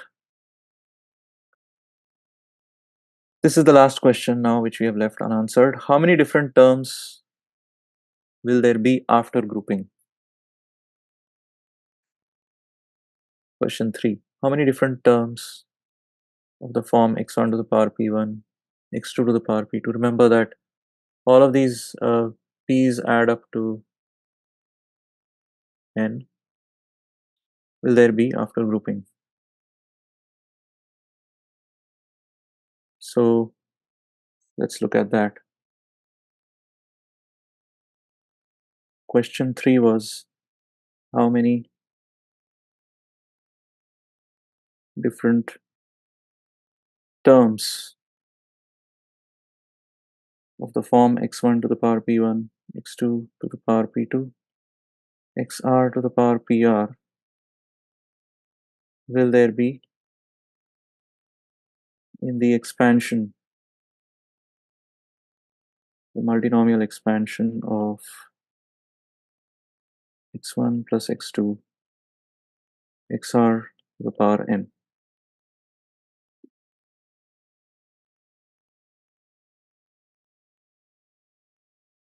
Now what we know is all of these p's add up to n. Right? That's something we know. Now you might recall from the binomial expansion that you can have a different power of x1 in a different term or different power of x2 in a different term. As long as all the powers add up to n, there'll be some way of getting that term, right? Its coefficient might be small or big, that doesn't matter, but it will make an appearance at least once because it's going to correspond to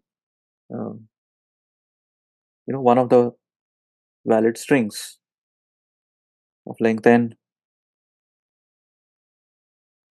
with that many copies of x1, x2, and so on.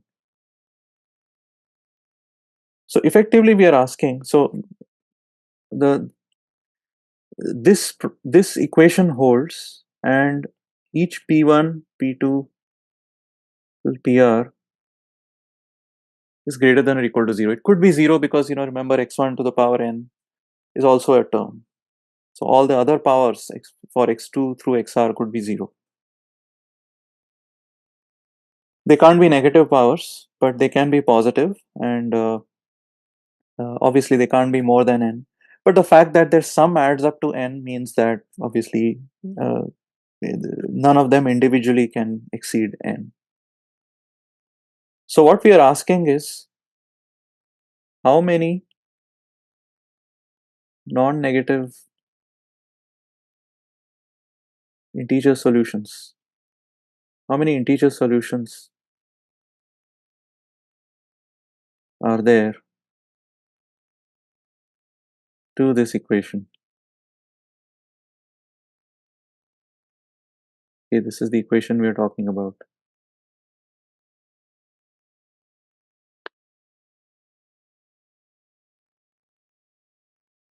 How many um, non-negative integer solutions are there to this equation? That would be the number of unique terms. And for each solution, we know exactly what the coefficient would be. It would be n factorial divided by p1 factorial, p2 factorial, all the way to pr factorial.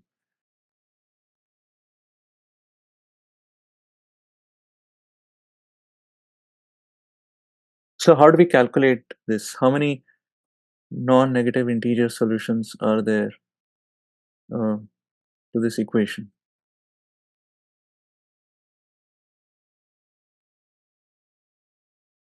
So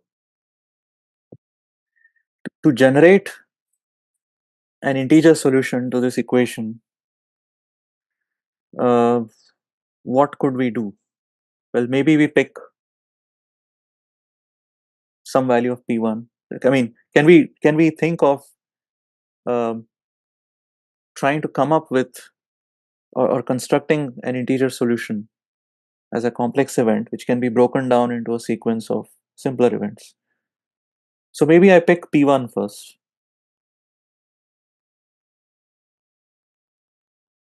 I could pick it to be 0 or 1 all the way up to n. Uh, and then I pick p2, right? Depending on how much distance there is left to n, I'll know how many options there are for p2. That will obviously depend on how many, what value of p1 I picked. And then depending on what I picked for p1 and p2, I'll know what are the options for p3 and so on. So picking p1 gets me a certain distance to n, and I'm just going to show the distance to n as a sequence of milestones, you can say. So I need to get to n.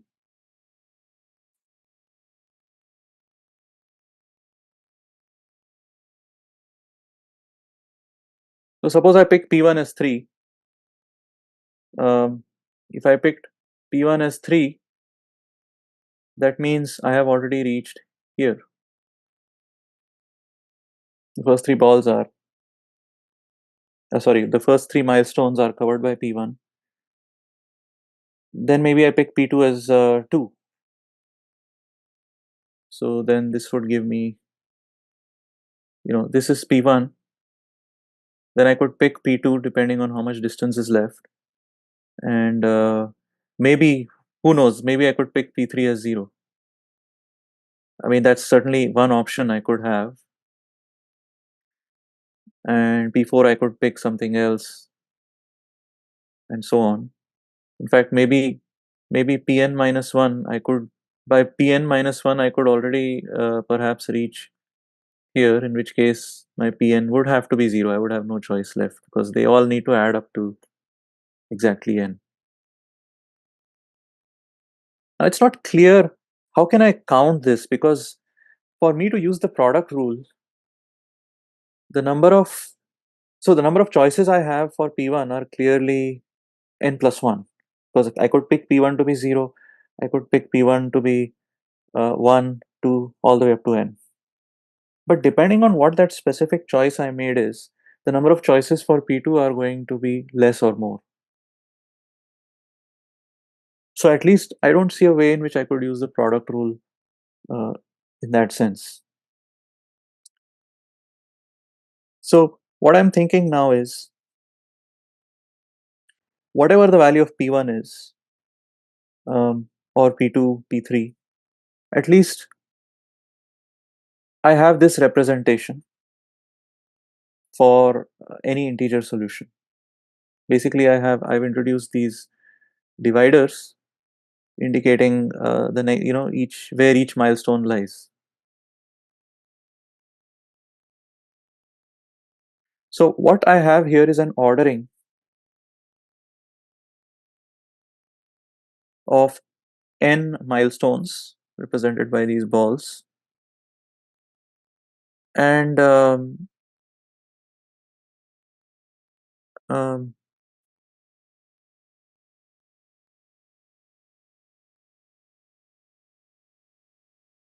actually, you know what? I don't need this last. Pn is whatever is left all the way up to the right. Let's have that notation.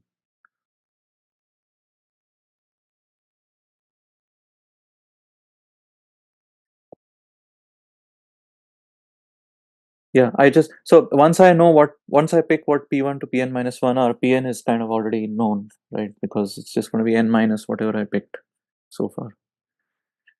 So what I have to pick are these n minus 1, the positions of these n minus 1 dividers. To choose positions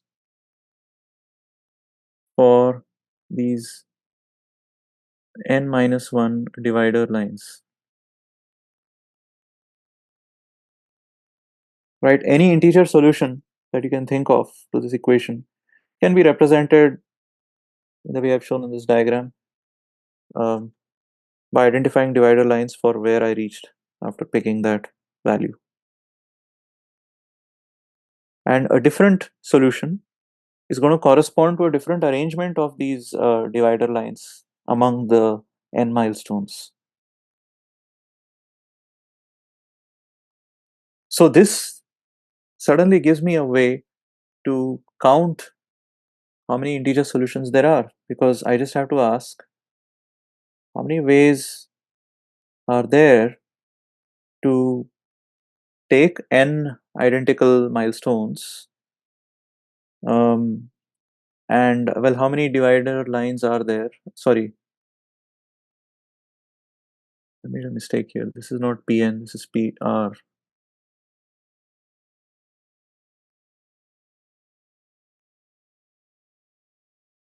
This is Pr minus 1 Pr, right? Because I have I have to pick R values sequentially for the powers.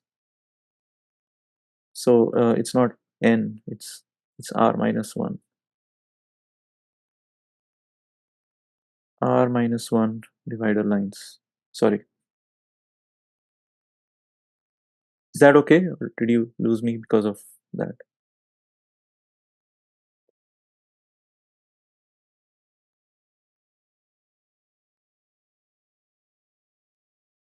Can someone confirm that this is okay?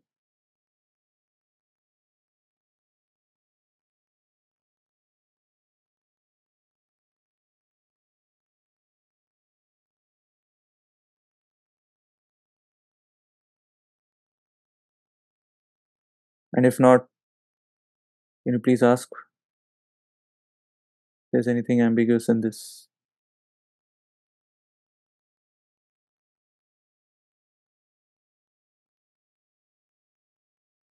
Okay, fine. So, um, so we want to partition, or sorry, we want to arrange these n balls or n milestones with r minus 1 dividers in a line so that each way of doing it will correspond to a unique integer solution to that equation. So the number of ways of doing this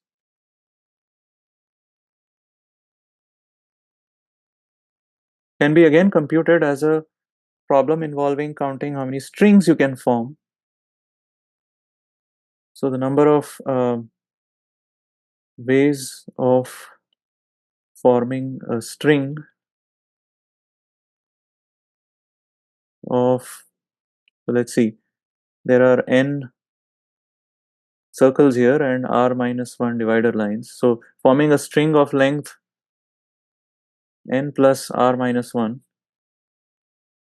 using n circles and r minus 1 divider lines.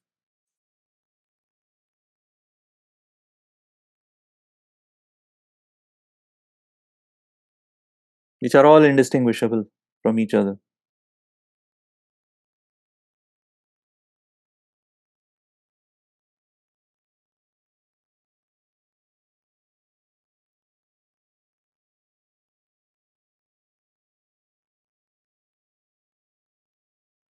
So that is n plus r minus 1 factorial divided by n factorial times r minus 1 factorial.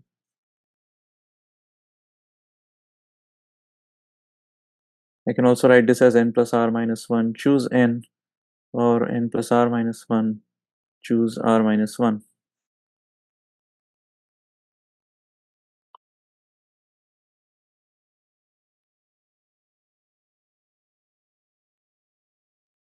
So this is the result, the answer to question 3. How many unique terms are there going to be? Well, the number of integer solutions to this equation, which I sequentially imagined as picking, you know, a value for P1, then a value for P2, a value for P3, and so on, up to a value for PR minus 1, you know, beyond which the value of PR was automatically determined.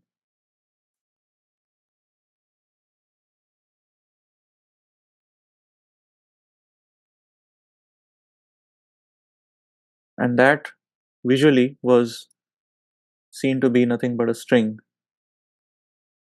of just two different kinds of letters, n plus r minus 1 long, but n copies of one letter and r minus 1 copies of the other letter. So we can say the number of distinct terms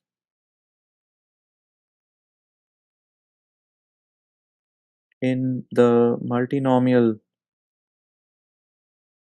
expansion of x1 plus x2 x r to the power n is n plus r minus 1 choose r minus 1, or these are identical anyway.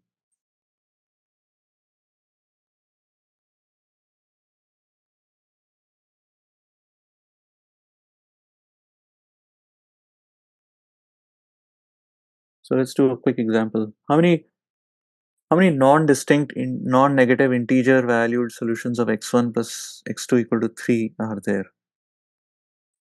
This actually is what you would get if you had only two terms, x1 plus x2 to the power n. Right? We are thinking about the binomial theorem. Um, how many distinct terms do you get in the binomial expansion of x plus y to the power 3? Notice that this x is really p, right? So if you want to map it to what we did, just think of them as p's. The powers are adding up to 3, which is what they do when we have x plus y to the power 3. So what do you think? How many distinct terms are there just based on what you know? Forget about the formula we just got. Um, what's the answer to this?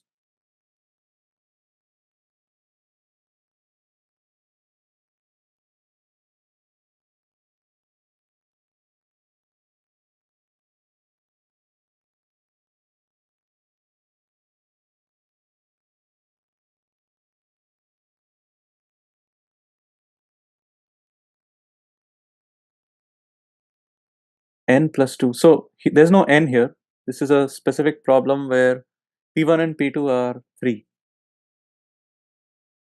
I mean, think about brute force. How many distinct non-negative integer valued solutions of p1 plus p2 equal to 3 are possible? Forget about binomial theorem also. I have two variables. They have to be integers. They have to be non-negative.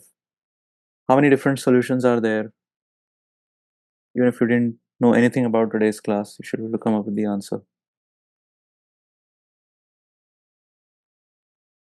just by using a brute force strategy.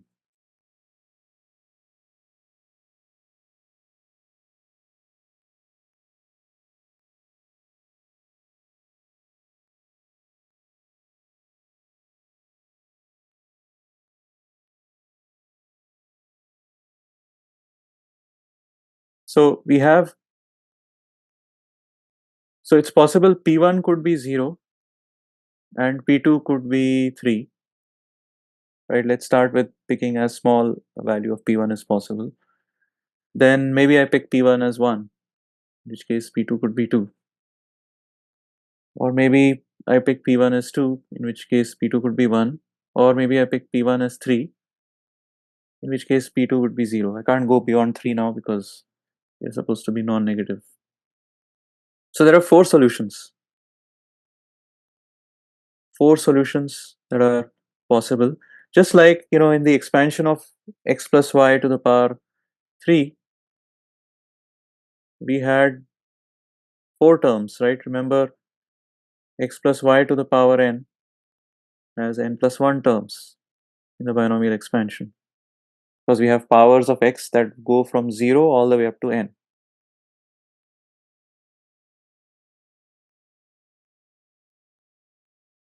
That's the number of distinct terms here. But even if we didn't keep in mind the binomial context, if we once we have a result, number of distinct solutions to this equation, we can treat it as a result. If I give you an equation of this form, where I have a bunch of non-negative integers being added up to n, how many solutions are there? Well, this plus the number of terms here minus 1, choose uh, the number of terms minus 1, right? This plus the number of terms minus 1, choose the number of terms minus 1. So I just use that blindly. P1 plus P2 is 3. So 3 plus the number of terms minus 1, choose the number of terms minus 1. So that's 5 minus 1, 4, choose 1 or 4. So this also gives me the same answer. Um, I didn't need to use the formula to get the answer for this small problem, but in general, I will need it for you know bigger problems. For example, this one. An investor has $20,000 to invest among four possible investments, four companies that could get investments. Each investment must be in units of $1,000. So $20,000 are to be invested. How many different investment strategies are possible?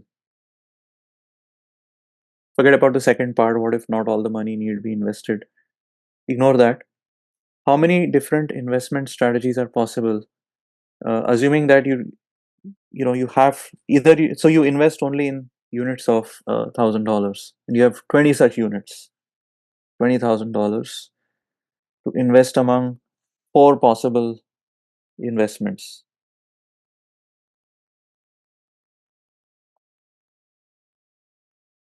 So I don't know what you could at this point. I don't know what those four possible investments could look like. So I'm just going to use algebra to say the first step of algebra to say, well, I don't have any idea what those four investments are. Let x1, x2, x3, x4 be those investments. All right, all I know is that their sum is equal to 20,000. I'm just going to write it as 20 because each of those x's has to be in units of $1,000. But each of them could also be 0, because it's possible some companies may not get any investments. So this VC has to invest $20,000, but not every company has, will get something. So how many different ways are there to make an investment? Once you set up the problem like this, you just know that you already have a result for it, which is why I put this in the agenda after binomial and multinomial theorems. The number of integer solutions to simple equations of the form x1 plus x2 plus x3, certain sum of a bunch of variables is equal to some constant.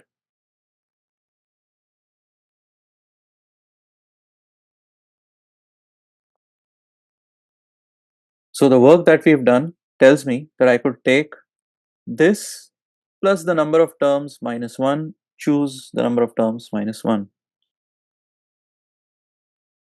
20 plus 4 minus 1, choose 4 minus 1. So that's 24 minus 1, 23, choose 3, whatever that value is. That's the number of ways. Okay, at least for part A. Okay, there is a part B to this. What if not all the money needs to be invested? But before we get to that, is part A clear?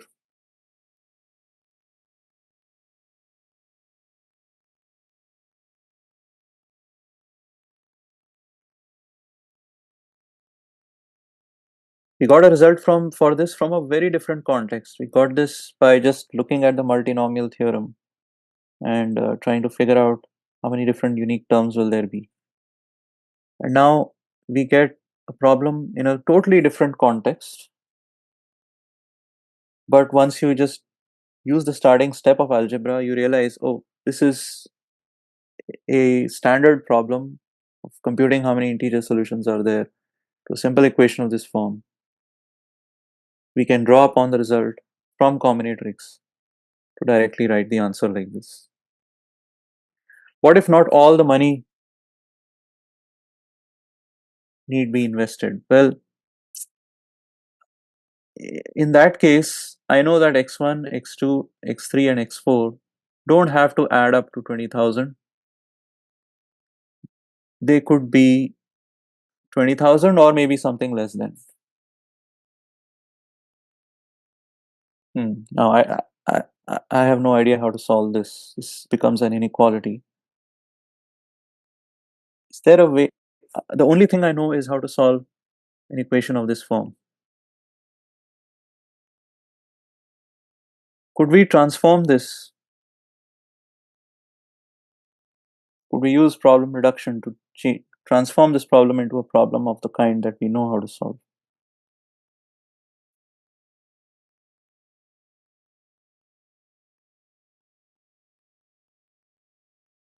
If so, how?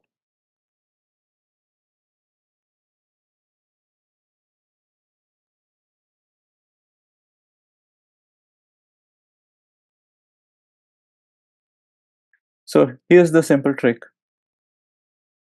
I could add an x5 corresponding to, say, the uninvested money.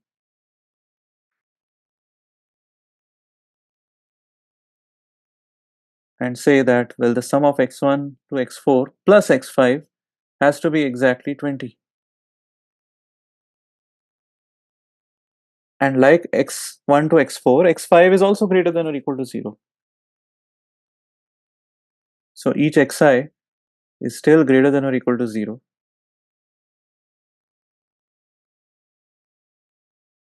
So now this is matching the classic signature of a problem I know how to solve. So the answer to this is going to be this plus the number of variables minus 1, choose number of variables minus 1. So 20 plus 5 minus 1, choose 5 minus 1. That's 24, choose 4, whatever that number is. It's It's going to be a number that's bigger than what we got in the first part, because the sum of x1 to through x4 could be 20, or it could be less than 20, so there'll be more options here.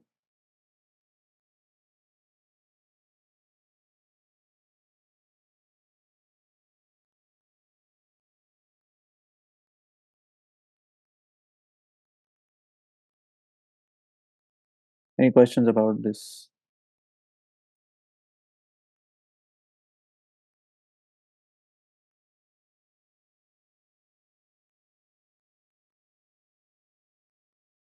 1771 and um,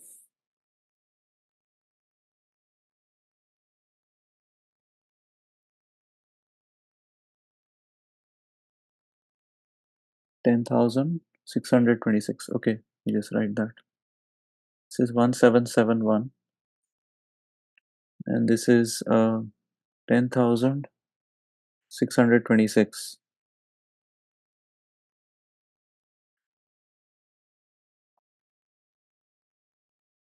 All right. Uh, Here's one slight extension to this. See if you can do this yourself. I'm again asking for the number of solutions to this equation.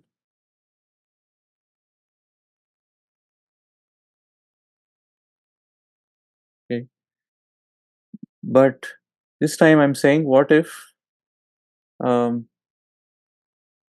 P1 through PR are integers like before, but the constraint is that they need to be strictly positive. Is there a trick we could play to get an answer for this? Again, a small trick using problem reduction again to get a solution even in this circumstance.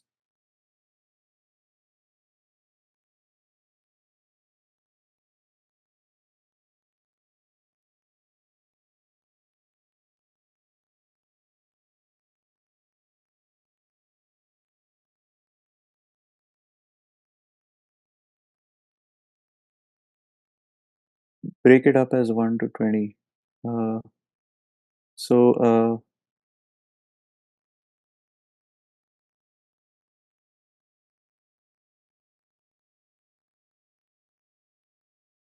so I'm not sure, Raghu, what you meant by break it up as 1 to 20. Oh, okay. You meant let this be 20, then 19, then 18, all the way down to 0. Yeah, that should lead to the same answer.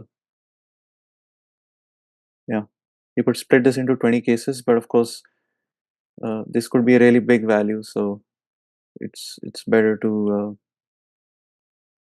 not consider 20 such equations where the right hand side has values from 1 to 20 or 0 to 20 actually, but this would be something that would give you the answer in one shot.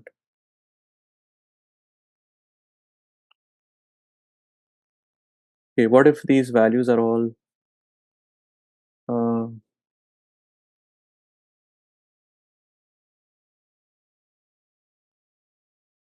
greater than 0? I want them to be greater than or equal to 0. That's the only problem I know how to solve, right? I just want to be lazy. uh, I don't want to think about this from scratch again. So here's what I could do.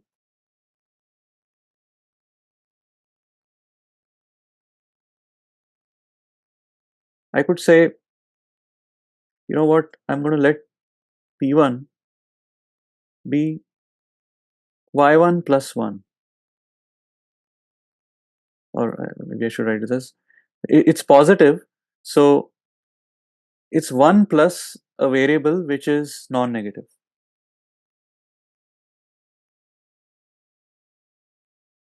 P2, I know it's positive, so how about I write it as 1 plus another variable which is non-negative. PR is positive, how about I write it as 1 plus some other variable which is non-negative. Now, instead of adding P1 through PR like this, I could add up 1 plus Y1 plus 1 plus Y2 all the way up to 1 plus YR and say this is equal to N, where each Yi now is greater than or equal to 0. So I can just massage this now and say, well, write it in the standard form in which these problems are given. Y1 plus Y2 all the way up to YR is N. I have R of these ones that added up here. So that's plus R here. I subtract an R from both sides. So I'm going to get an N minus R there. Now, this is a form I know how to solve. So I'm going to say the answer is this plus the number of variables minus 1, choose the number of variables minus 1. So N minus R plus R minus 1, choose R minus 1. N minus 1, choose R minus 1.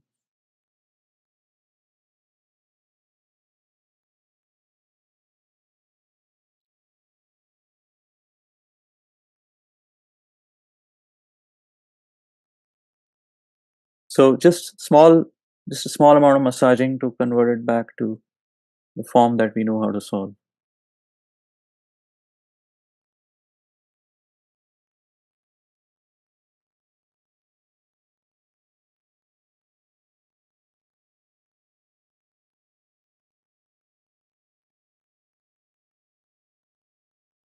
Questions on this? I have just one last question before we end.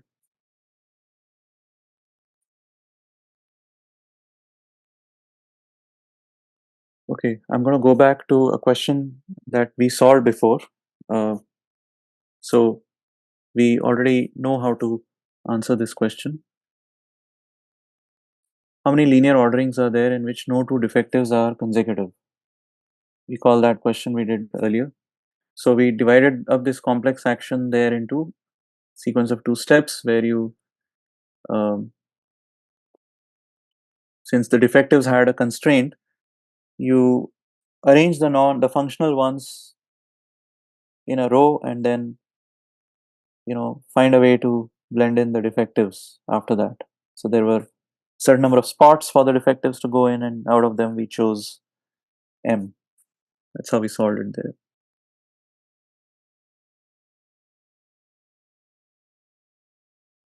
Um, so there is an alternate way in well, a slightly different way, which will be quite familiar now based on what we've done, in which we could have solved this problem, which is focus on the defectives first. Okay, so break that complex task into a sequence of two subtasks, where instead of laying down the functional items first and then trying to blend in the defectives, how about we lay down the defectives first and see where that leads us. So let's call this the complementary approach, which is lay down the defectives first.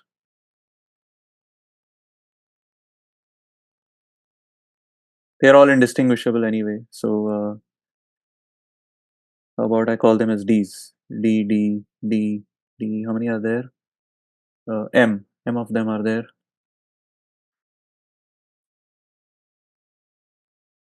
Now,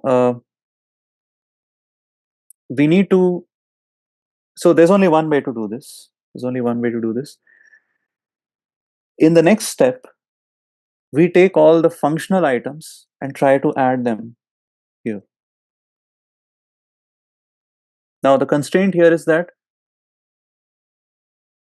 no two defectives are consecutive. They shouldn't lie next to each other. So I don't know how, where I'm going to add the functional items. I could add a bunch of them here. I could add a bunch of them here. I could add a bunch of them here. A bunch of them here. Dot dot dot. If there are M defectives, then Let me call this as fm plus 1. So I don't know how many functional items I'm supposed to add anywhere, but I know that I can add in principle using just algebra these many, number of functional items where I know that they will collectively add up to what? Well, n minus m of them are functional. So let me write it as n minus m. Now the constraint I have is that no two defective items need to be, can be consecutive. They cannot lie next to each other, which means that these values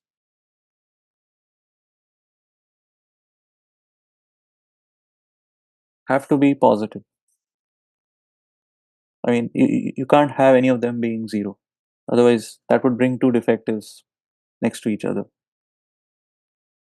F1 and Fm plus 1, there's nothing wrong in having them being zero because there's nothing to the left. That's not going to violate the constraint. So what I have here is F2 to Fm, they need to be positive, and F1, Fm plus 1, they need to be non-negative. So we have this is looking like an integer solution. Sorry, an equation of the form we are familiar with, but not exactly, because there are a bunch of variables here that need to be positive, a bunch of variables that need to be non-negative. Non-negative is what we are comfortable with. Positive is something we are not comfortable with. But we know how to deal with them. So let's try the same trick, this time only on the variables that are constrained to be positive. How about we write f2 as 1 plus y2, uh, and that's going to make y2 greater than or equal to 0.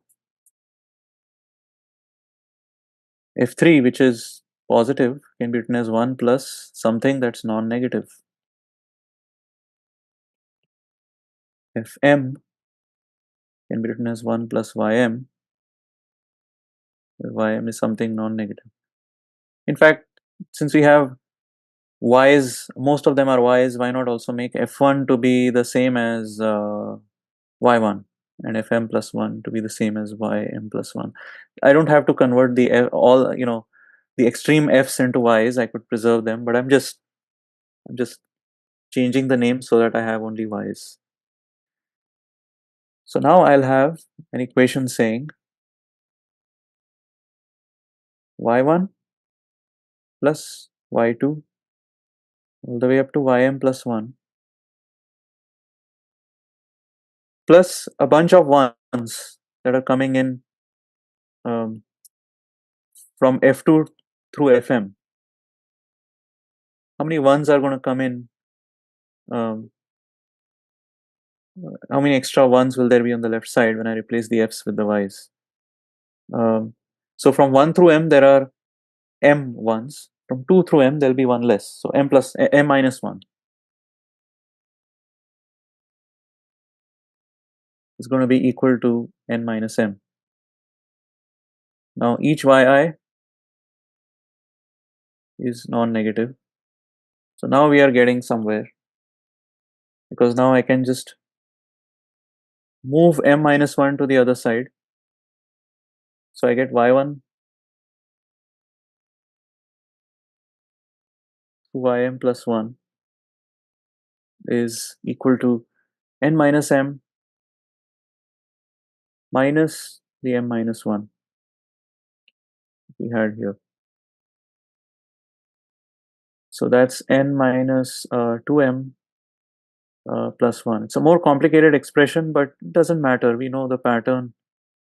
Uh, if we have an integer equation of this form where each yi is greater than or equal to 0, the number of solutions is going to be this plus the number of variables minus 1.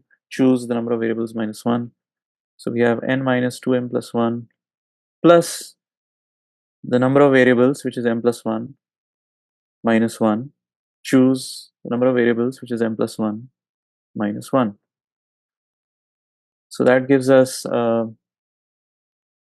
Well, the 1 will cancel with the 1, the minus 1. So we get n minus 2m plus m plus another 1. So n minus m plus 1.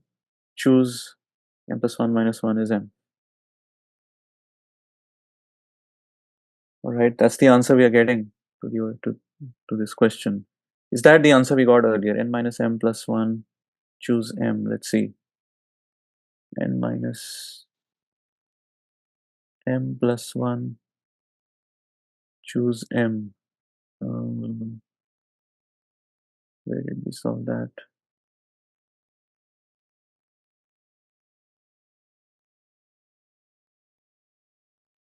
Yeah, here.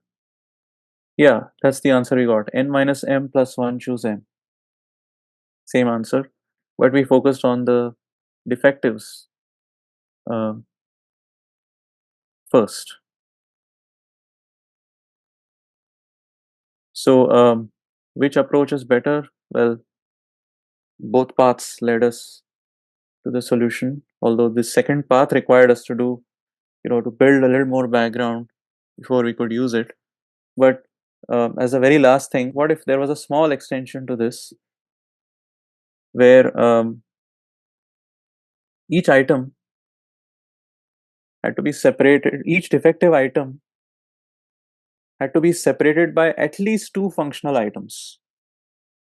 Okay. I'm changing the constraint. Uh, what if each pair of defective items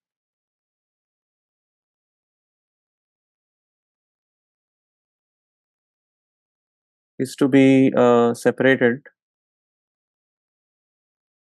by at least two functional items?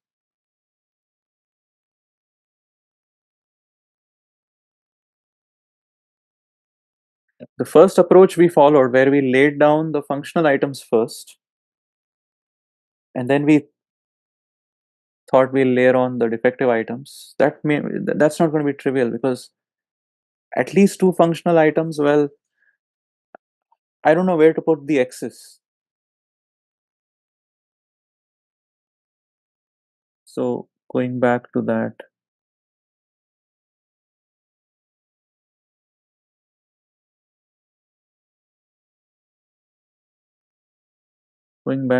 problem, if I lay down the functional items first,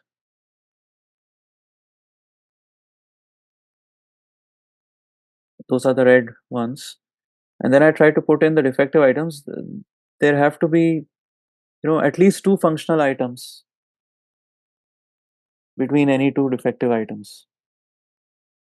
So then I don't know where to put the x's, because maybe I group together three functional items, then I put an x, then I put two. Well, then there are just too many options. This method that I used first um, is not going to be possible to use.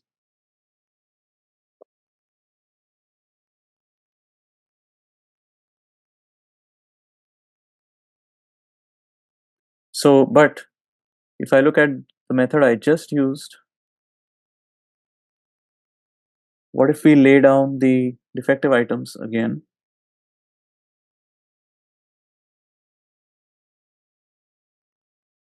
And once again, I say, well, then I'm going to layer on the functional items f1, f2, f3,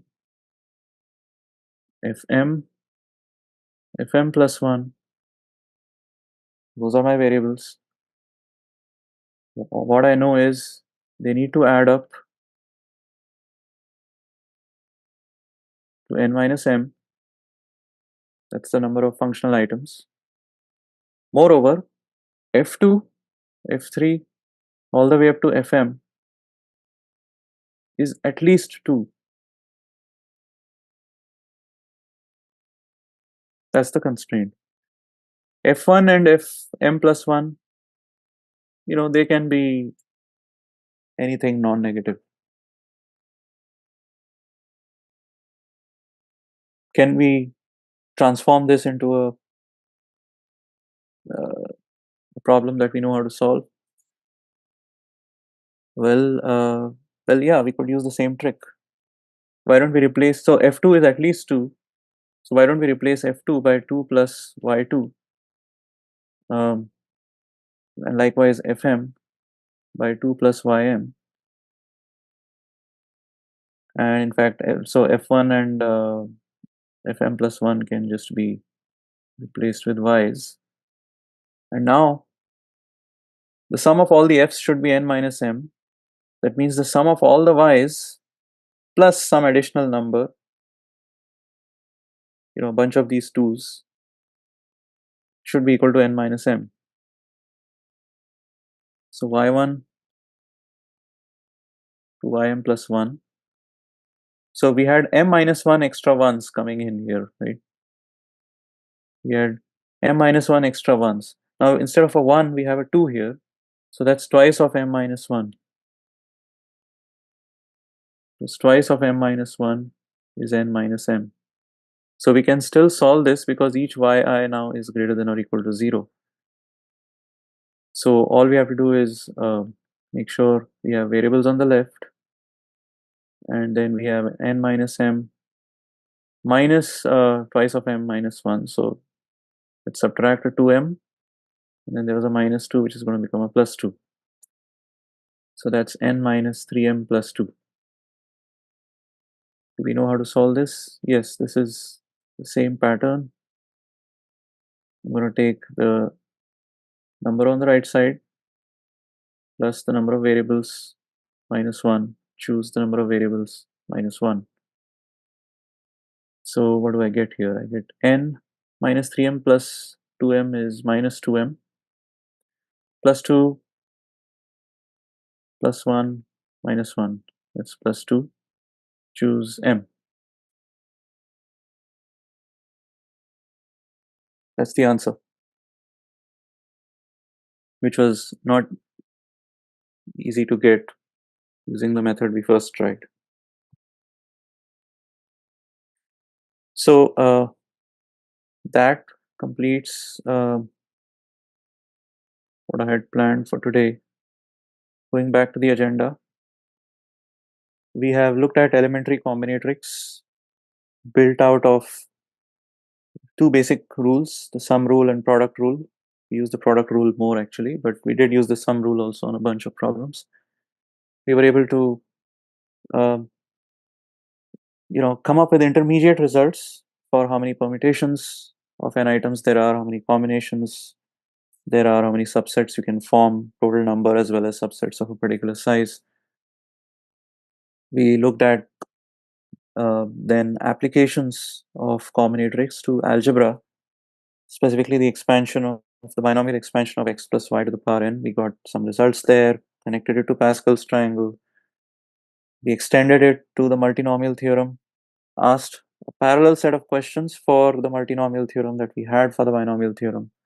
Those parallel questions led us to develop a formula for the multinomial coefficients, as well as um, a question about how many solutions there are to an integer equation of the form, a bunch of variables, non-negative integer variables added up equals some constant. Having solved that, we saw how a number of other problems in combinatorics could then be solved uh, by mapping them uh, to these standard results. So that's it, and we will continue next time. Thank you. Any concluding questions?